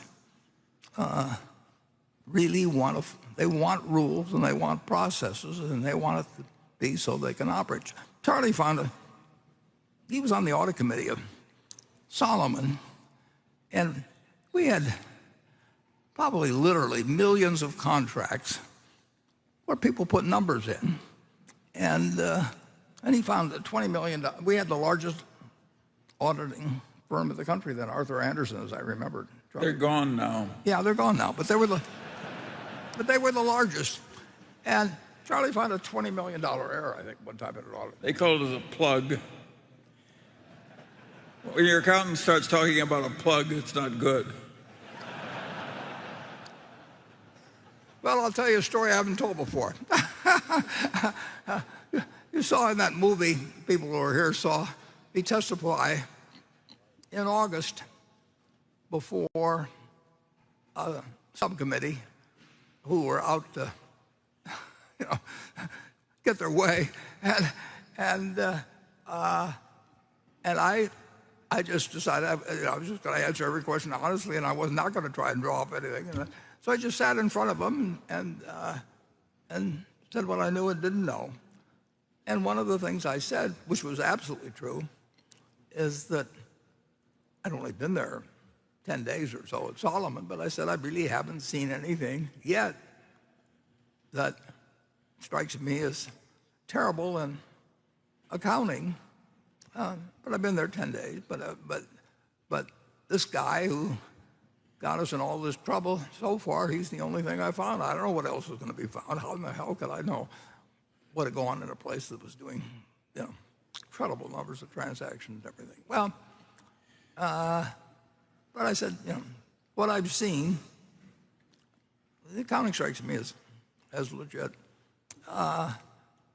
About a month later, I was so happy I'd testified earlier, not later, a very fine CFO, and these are decent people. They're very decent people. And he comes in and he said, Warren, there's probably something you should know. And I said, well, what's that? He said, well, 12 years earlier, or whatever it was, Solomon had merged with Fibro, which was a huge trading company. Solomon was a huge investment banking company. It became this huge powerhouse. And he said, 12 years ago when we merged with him, we sort of couldn't find exactly. They were on a trade basis and we were on a settlement basis. And they said, we've never really figured out how to put the books together. This is the largest audit company in the United States, Arthur Andersen, that's responsible for signing this thing. So we have this number, and every day it moves around. And it's just put in there to make assets equal liabilities. and today it's 173,412,000, it's down to a penny. And tomorrow it'll be something different. And I thought to myself, I am sure glad I testified before Congress a month ago, because I did not know then. But if they ever ask me again, I'm going to tell them exactly what happened. We just got this number that floats around every day, and we haven't found it in 12 years. And Arthur Andersen doesn't know where it is. and you got to make the assets equal to the liabilities, right? I mean, so what else do you do? And that's exactly what happened. And strange things happen in this world. There's one thing the name was the floating plug. Yeah. Yeah. And Charlie's on the audit committee. Yeah. Yeah, the one thing I've always suggested, nobody ever wants to do this. And I can understand why.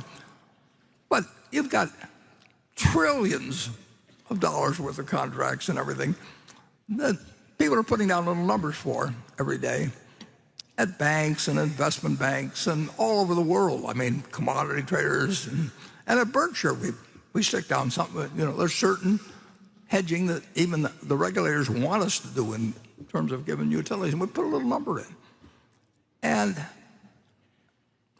I've made the suggestion once or twice that if you really want to do something sort of interesting, just get some young guy that give him a couple of weeks and pick the 100 most kind of complicated, long-term, lots of wording, derivative contracts, and look at what one side, who promises to do something, values it at, and look at what the other side, who also reports. And and just let them do it for 100 operations at random.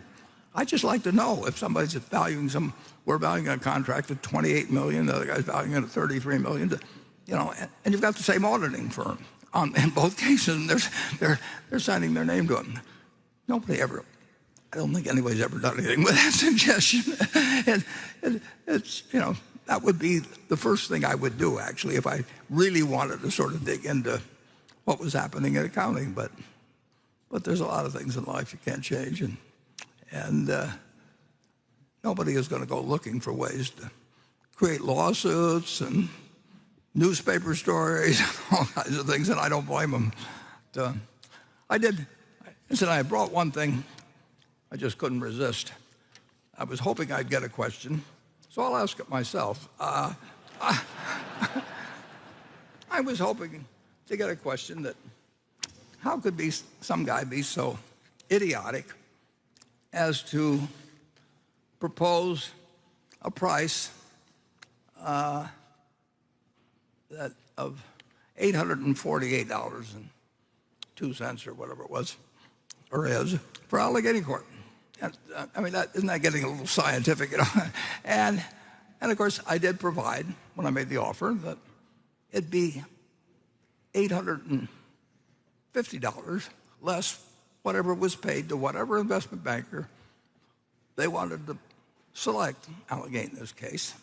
And they're bound to have to do it because Delaware law is developed in such a way that the directors are protected if they get expert opinions, all that sort of thing. So I don't fault anybody in the system, but I just thought it might be useful, actually, maybe to Delaware judges someday, Delaware statute makers, maybe people that are writing papers, who knows? But I suggested that we just, since I'm willing to pay $850 a share for the place as is, if the audit fees are, if the advisory fees are $10 million or $40 million, that it makes a difference to someone. And it's always made a difference to us as the buyer, but that's just the way the game was. Well, there's a little history to that. And I went back, and there's been twice nobody's ever paid attention to this, but there's been twice in the history of Berkshire Hathaway, 57 years, twice that Berkshire was required to get a fairness opinion. And it was perfectly logical that we be required to get a fairness opinion in those two cases, because in one case, Diversified Retailing, which was a company I was invested in both of them that came out of our partnership, but one had a group of shareholders that were different than the other group of shareholders at Berkshire, and the two want to merge. So you have two companies with me being the biggest beneficiary in between. And it wasn't up to me to determine the ratio. Even though I had the most involved, but I had a little more of one company than the other. So anyway, a fairness and opinion was required. And this has only been twice in the history of Berkshire that one was required. So naturally, I went to Charlie. I said, Charlie, we do have to, Charlie told me, he knew it better than I did. We need a fairness opinion in this case. And I said, I know what's fair. You know what's fair. Sandy knows what he thinks is fair. If the three of us owned it, in 10 minutes, we could have worked out a deal that all three of us regarded as fair. But because there were public shareholders and everything, it wasn't right to do it that way. And the first one, we have two of these, but the first one was November 27th, 1978. And I told the shareholders, essentially, that my personal belief is that both Diversified and Berkshire shareholders will benefit from the merger, but I will vote for the merger only if a majority of the shares which are voted by other shareholders of each company are voted to support it. So, which was fine. I committed myself, that let the other people decide whether this is fair. But on top of that, we needed to get a fairness opinion from an investment bank with a big name and everything. And so I said to Charlie, I said, these things are going for $1 million or $2 million, where they get some guy that they hired last week, and he writes up a little thing, and then we get a bill for $1 million or $2 million. They really haven't done anything. They don't know either company, and there's a million things they're not going to know about it, but they're going to write an opinion, and we need the opinion. I said, so what do I do? I go to Charlie with these kind of problems. And Charlie said, Warren, it's very simple. He said, pick out 10 prestigious investment banks and do exactly what I say. So, okay, Charlie, what do I do? When I call and get these 10? He says, well, put them in order, 1 through 10. And he said, call the guy at the top of the list and tell him you'll pay him $60,000 for doing a fairness opinion. And you know that it's an insulting price, and it's ridiculous for him to do it because it'll affect what he can get from other people down the line. They'll look back and they'll say, well, Buffett only paid $60,000. Why should I pay $2 million? And but he said, just tell him that's what you'll pay. And if they're insulted by it, which they probably should be, then you'll go to number 2. And they'll offer them the same deal. And you'll just keep going down until you get to number 10. And if you don't have anybody by number 10, you've told the other people, you'll come back to number 1 again. And you'll say, well, I'll pay $80,000. And then you'll go down the list and everything. Well, so I picked 10 names out. And number 1 name was Jack Shadd. And Jack Shadd was a friend of Tom Murphy's, a friend of Bill Ruane's, and he was running E.F. Hutton, and he was a very, very, very successful investment banker. I didn't know him as well as the others, but I'd met him through my friends. So I called up and I said, Jack, I said, I've got this crazy request. He says, only because everybody admires you so much, and my friends are your friends, and blah, blah, blah, and E.F. Hutton is so well regarded. I said, I'm going to do something I'm going to ask you something that is totally against your interest, and I fully understand the fact that you're going to say, you're an idiot to call me on this and slam down the phone.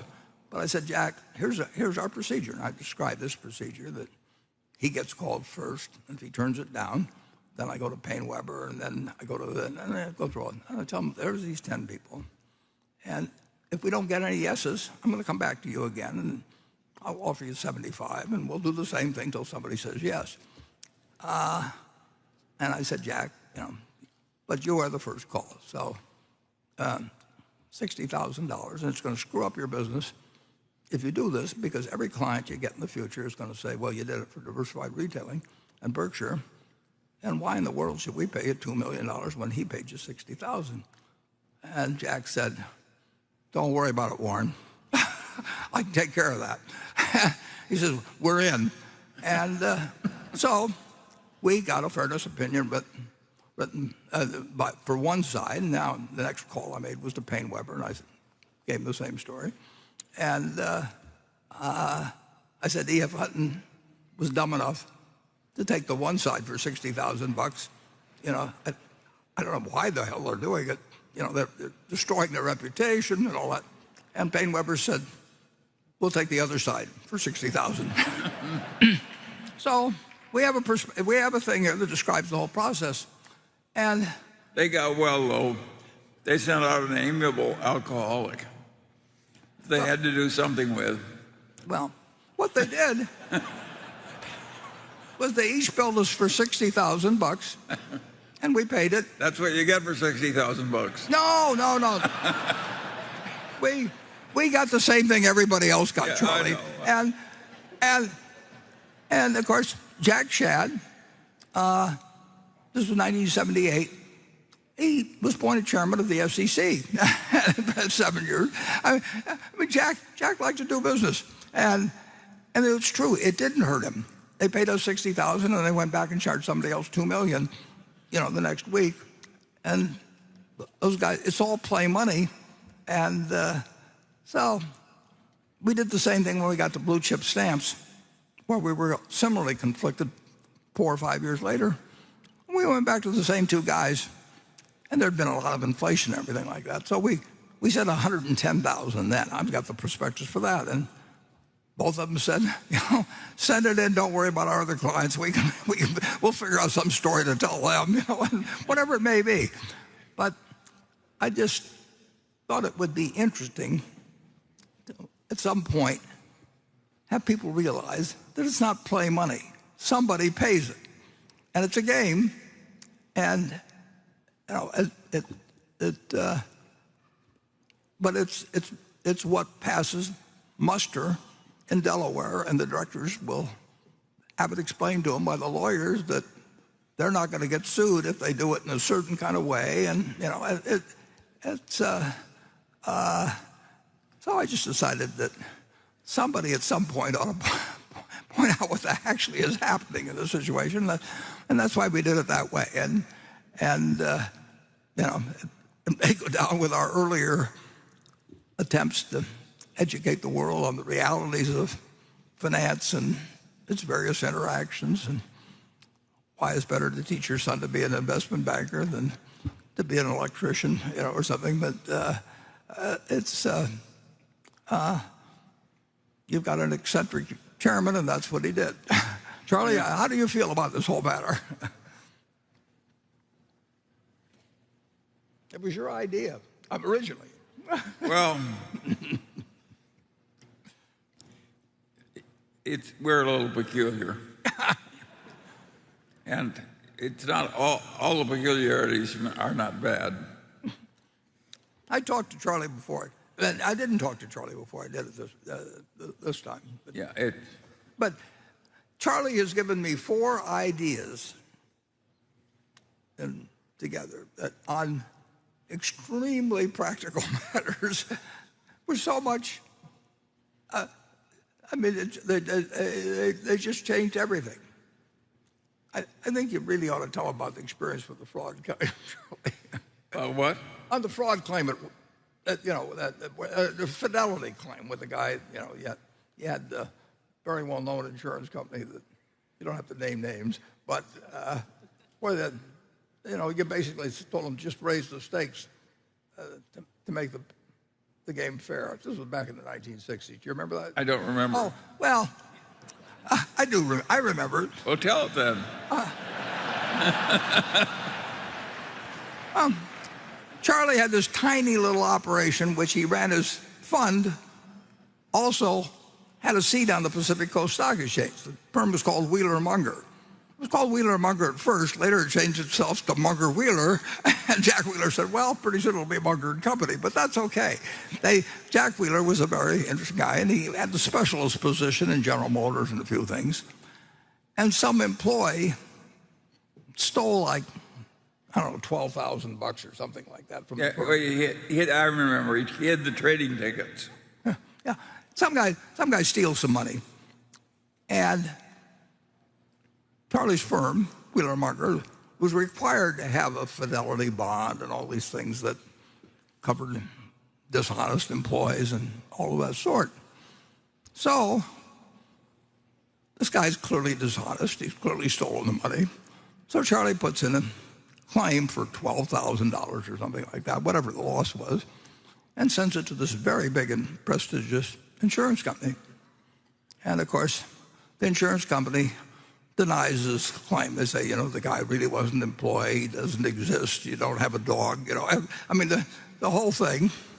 And Charlie gets this letter back, and they're not going to pay the claim. And so Charlie writes a letter to this very well-known, big name person that runs the insurance company. And he said, he said, we have this $12,000 claim. And he said, this guy stole the money. And we thought we had an insurance policy against people stealing, paid us people stole money. And he said, we're in this very interesting position because you've got a bunch of people on the payroll, and they're going to get their weekly check or monthly check, whatever they do, So they just say, we're not going to pay, and life goes on. Whereas I'm sitting here, and I've got my time. I got to work on this thing, and it isn't worth the $12,000 for me to fool around with this claim against the company, and they'll appeal it and all these things. So he said, I know that you would be offended by the thought that you might be using this inequality of bargaining position to avoid paying at the claim. That never could be your intention. So what I suggest, in order to really live up to your code of behavior, is why don't we make the $12,000 claim, we'll just multiply it by 10 and call it $120,000 either way. And if you lose, you pay me $120,000. If I lose, I'll pay you $120,000. Now it's worth my while. And he addresses the letter to the chairman and says that's the guy. He gets a $12,000 check by return mail. It's not a bad lesson. He's told me two others, but the tricks are too good. I don't even want to share them now. I may use them myself someday. Okay, let's go to Becky. We got a lot of questions on this topic. I'll ask this one that came from Raj. He says, have you changed your views on Bitcoin and or cryptocurrency in any respect? I'm conflicted about this because his own views have slightly evolved during the past 2 years, from Bitcoin as a fraud and waste to Bitcoin is in a speculative bubble but might have some uses. Well, I shouldn't answer any questions on the subject, but I will. There's all kinds of people watching this that are long Bitcoin, and there's nobody that's short, and nobody wants their windpipe stepped on. And I don't blame them. I don't like people who step on my windpipe. But I would say this, that if the people in this room owned all of the farmland in the United States, and you offered me a 1% interest in it, and you said, for a 1% interest in all the farmland in the United States, pay our group, well, let's see, 10 trillion, pay us this bargain price, $25 billion. I'll write you a check this afternoon, $25 billion, now I own 1% of the farmland. If you tell me you own 1% of the apartment houses in the United States, and you offer me a 1% interest, so I'll have a 1% interest in all the apartment houses in the country, and you want whatever it may be for it, then call it another $25 billion or something. I'll write you a check. It's very simple. Now, if you told me you owned all of the Bitcoin in the world, and you offered it to me for $25, I wouldn't take it, because what would I do with it? I have to sell it back to you one way or another. I mean, maybe I have the same people, but it isn't going to do anything. The apartments are going to produce rental, and the farms are going to produce food. And if I've got all the Bitcoin, I'm back where whatever his name was, who may or may not have existed, was 15 years ago. If I've got it all, he could create a mystery about it. But everybody knows what I'm like. I mean, so if I'm trying to get rid of it, people will say, well, why should I buy some Bitcoin from you? I mean, why don't you call it Buffett coin? Make your own or something. What? Do something. But I'm not going to give you anything for it. And you'd be right, incidentally. But that explains the difference between productive assets and something that depends on the next guy paying you more than the last guy got. Now, net, if you look at it, a lot of commissions have been paid, and there's all kinds of frictional costs that are very real that somebody has paid to a bunch of people who facilitate this game. But whatever one group of the public has taken out, or one group of owners, has come in from other people. I mean, other people have entered the room and they've moved money around, but no money there's no more money in the room. It's just changed hands with a lot of maybe fraud and costs involved and, a whole bunch of things. You lose, you forget the numbers or forget the equation. You can do that with a lot of things. I mean, it's been done throughout history. Certain things have value that don't produce something tangible. I mean, you can say a great painting, probably will have some value 500 years from now.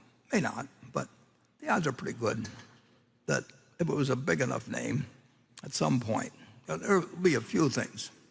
I mean, you can find something. If somebody wants to sell you a pyramid or something, and you can charge the viewers, or it'll be around a long time and won't produce anything. But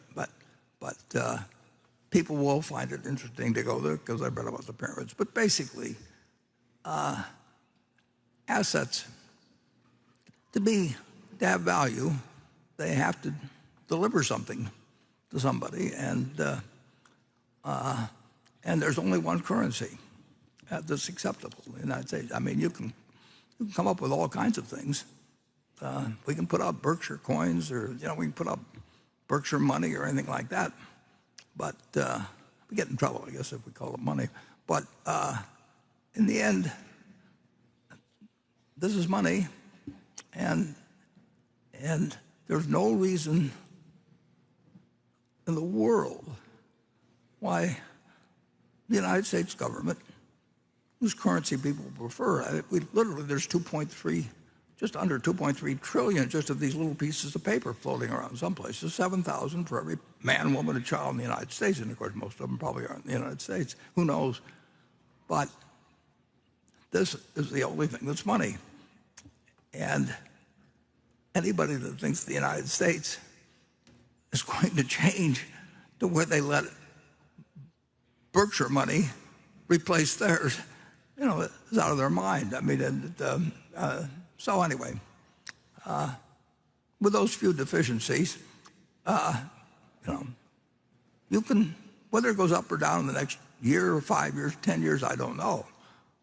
But the one thing I'm pretty sure of is that it doesn't multiply, it doesn't produce anything. It's got a magic to it, and people have attached magics to lots of things. I mean, the gold in Wall Street, create magic. We are not an insurance company; we're a tech company. Well, they're an insurance company, but a dozen people or so have raised a lot of money. They just say, just don't pay any attention to the fact that we sell insurance. We are a tech company. Well, in the end, they wrote insurance, and overwhelmingly, they've lost a lot of money since then. You can make up things that work well in getting money from other people, and that's why. Well, I have a slightly different way of looking at it. I'll sell you some then. Well, in my life, I try and avoid things that are stupid and evil and make me look bad in comparison with somebody else. And Bitcoin does all three. And in the first place, it's stupid because it's very likely to go to zero. In the second place, it's evil because it undermines the Federal Reserve System and the national currency system, which we desperately need to maintain its integrity and government control and so on. And third, it makes us look foolish compared to the communist leader in China. He was smart enough to ban Bitcoin in China. And with all of our presumed advantages of civilization, we are a lot dumber than the communist leader in China. Yeah, and when 25% of the people of the country get mad because we've said what we've said today, just remember Charlie spoke last and was the most...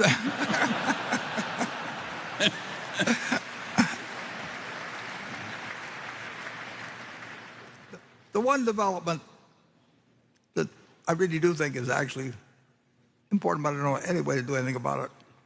But my general sense, and there's no way to prove it, but I essentially believe people are now behaving somewhat more tribal than they have for a long time. And I mean, people are always going to be partisan, and they're going to have religious beliefs, they're going to have all kinds of things. But it gets pretty tribal. And I want to tell you, I speak from experience because I've been tribal. And, we're confessing today. Nebraska football is tribal. And when I watch a television set and I see our guys Nebraska step out of bounds by a foot, but somehow the ref misses it and calls it in, and then they show 6 replays, I'll continue to believe it was in, even though it's right in front of my eyes. They stepped out. That's tribal behavior. And it's fun. I mean, to participate in. But it can get very dangerous when one group of people say 2 + 2 is 5, and another say it's 2 + 2 is 3, and they're going to give you those answers if you call them. And the interesting thing is, to me, at least, and partly because of my age, but I actually think that, just from memory, that the last time that the country was seen as tribal was actually when I was a kid and Roosevelt was in. Either you hated Roosevelt or you loved him. I mean, nobody cared about the fact Alf Landon was running or Wendell Willkie was running against him. They just had these feelings. They either had Roosevelt's picture on the wall and named their kids after Roosevelt, or they hated him. And they thought he was going to, no third term, and, a million things. And the country was very, very tribal in the 30s, but Roosevelt's tribe was bigger. And in my opinion, they did some wonderful things, but I happened to grow up in a household where we didn't get served dessert until we said something nasty about Roosevelt. I mean, I'm speaking. And believe me, if you don't get dessert, you're going to say something nasty about Roosevelt. And so you train them young, and all kinds of things. And so I think I've seen a period that it wasn't that way when, if Eisenhower was running against Stevenson or whatever it might be. I mean, people, they had a partisan behavior, and they had a certain amount of tribal always. But I don't think it's a good development for society generally when people get tribal, regardless. I mean,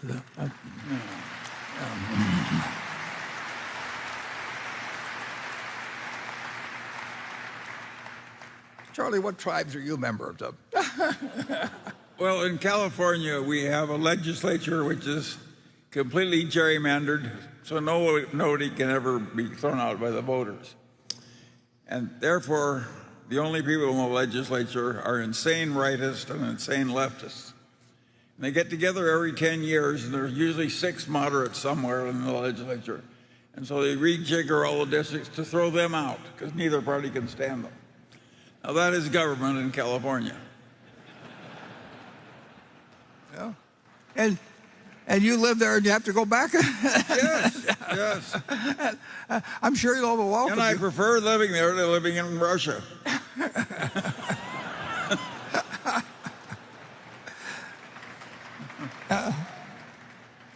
Okay, who haven't we gotten in trouble with? Who was it, Lenny Bruce, that you say, is there anyone I've forgotten to offend? The Section 10, I believe.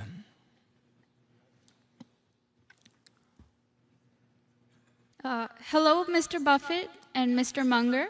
My name is Sahej. I'm from New Jersey, and I'm currently a freshman at Rutgers University. You knew quite early on that you wanted to be investors and you've obviously been amazing at it.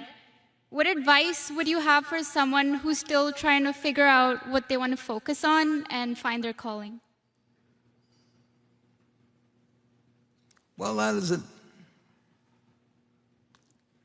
is a very interesting question, because I was very, very lucky in that I found what I wanted to do, because my dad happened to be in a business that he wasn't interested in, but they had some books down there, and I loved my dad, and I'd go down and read the books, and they interested me. And, you know, I'm glad he wasn't a professional boxer or something, or I wouldn't have any teeth left or anything. It was accident, just totally accident. But I do think you know it when you see it, and it doesn't mean you can follow it.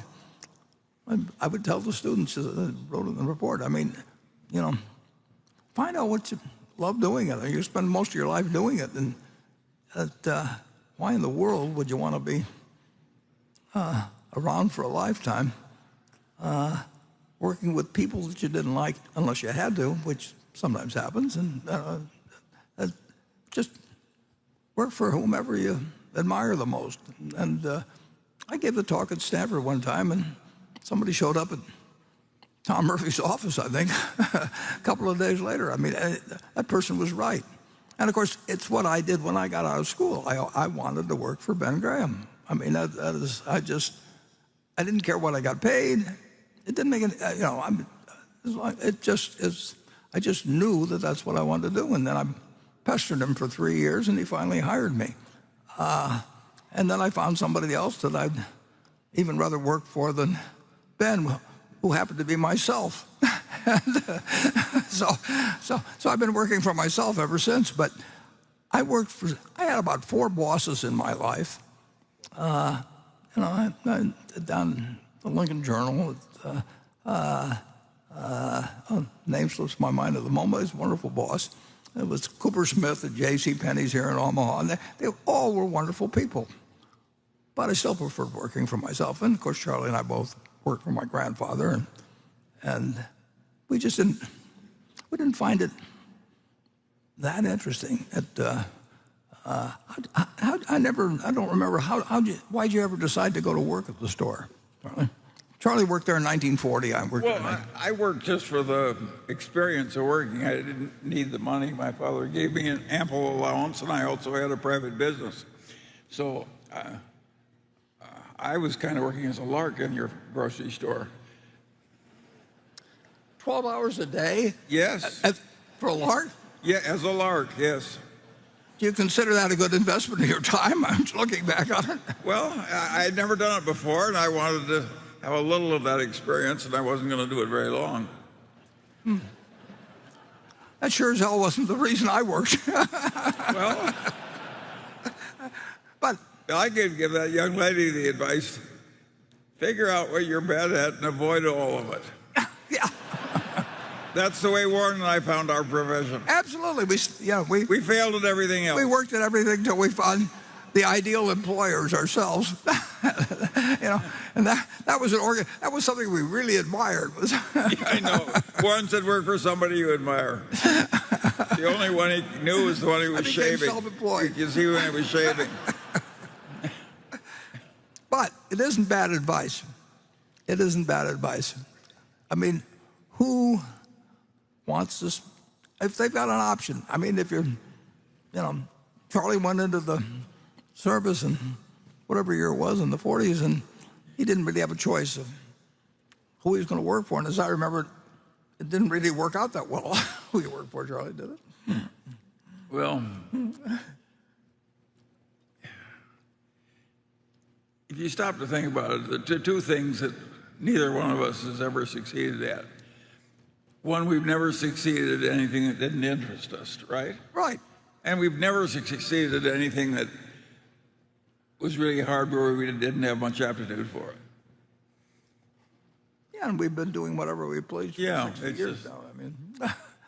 And we get, we have fun in our way. And I'm just amazed. You'd think if you're smart, you could do things that don't interest you well, but you can't. Well, I've certainly got a lot of examples in my own case, but we won't get into them here. And we will go to Becky. This question comes from Foster Taylor in Tulsa, Oklahoma. He said he recently listened to the Berkshire Hathaway 2008 annual meeting where you talked about global oil production. At the time, you talked about major ramifications if global oil production went below 85 million barrels in 25 years. We are at the 14-year mark and global oil production looks to be 79 million barrels. At the same time, we're depleting our strategic oil reserves. Should the United States be doing something differently, and do you see consequences to these actions in the next 10 years if we do not become more proactive? Well, Charlie's the expert on oil. Well, that... Only compared to me. Samuel Johnson said it's hard to determine the order of precedency between a louse and a flea. It's hard to tell which of us is more incompetent in oil. Yeah, we're still competing. I have a different view on this subject. I like having big reserves of oil. If I were running the benevolent despot of the United States, I would just leave most of the oil we have here and I'd pay whatever the Arabs charge for their oil, and I'd pay it cheerfully and conserve my own. I think it's going to be very precious stuff over the next 200 years. And nobody else has my view, so it doesn't bother me. I just think they're all wrong. Yeah.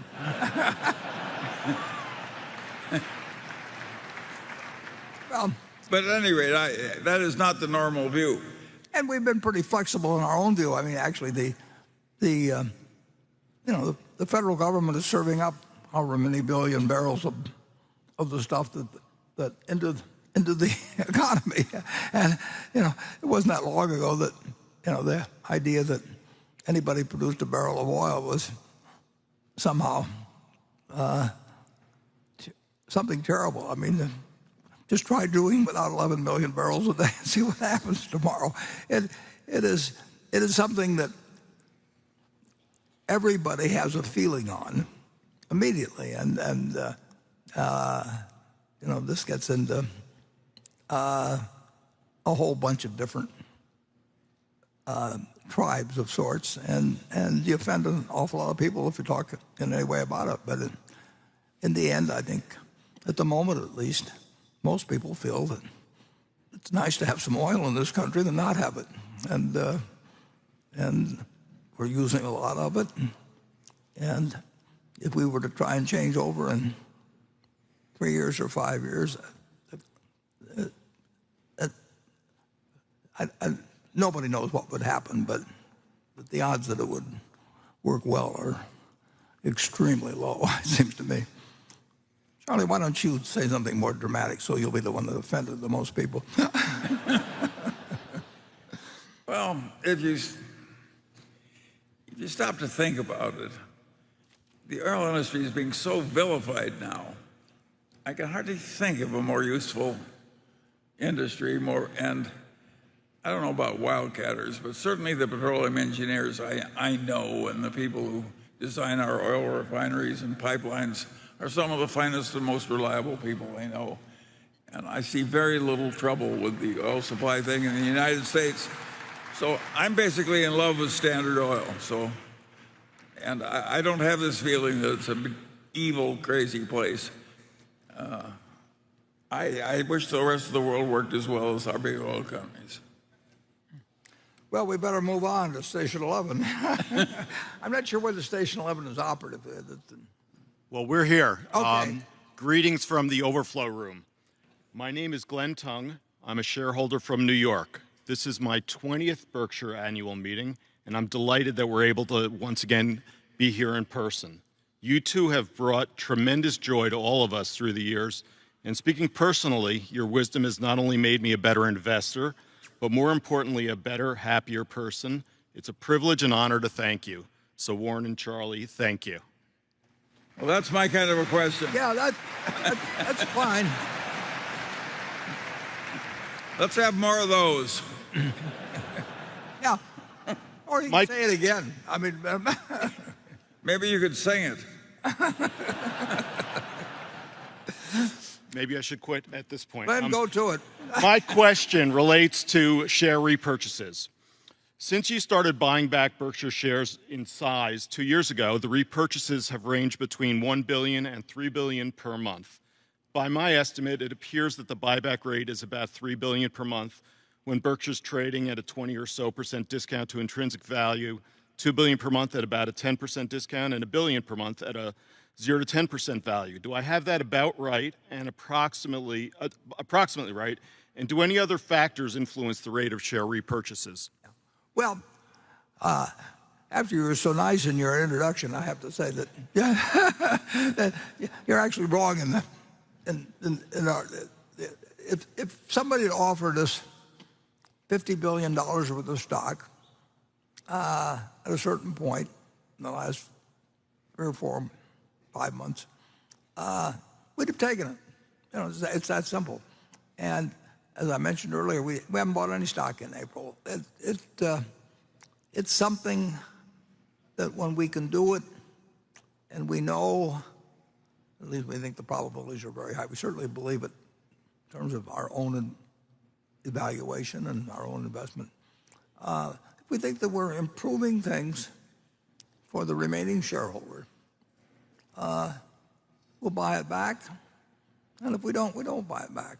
And if we have the choice of buying businesses that we like or buying back stock, controlling factors how much money we have, we'd rather buy businesses. And so it isn't, you know, we don't stay awake at night working out formulas or anything of the sort. But we don't ever do it if we think that we're not doing something at the time. If we had a lemonade stand and Charlie and I and you owned it, and the lemonade stand was making us about $1 a week or something, and we divided it up, and you said you wanted to get out. And if you said one number, we'd have the funds in our little lemonade company, and we'd buy you out. And if we didn't like the price, we wouldn't buy you out. And it's the same way we feel. But we do feel an obligation to do things that we think are intelligent and in no way risk, absolutely no way present any risk of financial problems under any circumstances we can envision, except maybe something like nuclear war. You know, we'll do it, but it never can be that big a factor. Certain companies, well, Charlie, I think spoke the other day in connection with Henry Singleton. I think he bought back 89% of the company over time, and he sold stock like crazy, or issued it much earlier when it was overpriced, and he bought it back underpriced. But the key to that, of course, is having people think you're wrong in doing it. So he was able to buy a ton of it. And there's some other companies that have bought a ton of it, and Berkshire isn't going to get the chance to do that because if people think we're buying, we've got sensible shareholders, is what it amounts to. If we had the same group of shareholders that own 2-day puts, and they were our shareholders, we'd buy back the whole company, you know, in a very short period of time. But it's such an easy concept to assess. I mean, the second stock I bought City Service Preferred. That was the first one. Second stock I bought was a company called Texas Pacific Land Trust. And that came out of the bankruptcy of the Texas and Pacific Railroad back in the 1880s or something like that. And they had 3 million some acres, and they owned the minerals, and they owned the surface and everything else. But it was terrible land in the 1880s. But they had some kind of a charter that said that use the proceeds from land sales, whatever it was they were going to buy in stock every year. And I sat there when I was 13 or 14, and I figured if I lived to be 100, I would own the whole place. Well, I haven't lived to be 100 yet, and I wouldn't have bought the whole place. So both calculations are so far imperfect, but it's been a remarkable company. Just plain remarkable, because they would talk about grazing fees of $6,000 a year or something like that, maybe when they had 3 million acres. And then they kept finding oil and more oil and more oil, and they've changed the form and all kinds of things, but they bought in stock week after week after week.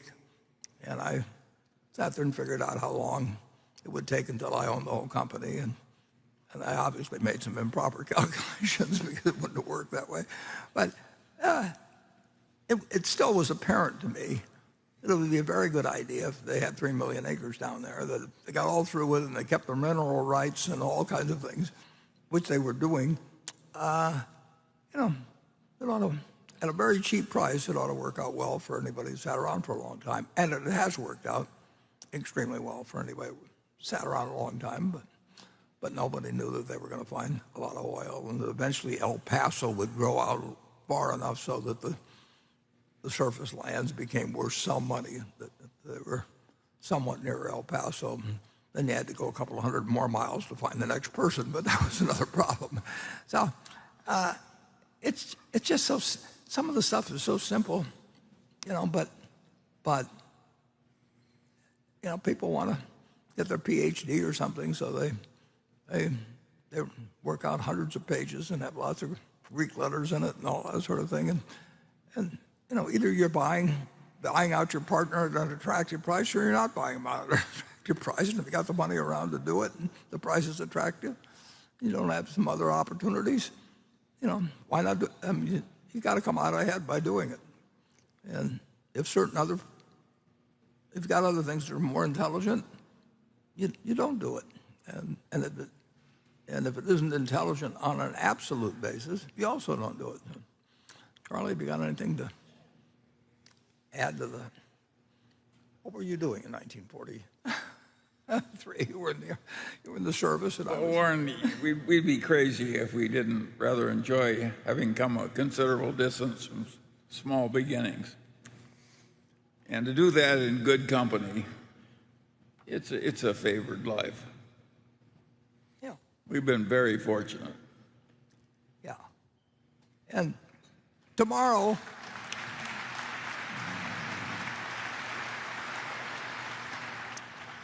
Monday, I can tell you it's almost certain that if anybody offers us, well, there'll be shares trade of Berkshire, and we won't buy any.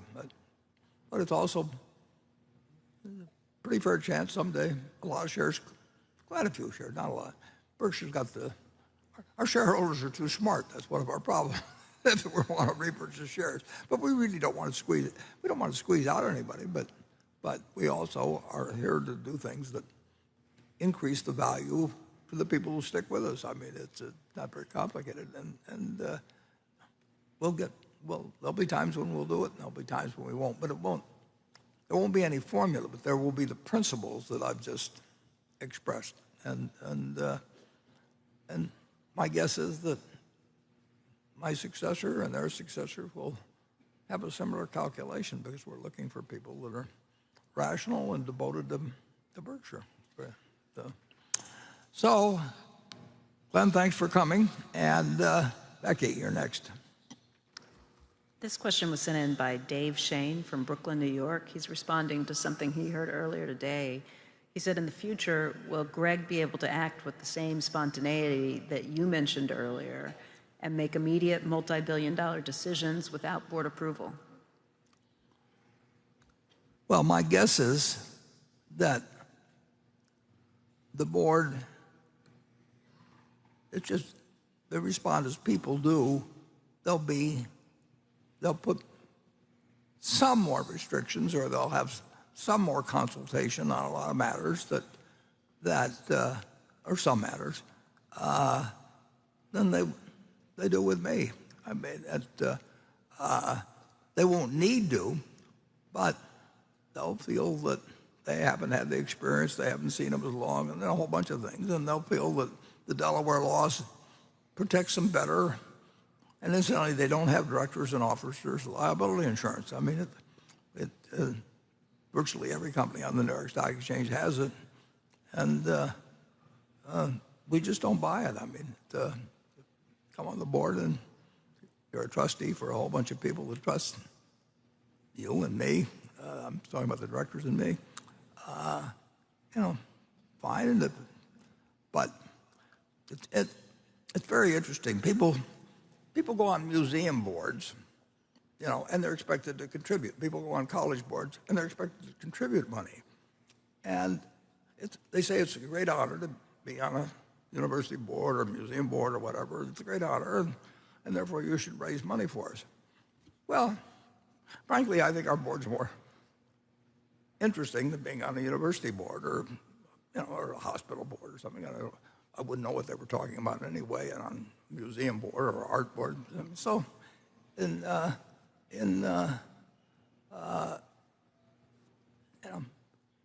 but people have found that they can make $300,000 a year,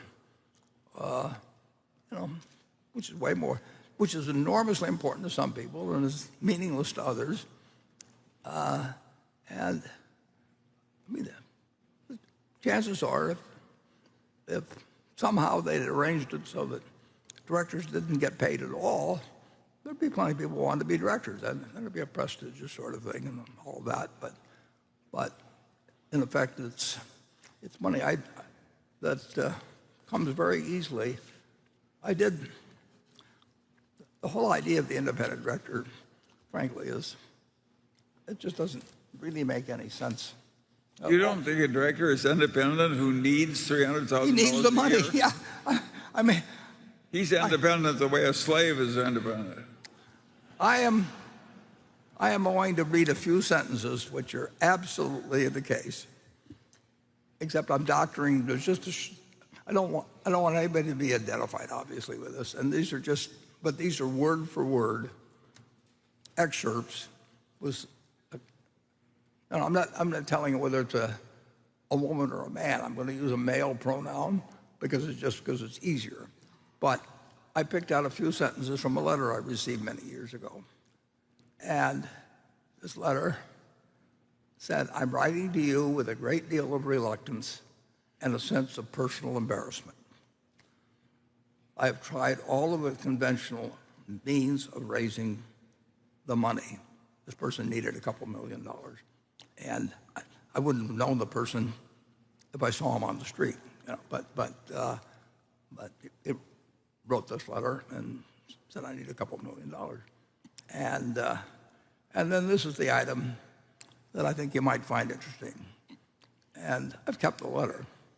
"My income is composed 100% of my board fees." Well, I just looked him up, and at the time, he was a director of 5 prestigious companies, and had been directors of others, and he's going to be director of a whole bunch of things. But he was desperate for money, and he says he's getting 100% of it for board fees. And he was an independent director, classified as an independent director at every one of these companies. It's just astounding to me that we're going to have a shareholders meeting in just a couple of minutes. We're going to start it, and it's just astounding to me that in 2006 we own 9% of the Coca-Cola company. I mean, maybe they gave me a free Coke. I mean, but we own 9% at Berkshire Hathaway. We obviously cared about the future of the Coca-Cola company, and just so happened in that year, CalPERS and a few others recommended that we be voted against for something or other, and at one time there were 2 big institutional investors, voted because they didn't think I was independent, because Dairy Queen bought some Coca-Cola, or actually the people that had our franchises bought some Coca-Cola. I mean, do they think I can't add things? And if we've got billions and billions and billions of dollars, that I'm going to be compromised? But it's just nutty. And so one year, my vote fell from 96%, yeah, maybe it was 98% vote approval, to 84%, because I forget whether it's 2004, 2000, somewhere along the line, they just decided that I wasn't the right sort of person to be able to handle these responsibilities. And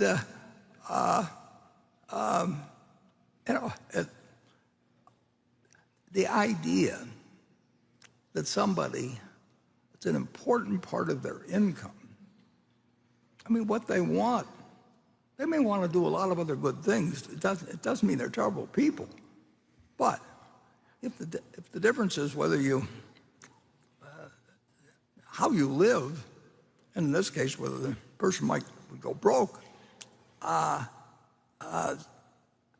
in the world you can call somebody like that independent and say that anybody owns a lot of, maybe Walter Scott's, not independent, or maybe, it's just ridiculous. But it's the way the rules are, and we follow the rules. But Warren, they don't want them just independent now. They want one horse, one rabbit, one cow, one whatever. I mean, I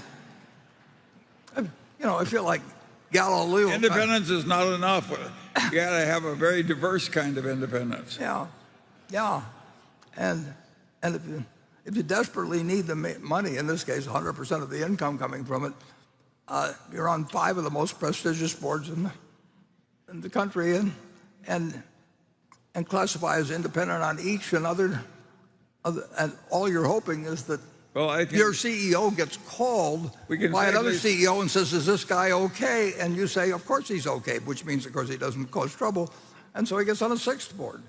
Anyway, I know. All I say is it's not our idea of an independent director. No, it's all a little crazy, which brings us to the fact that we're now going to have our annual meeting here. In about 15 minutes, we'll reconvene at 3:45, and then we'll do the business of the meeting that is required. And you're all welcome to stay, it's very...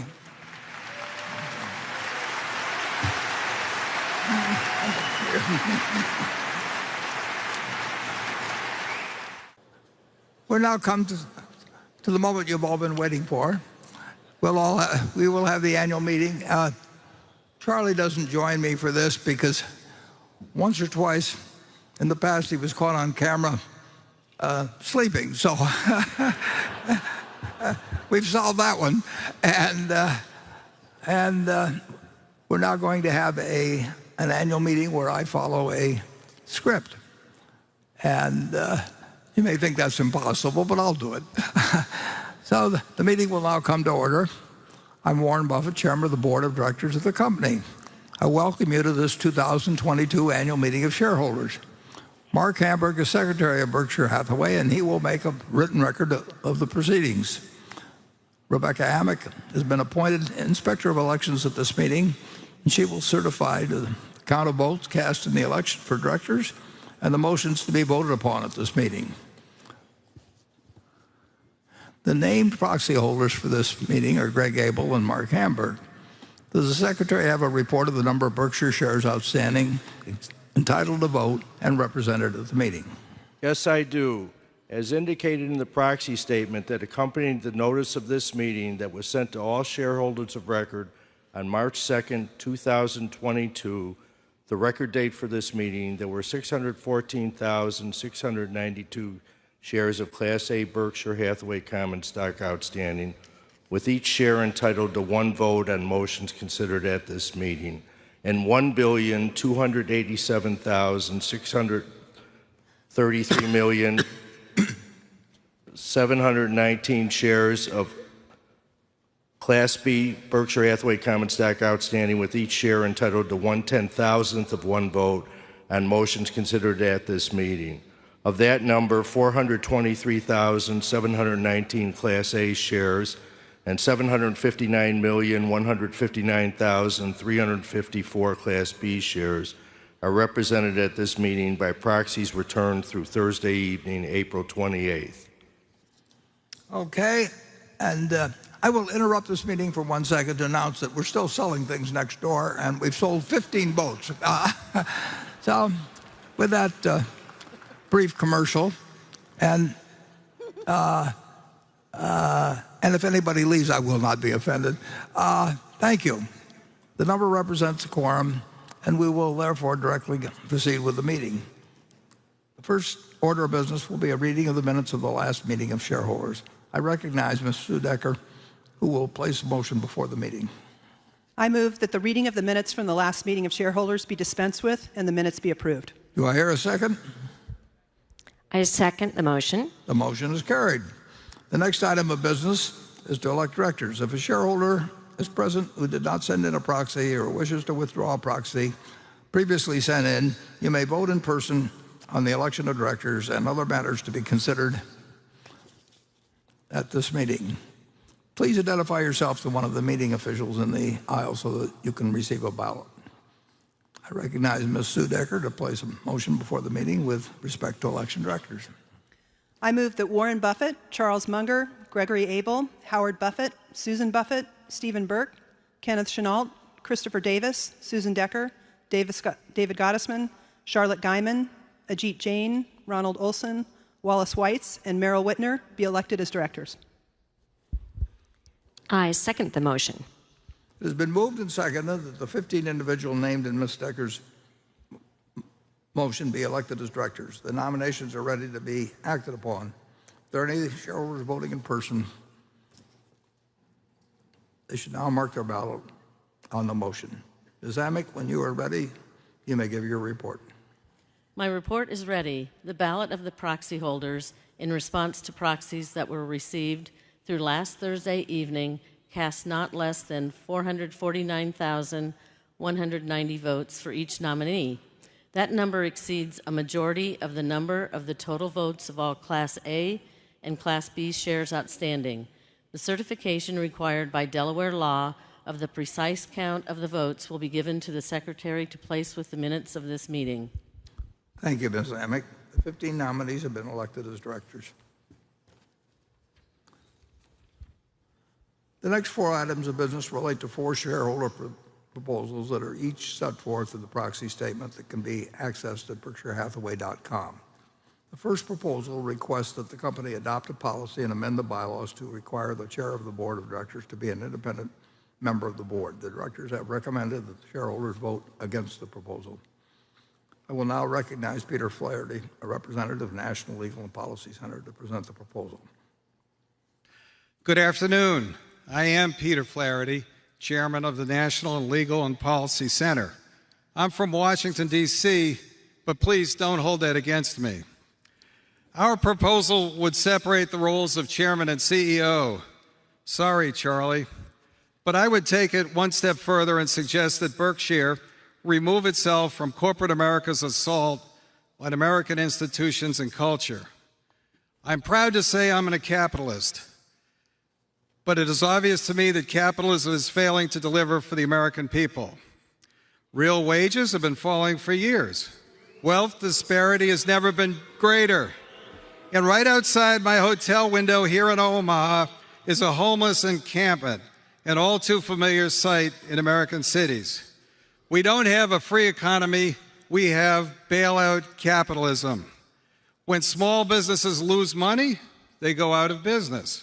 But when billionaires bet wrong, government steps in.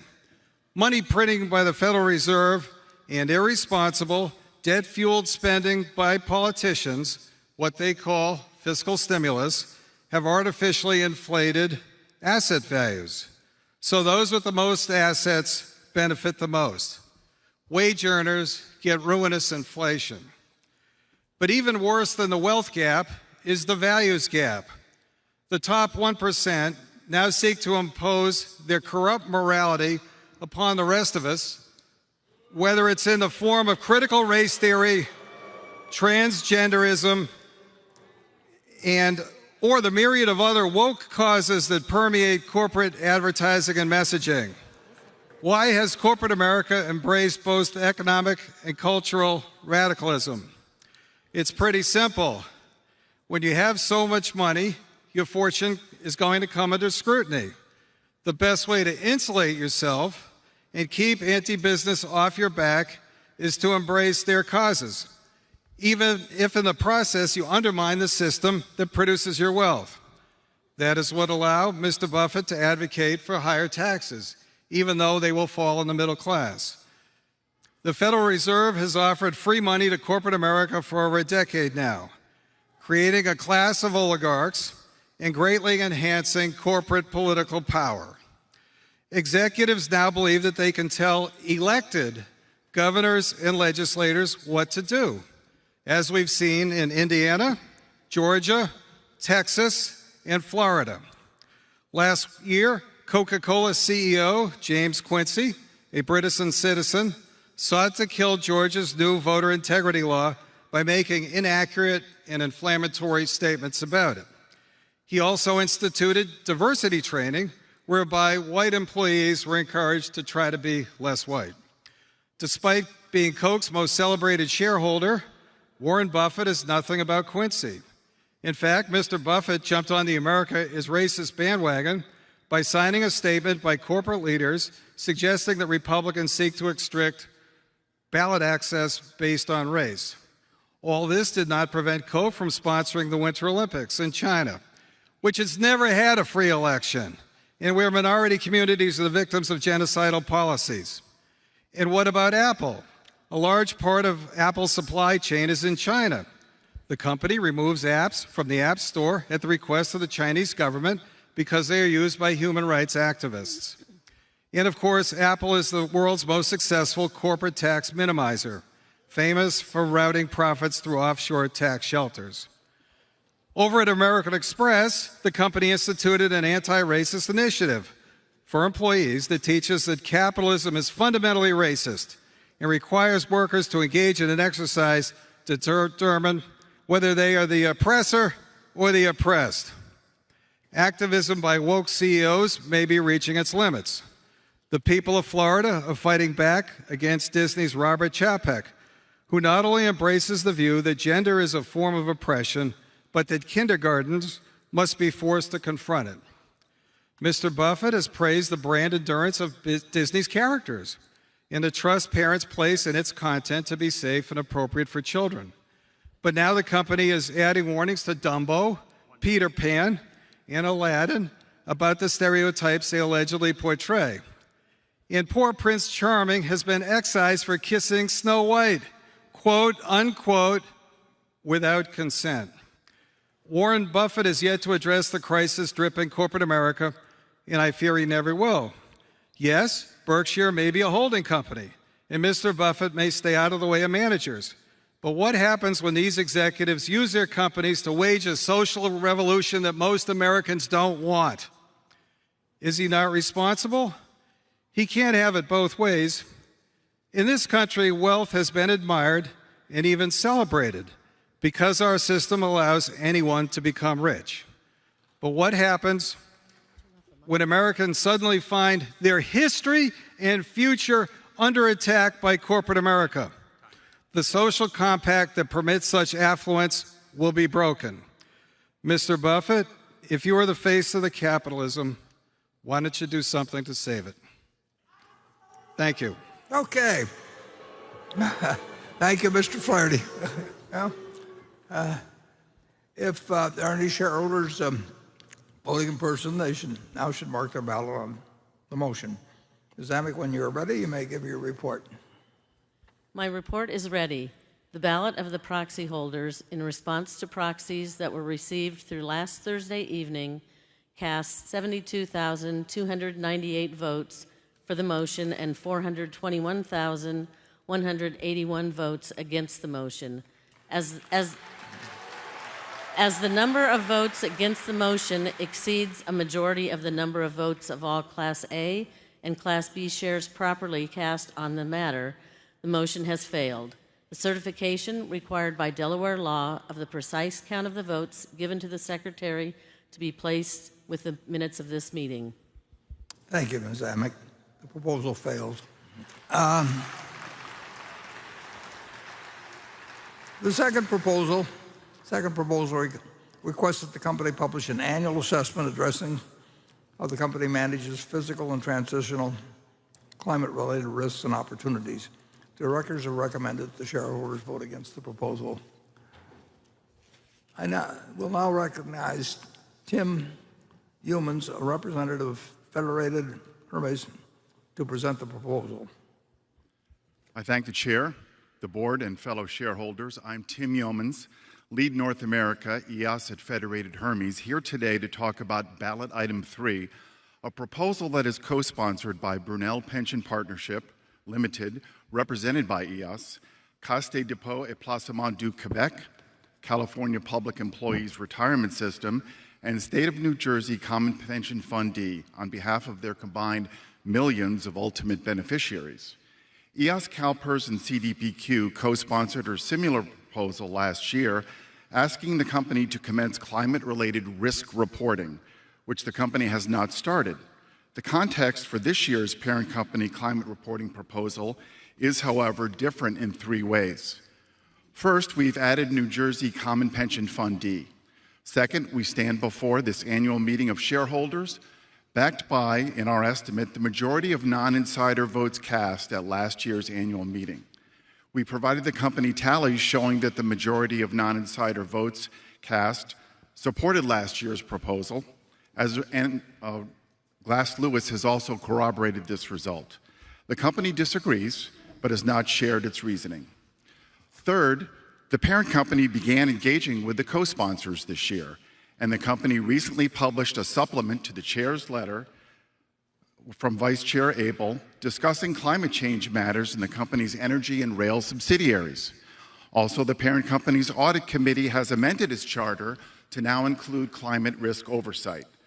We welcome the company's new engagement approach, Vice Chair Abel's supplement, and the revised audit committee charter.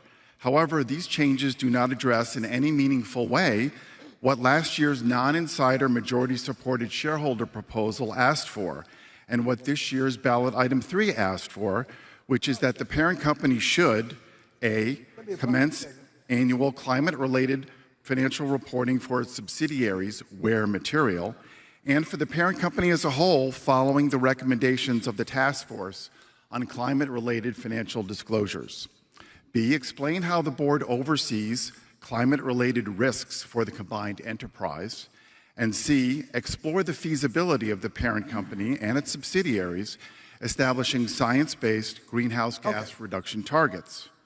Here is why all shareholders, including the non-insider shareholders who supported last year's shareholder proposal, should once again this year tell the board to change course and support parent company climate risk reporting. Vice Chair Abel's supplement talks about emissions reductions. We ask the parent company to report on climate-related financial risks, not just emissions reductions, as these risks may be material. Abel's letter also talks about emissions reductions in rail and energy, 2 of the 4 giants of Berkshire Hathaway, as they are referred to in the chair's annual letter. What about climate risk in insurance? The company has 60 subsidiaries and more than a few large investment holdings. The company should disclose material climate-related financial risks beyond rail and energy in a composite parent company picture. We asked the company to allocate a small portion of its more than $100 billion in cash equivalents to climate risk reporting at the parent company level. Climate financial risk may be significant, even material at the parent company. On page K26 of the 2021 annual report, the company states that climate-related risks could produce losses and significantly affect financial results. The company audit, however, is silent on climate risk. We have asked the auditor, Deloitte, to explain this inconsistency. We asked the Audit Committee to explain why Deloitte has not disclosed how it considered climate-related risks in its review of financial statements, when the company itself disclosed this is a significant risk. Investors representing $68 trillion in assets make up the Climate Action 100+ collaborative engagement on climate change. Berkshire Hathaway is the only major public company in the U.S., the only one, to earn now for 2 years in a row a score of 0 on the CA 100+ net zero assessment of climate progress. The undisputed worst performer.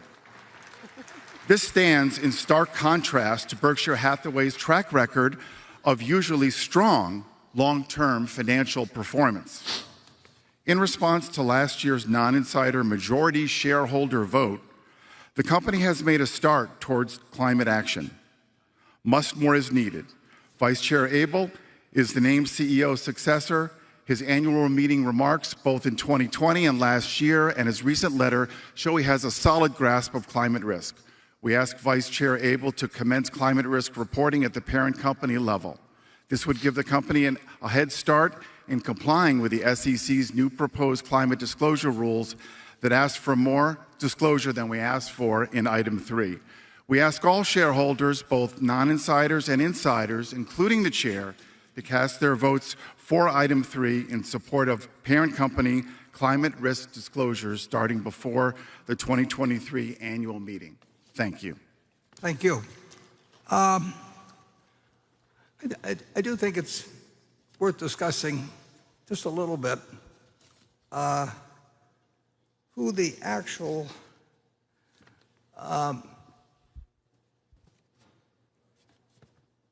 constituency is of public pension plans.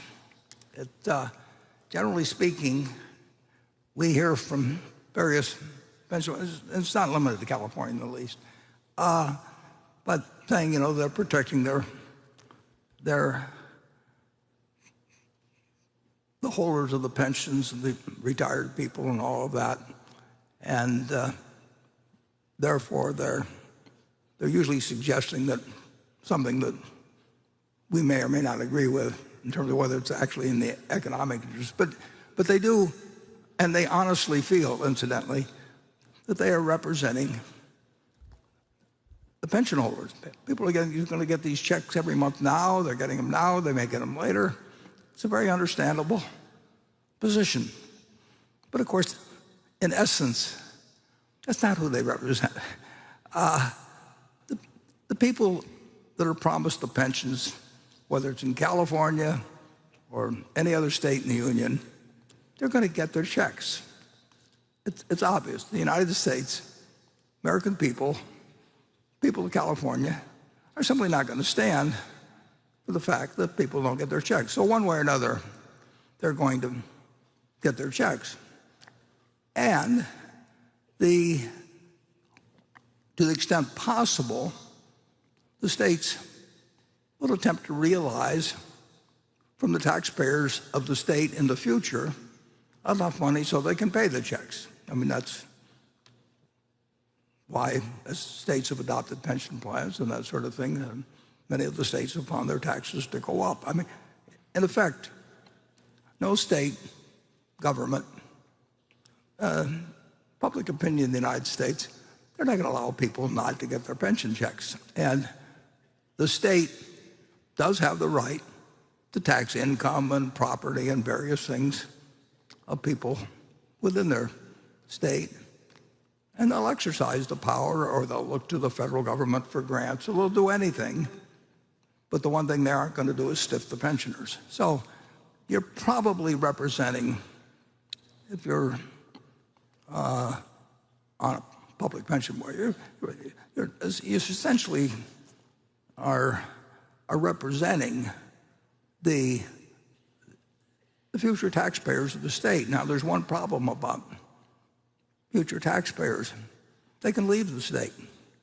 And it gets awkward in certain states, particularly when people start leaving the state, because the revenue that goes with those people from income taxes and sales tax and so on. So people have a fair amount of freedom of movement. They don't feel the same way about U.S. taxes. Not very many people are going to move from one place to another, but they may even be, in the United States, they move.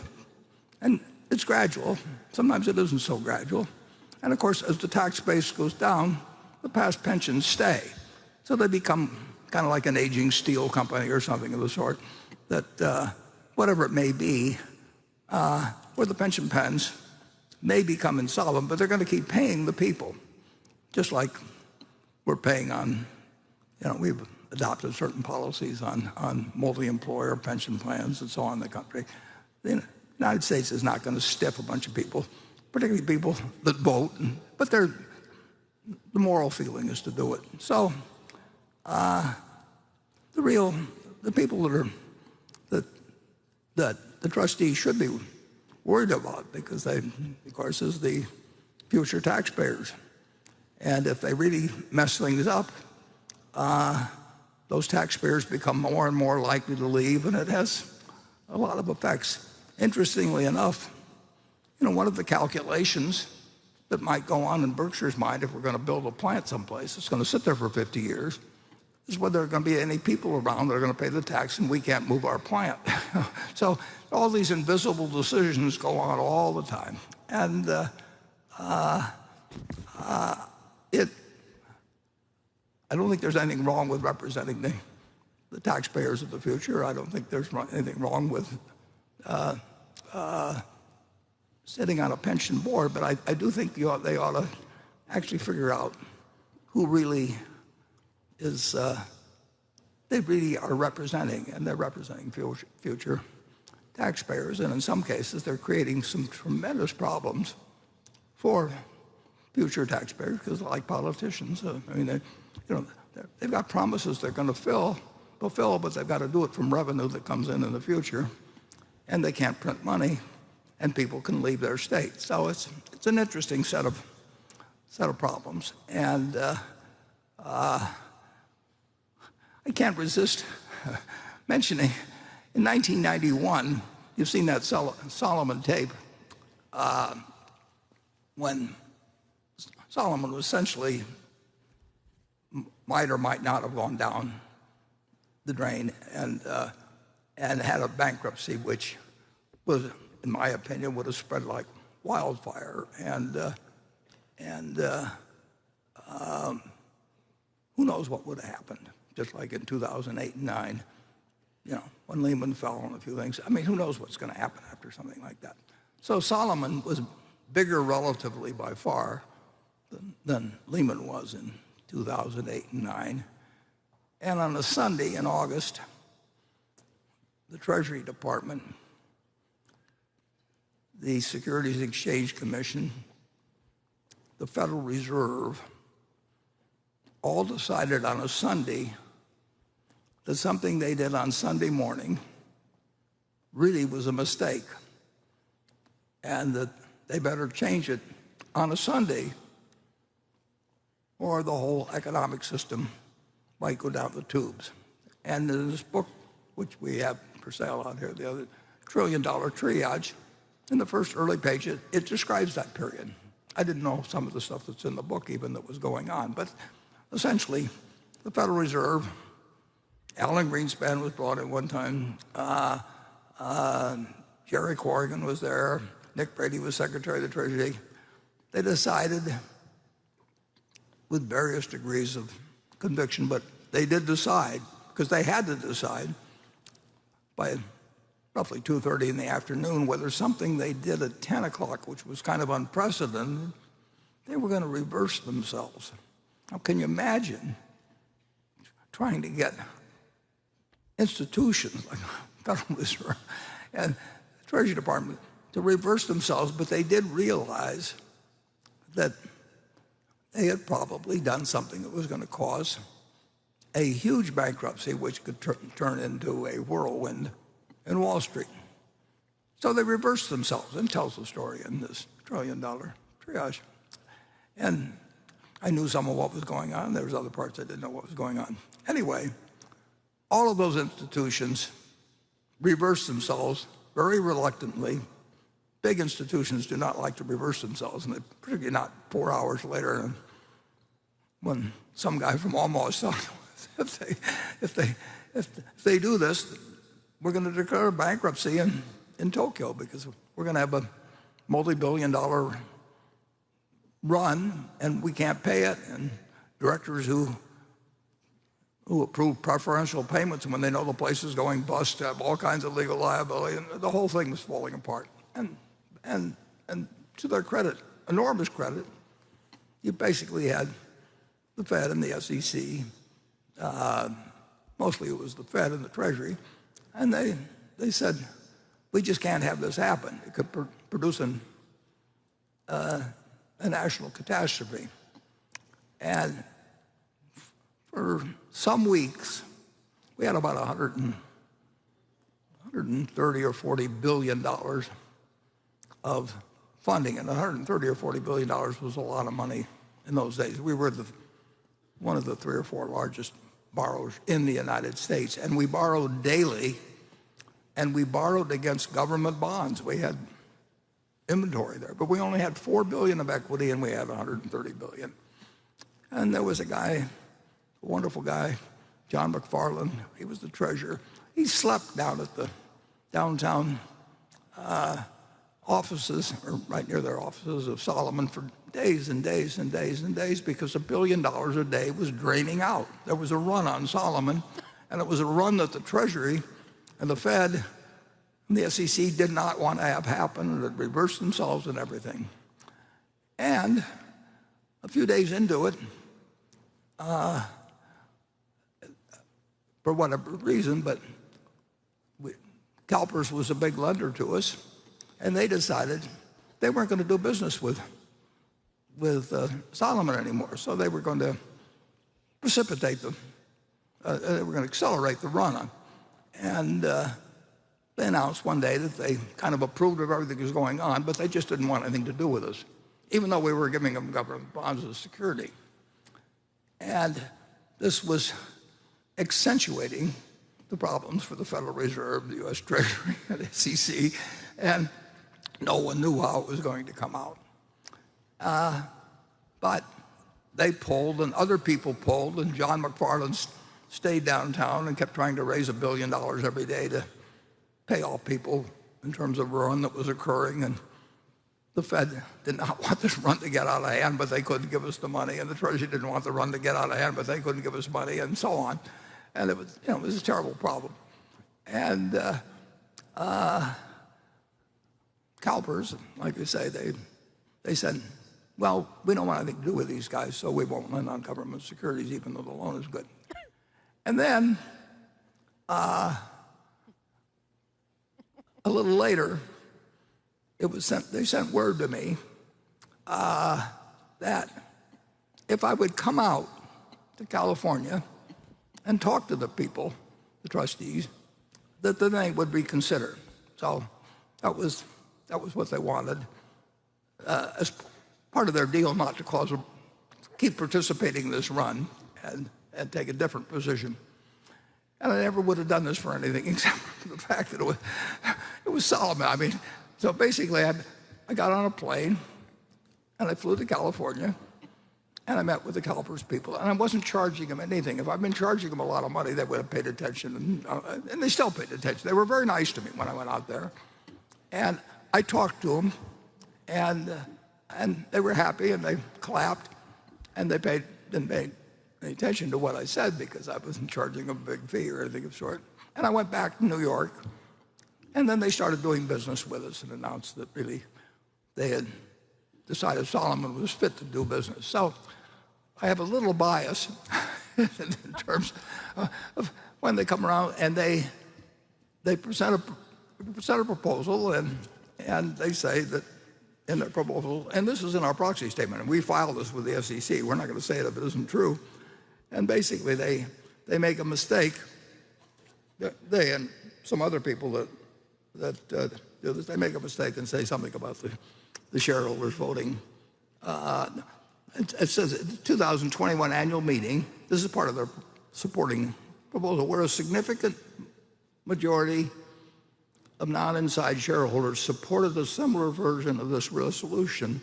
Well, we say in our response the proponent's assertion that at the 2021 annual meeting, a significant majority of non-inside shareholders supported a similar resolution is incorrect. And in fact, a significant majority of such shareholders did not support the proposal. That's either true or false. And I have the last report submitted by that same firm and that handles our material at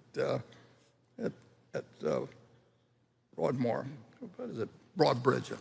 And it reports the number of shareholders. It's the last day before the voting or something like that, and it's got the number of shareholders that support us and are against us, and it's 4-1 in our favor and something like that. And it just doesn't make any difference to them. I mean, it's fascinating to me that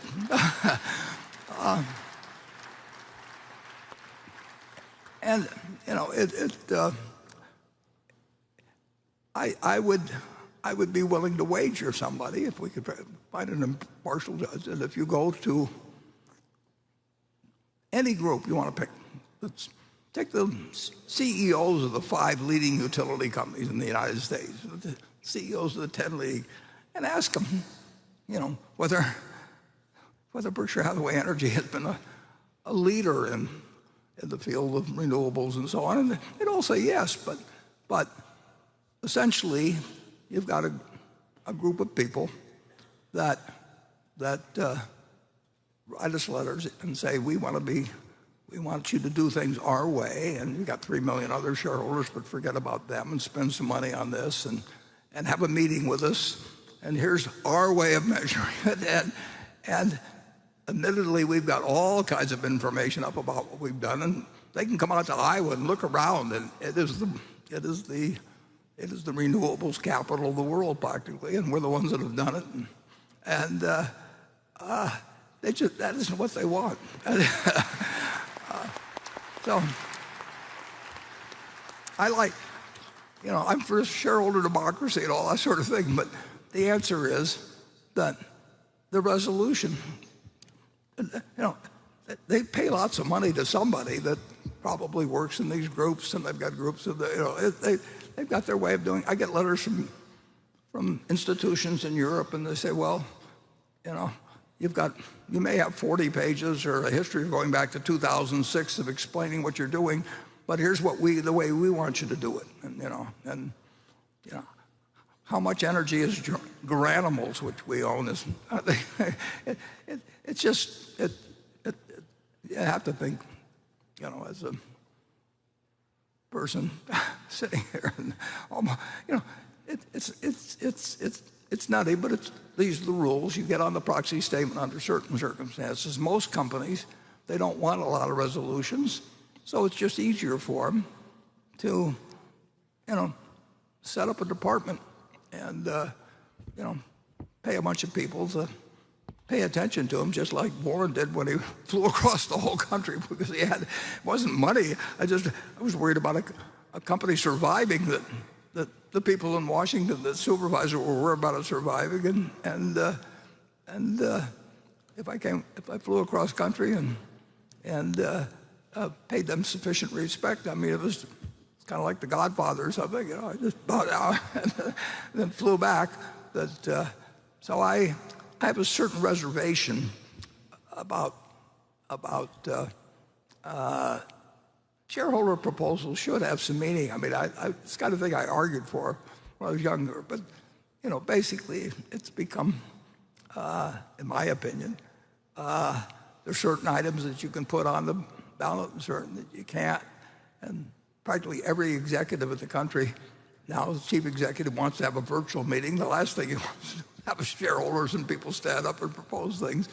And we'll just keep talking about it the way we see it is. And in the end, we will have a report as to the vote, and this time. And I can assure you, we're not stuffing the ballot box. We're not doing anything. I mean, voter fraud. It's not like Chicago in the old days where you waited for the cemetery vote to come in and that sort of thing. We don't count the votes. We don't say where they come from. We don't know where they come from. But we can tell when 2 or 3 institutions that got huge amounts of shares, but they're one owner, and they vote a certain way, and then they feel pure, and they don't really, what they care about is whether we check their boxes and the people that work for them. A certain number of people are getting employed by them, and their hearts are pure, but ours aren't impure. And with that, I think we ought to, well, I won't do this again, but it's a really interesting development in terms of getting more a rules-based type of situation where basically no company, almost every company, figures out how to negotiate with the people. And they all have a good many of the CEOs. I mean, they just figure it's something that they endure in the business, and they set up a department to answer the questions and meet with the people and show the proper respect and so on. And it's being done to carry through on something which I think the substance of is pretty similar. If I thought Berkshire Hathaway Energy was behaving in a way that was bad for society, worse than other utility companies, but no company. And the reason, of course, is that we don't take dividends out of it. So we pump tens of billions of dollars into the business. In fact, every utility pays out the dividends. And it's not the fault of the utility management. That's just a policy that's been the case in the utility industry. But they don't really have much cash left over. And we have plenty of cash, and we'll put in more cash, and we're willing to build, whatever amount of transmission lines and all kinds of things that would be helpful to the country. And we're doing a fair amount of it, but we could do a whole lot more. And we're better positioned to do it, really, than any utility company in the country. And I think if you talk to other utility executives, I don't advise you to go and put them on the spot or anything, but they would agree. But they also know that their life is easier if they just have somebody to take care of people that want to be catered to, basically. And I catered to them at the time of Solomon in 1991 because 8,000 people were working there, and John McFarland was trying to raise $1 billion a day in the Treasury and the Fed, and the SEC wanted us to stay alive. And in effect, that caused me to go and pay my respects to the Godfather, and I came back. But I do think a little background is kind of interesting on this. And with that, we'll ask Ms. Amick, can you give your report?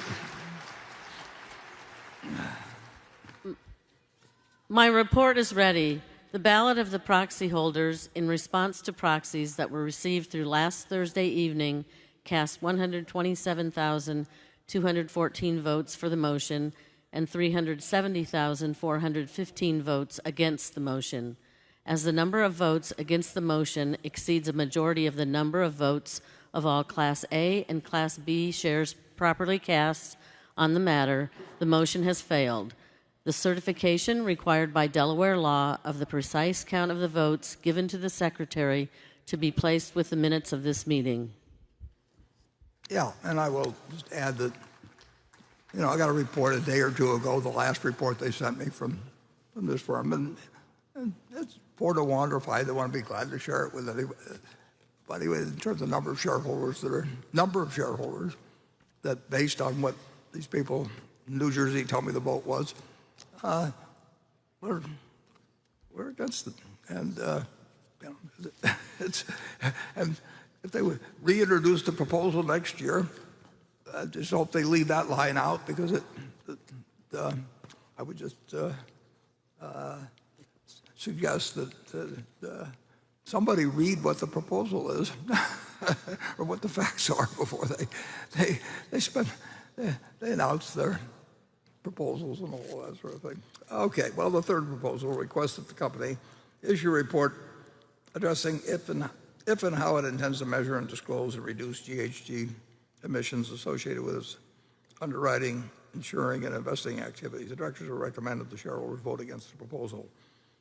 I will now recognize Jalen Spann, representative of Whistle Stop Capital, to present the proposal. Chairman, Mr. Buffett, and board members, good afternoon. My name is Jalen Spann, and I want to first thank you for the opportunity to present proposal number 4 on behalf of shareholder representative As You Sow. This proposal asks Berkshire to measure, disclose, and begin reducing the greenhouse gas emissions supported by its insuring, underwriting, and investment activities. In its most simple terms, the proposal asks Berkshire to take responsibility for its contribution to climate change. The U.S. Commodity Futures Trading Commission has acknowledged that climate change can impair the productive capacity of the national economy.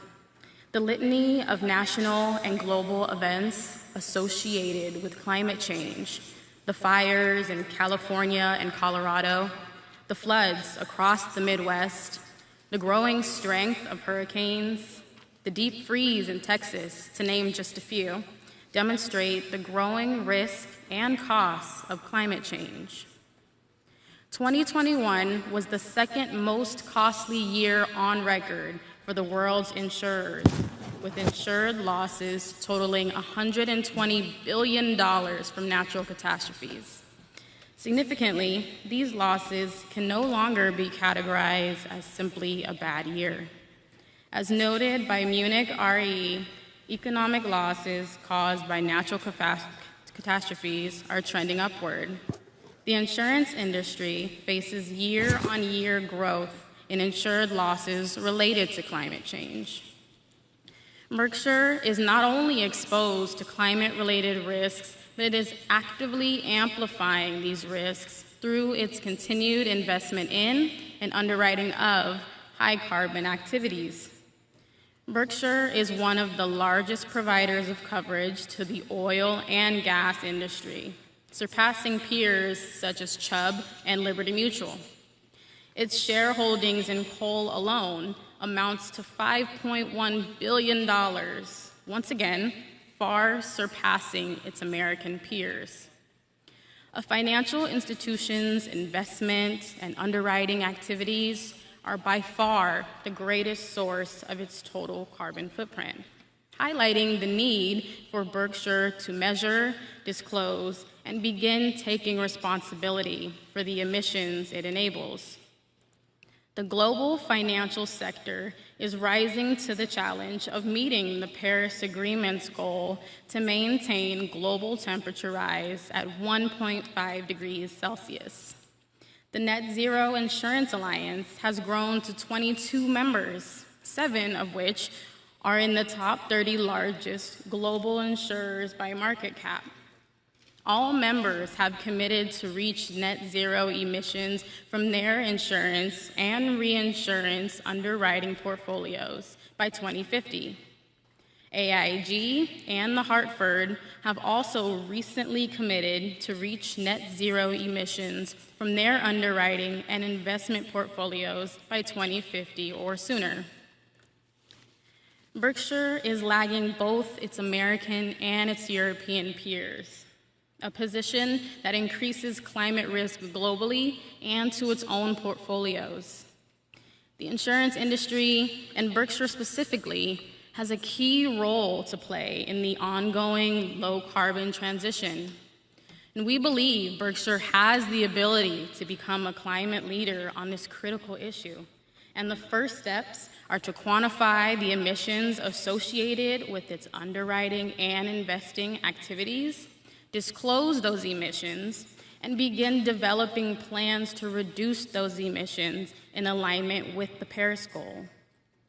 To ensure global success in protecting this planet and its inhabitants, every business must take responsibility for its own contribution to climate change. And we look forward to working with Berkshire to address this vital issue. Thank you. Thank you, Ms. Bunn. The motion is now ready to be acted upon. If there are any shareholders voting in person, they should now, how about a little light up here? They should now mark their proposal, their ballot on the motion. Ms. Amick, when you are ready, you may give your report. My report is ready. The ballot of the proxy holders in response to proxies that were received through last Thursday evening cast 127,065 votes for the motion and 370,630 votes against the motion. As the number of votes against the motion exceeds a majority of the number of the votes of all Class A and Class B shares properly cast on the matter, the motion has failed. The certification required by the Delaware law of the precise count of the votes given to the Secretary to be placed with the minutes of this meeting. Thank you, Ms. Amick. Proposal fails. The fourth proposal requests that the company report to shareholders on the outcome of its diversity, equity, and inclusion efforts. The directors have recommended that the shareholders vote against the proposal. I will now recognize Jalen Spann, representative of Whistle Stop, to present the proposal. Hello, I'm Jalen Spann. I'm speaking on behalf of the nonprofit advocacy organization As You Sow and Whistle Stop Capital. I formally move proposal number 5, asking for Berkshire Hathaway to report on the outcomes of their diversity, equity, and inclusion efforts by publishing quantitative data on their workforce composition and recruitment, retention, and promotion rates of employees by gender, race, and ethnicity. Warren Buffett once mentioned that he had grown up with 2 sisters who, to quote Mr. Buffett, are absolutely smart as I am and better personalities.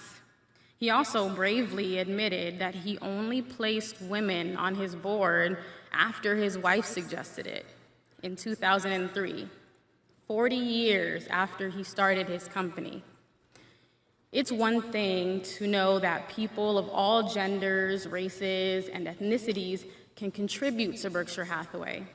It is another thing entirely to intentionally and proactively create the space, opportunity, and training needed within a company for those people to be able to contribute without facing harassment and discrimination. In the absence of data, we must instead assume that Berkshire Hathaway companies are no better nor any worse than any company in America.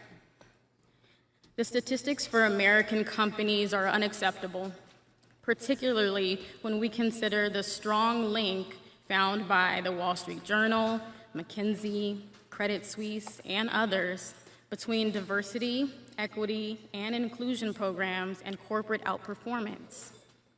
42% of Americans have witnessed or experienced racism at work.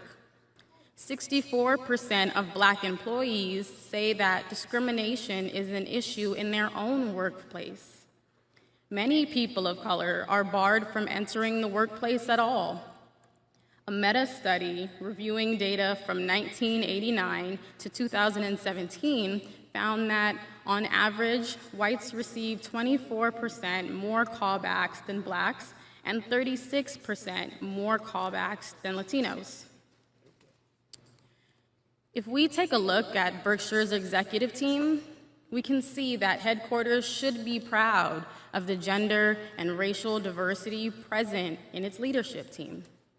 The culture that exists at Berkshire Hathaway headquarters appears to be one that recruits, hires, promotes, and retains diverse employees. Mr. Buffett stresses the importance of culture and the value that it has on the long-term success of a company. He said that culture, more than rule books, determines how an organization behaves.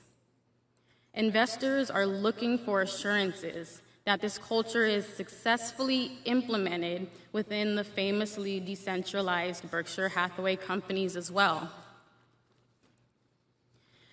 In order to allow their investors to understand their workplace diversity, 87 of the S&P 100 companies have released or have committed to releasing their EEO-1 form, which is a standardized government-mandated accounting of gender, race, and ethnicity breakdown by employment levels. By contrast, of the more than 60 companies Berkshire owns, only one has publicly released this form. One company. This is not the leadership that Mr. Buffett is known for. The company's inclusion data, the hiring, retention, and promotion rates of diverse employees must also be shared for investors to have a full understanding of the actual experience of not only Berkshire's employees, but of its portfolio companies' employees as well.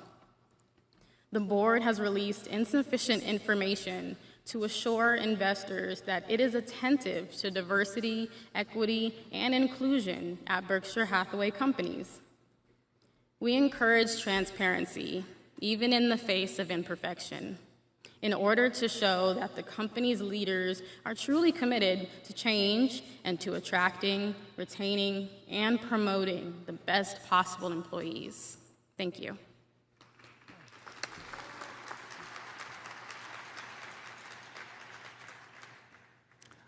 I certainly agree with you that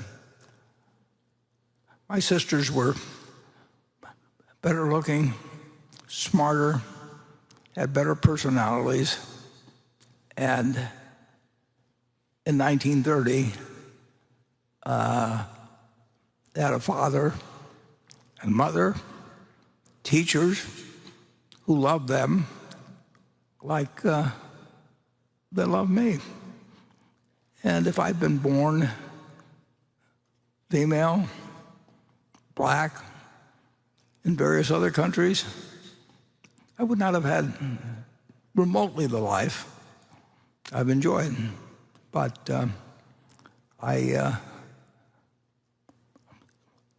if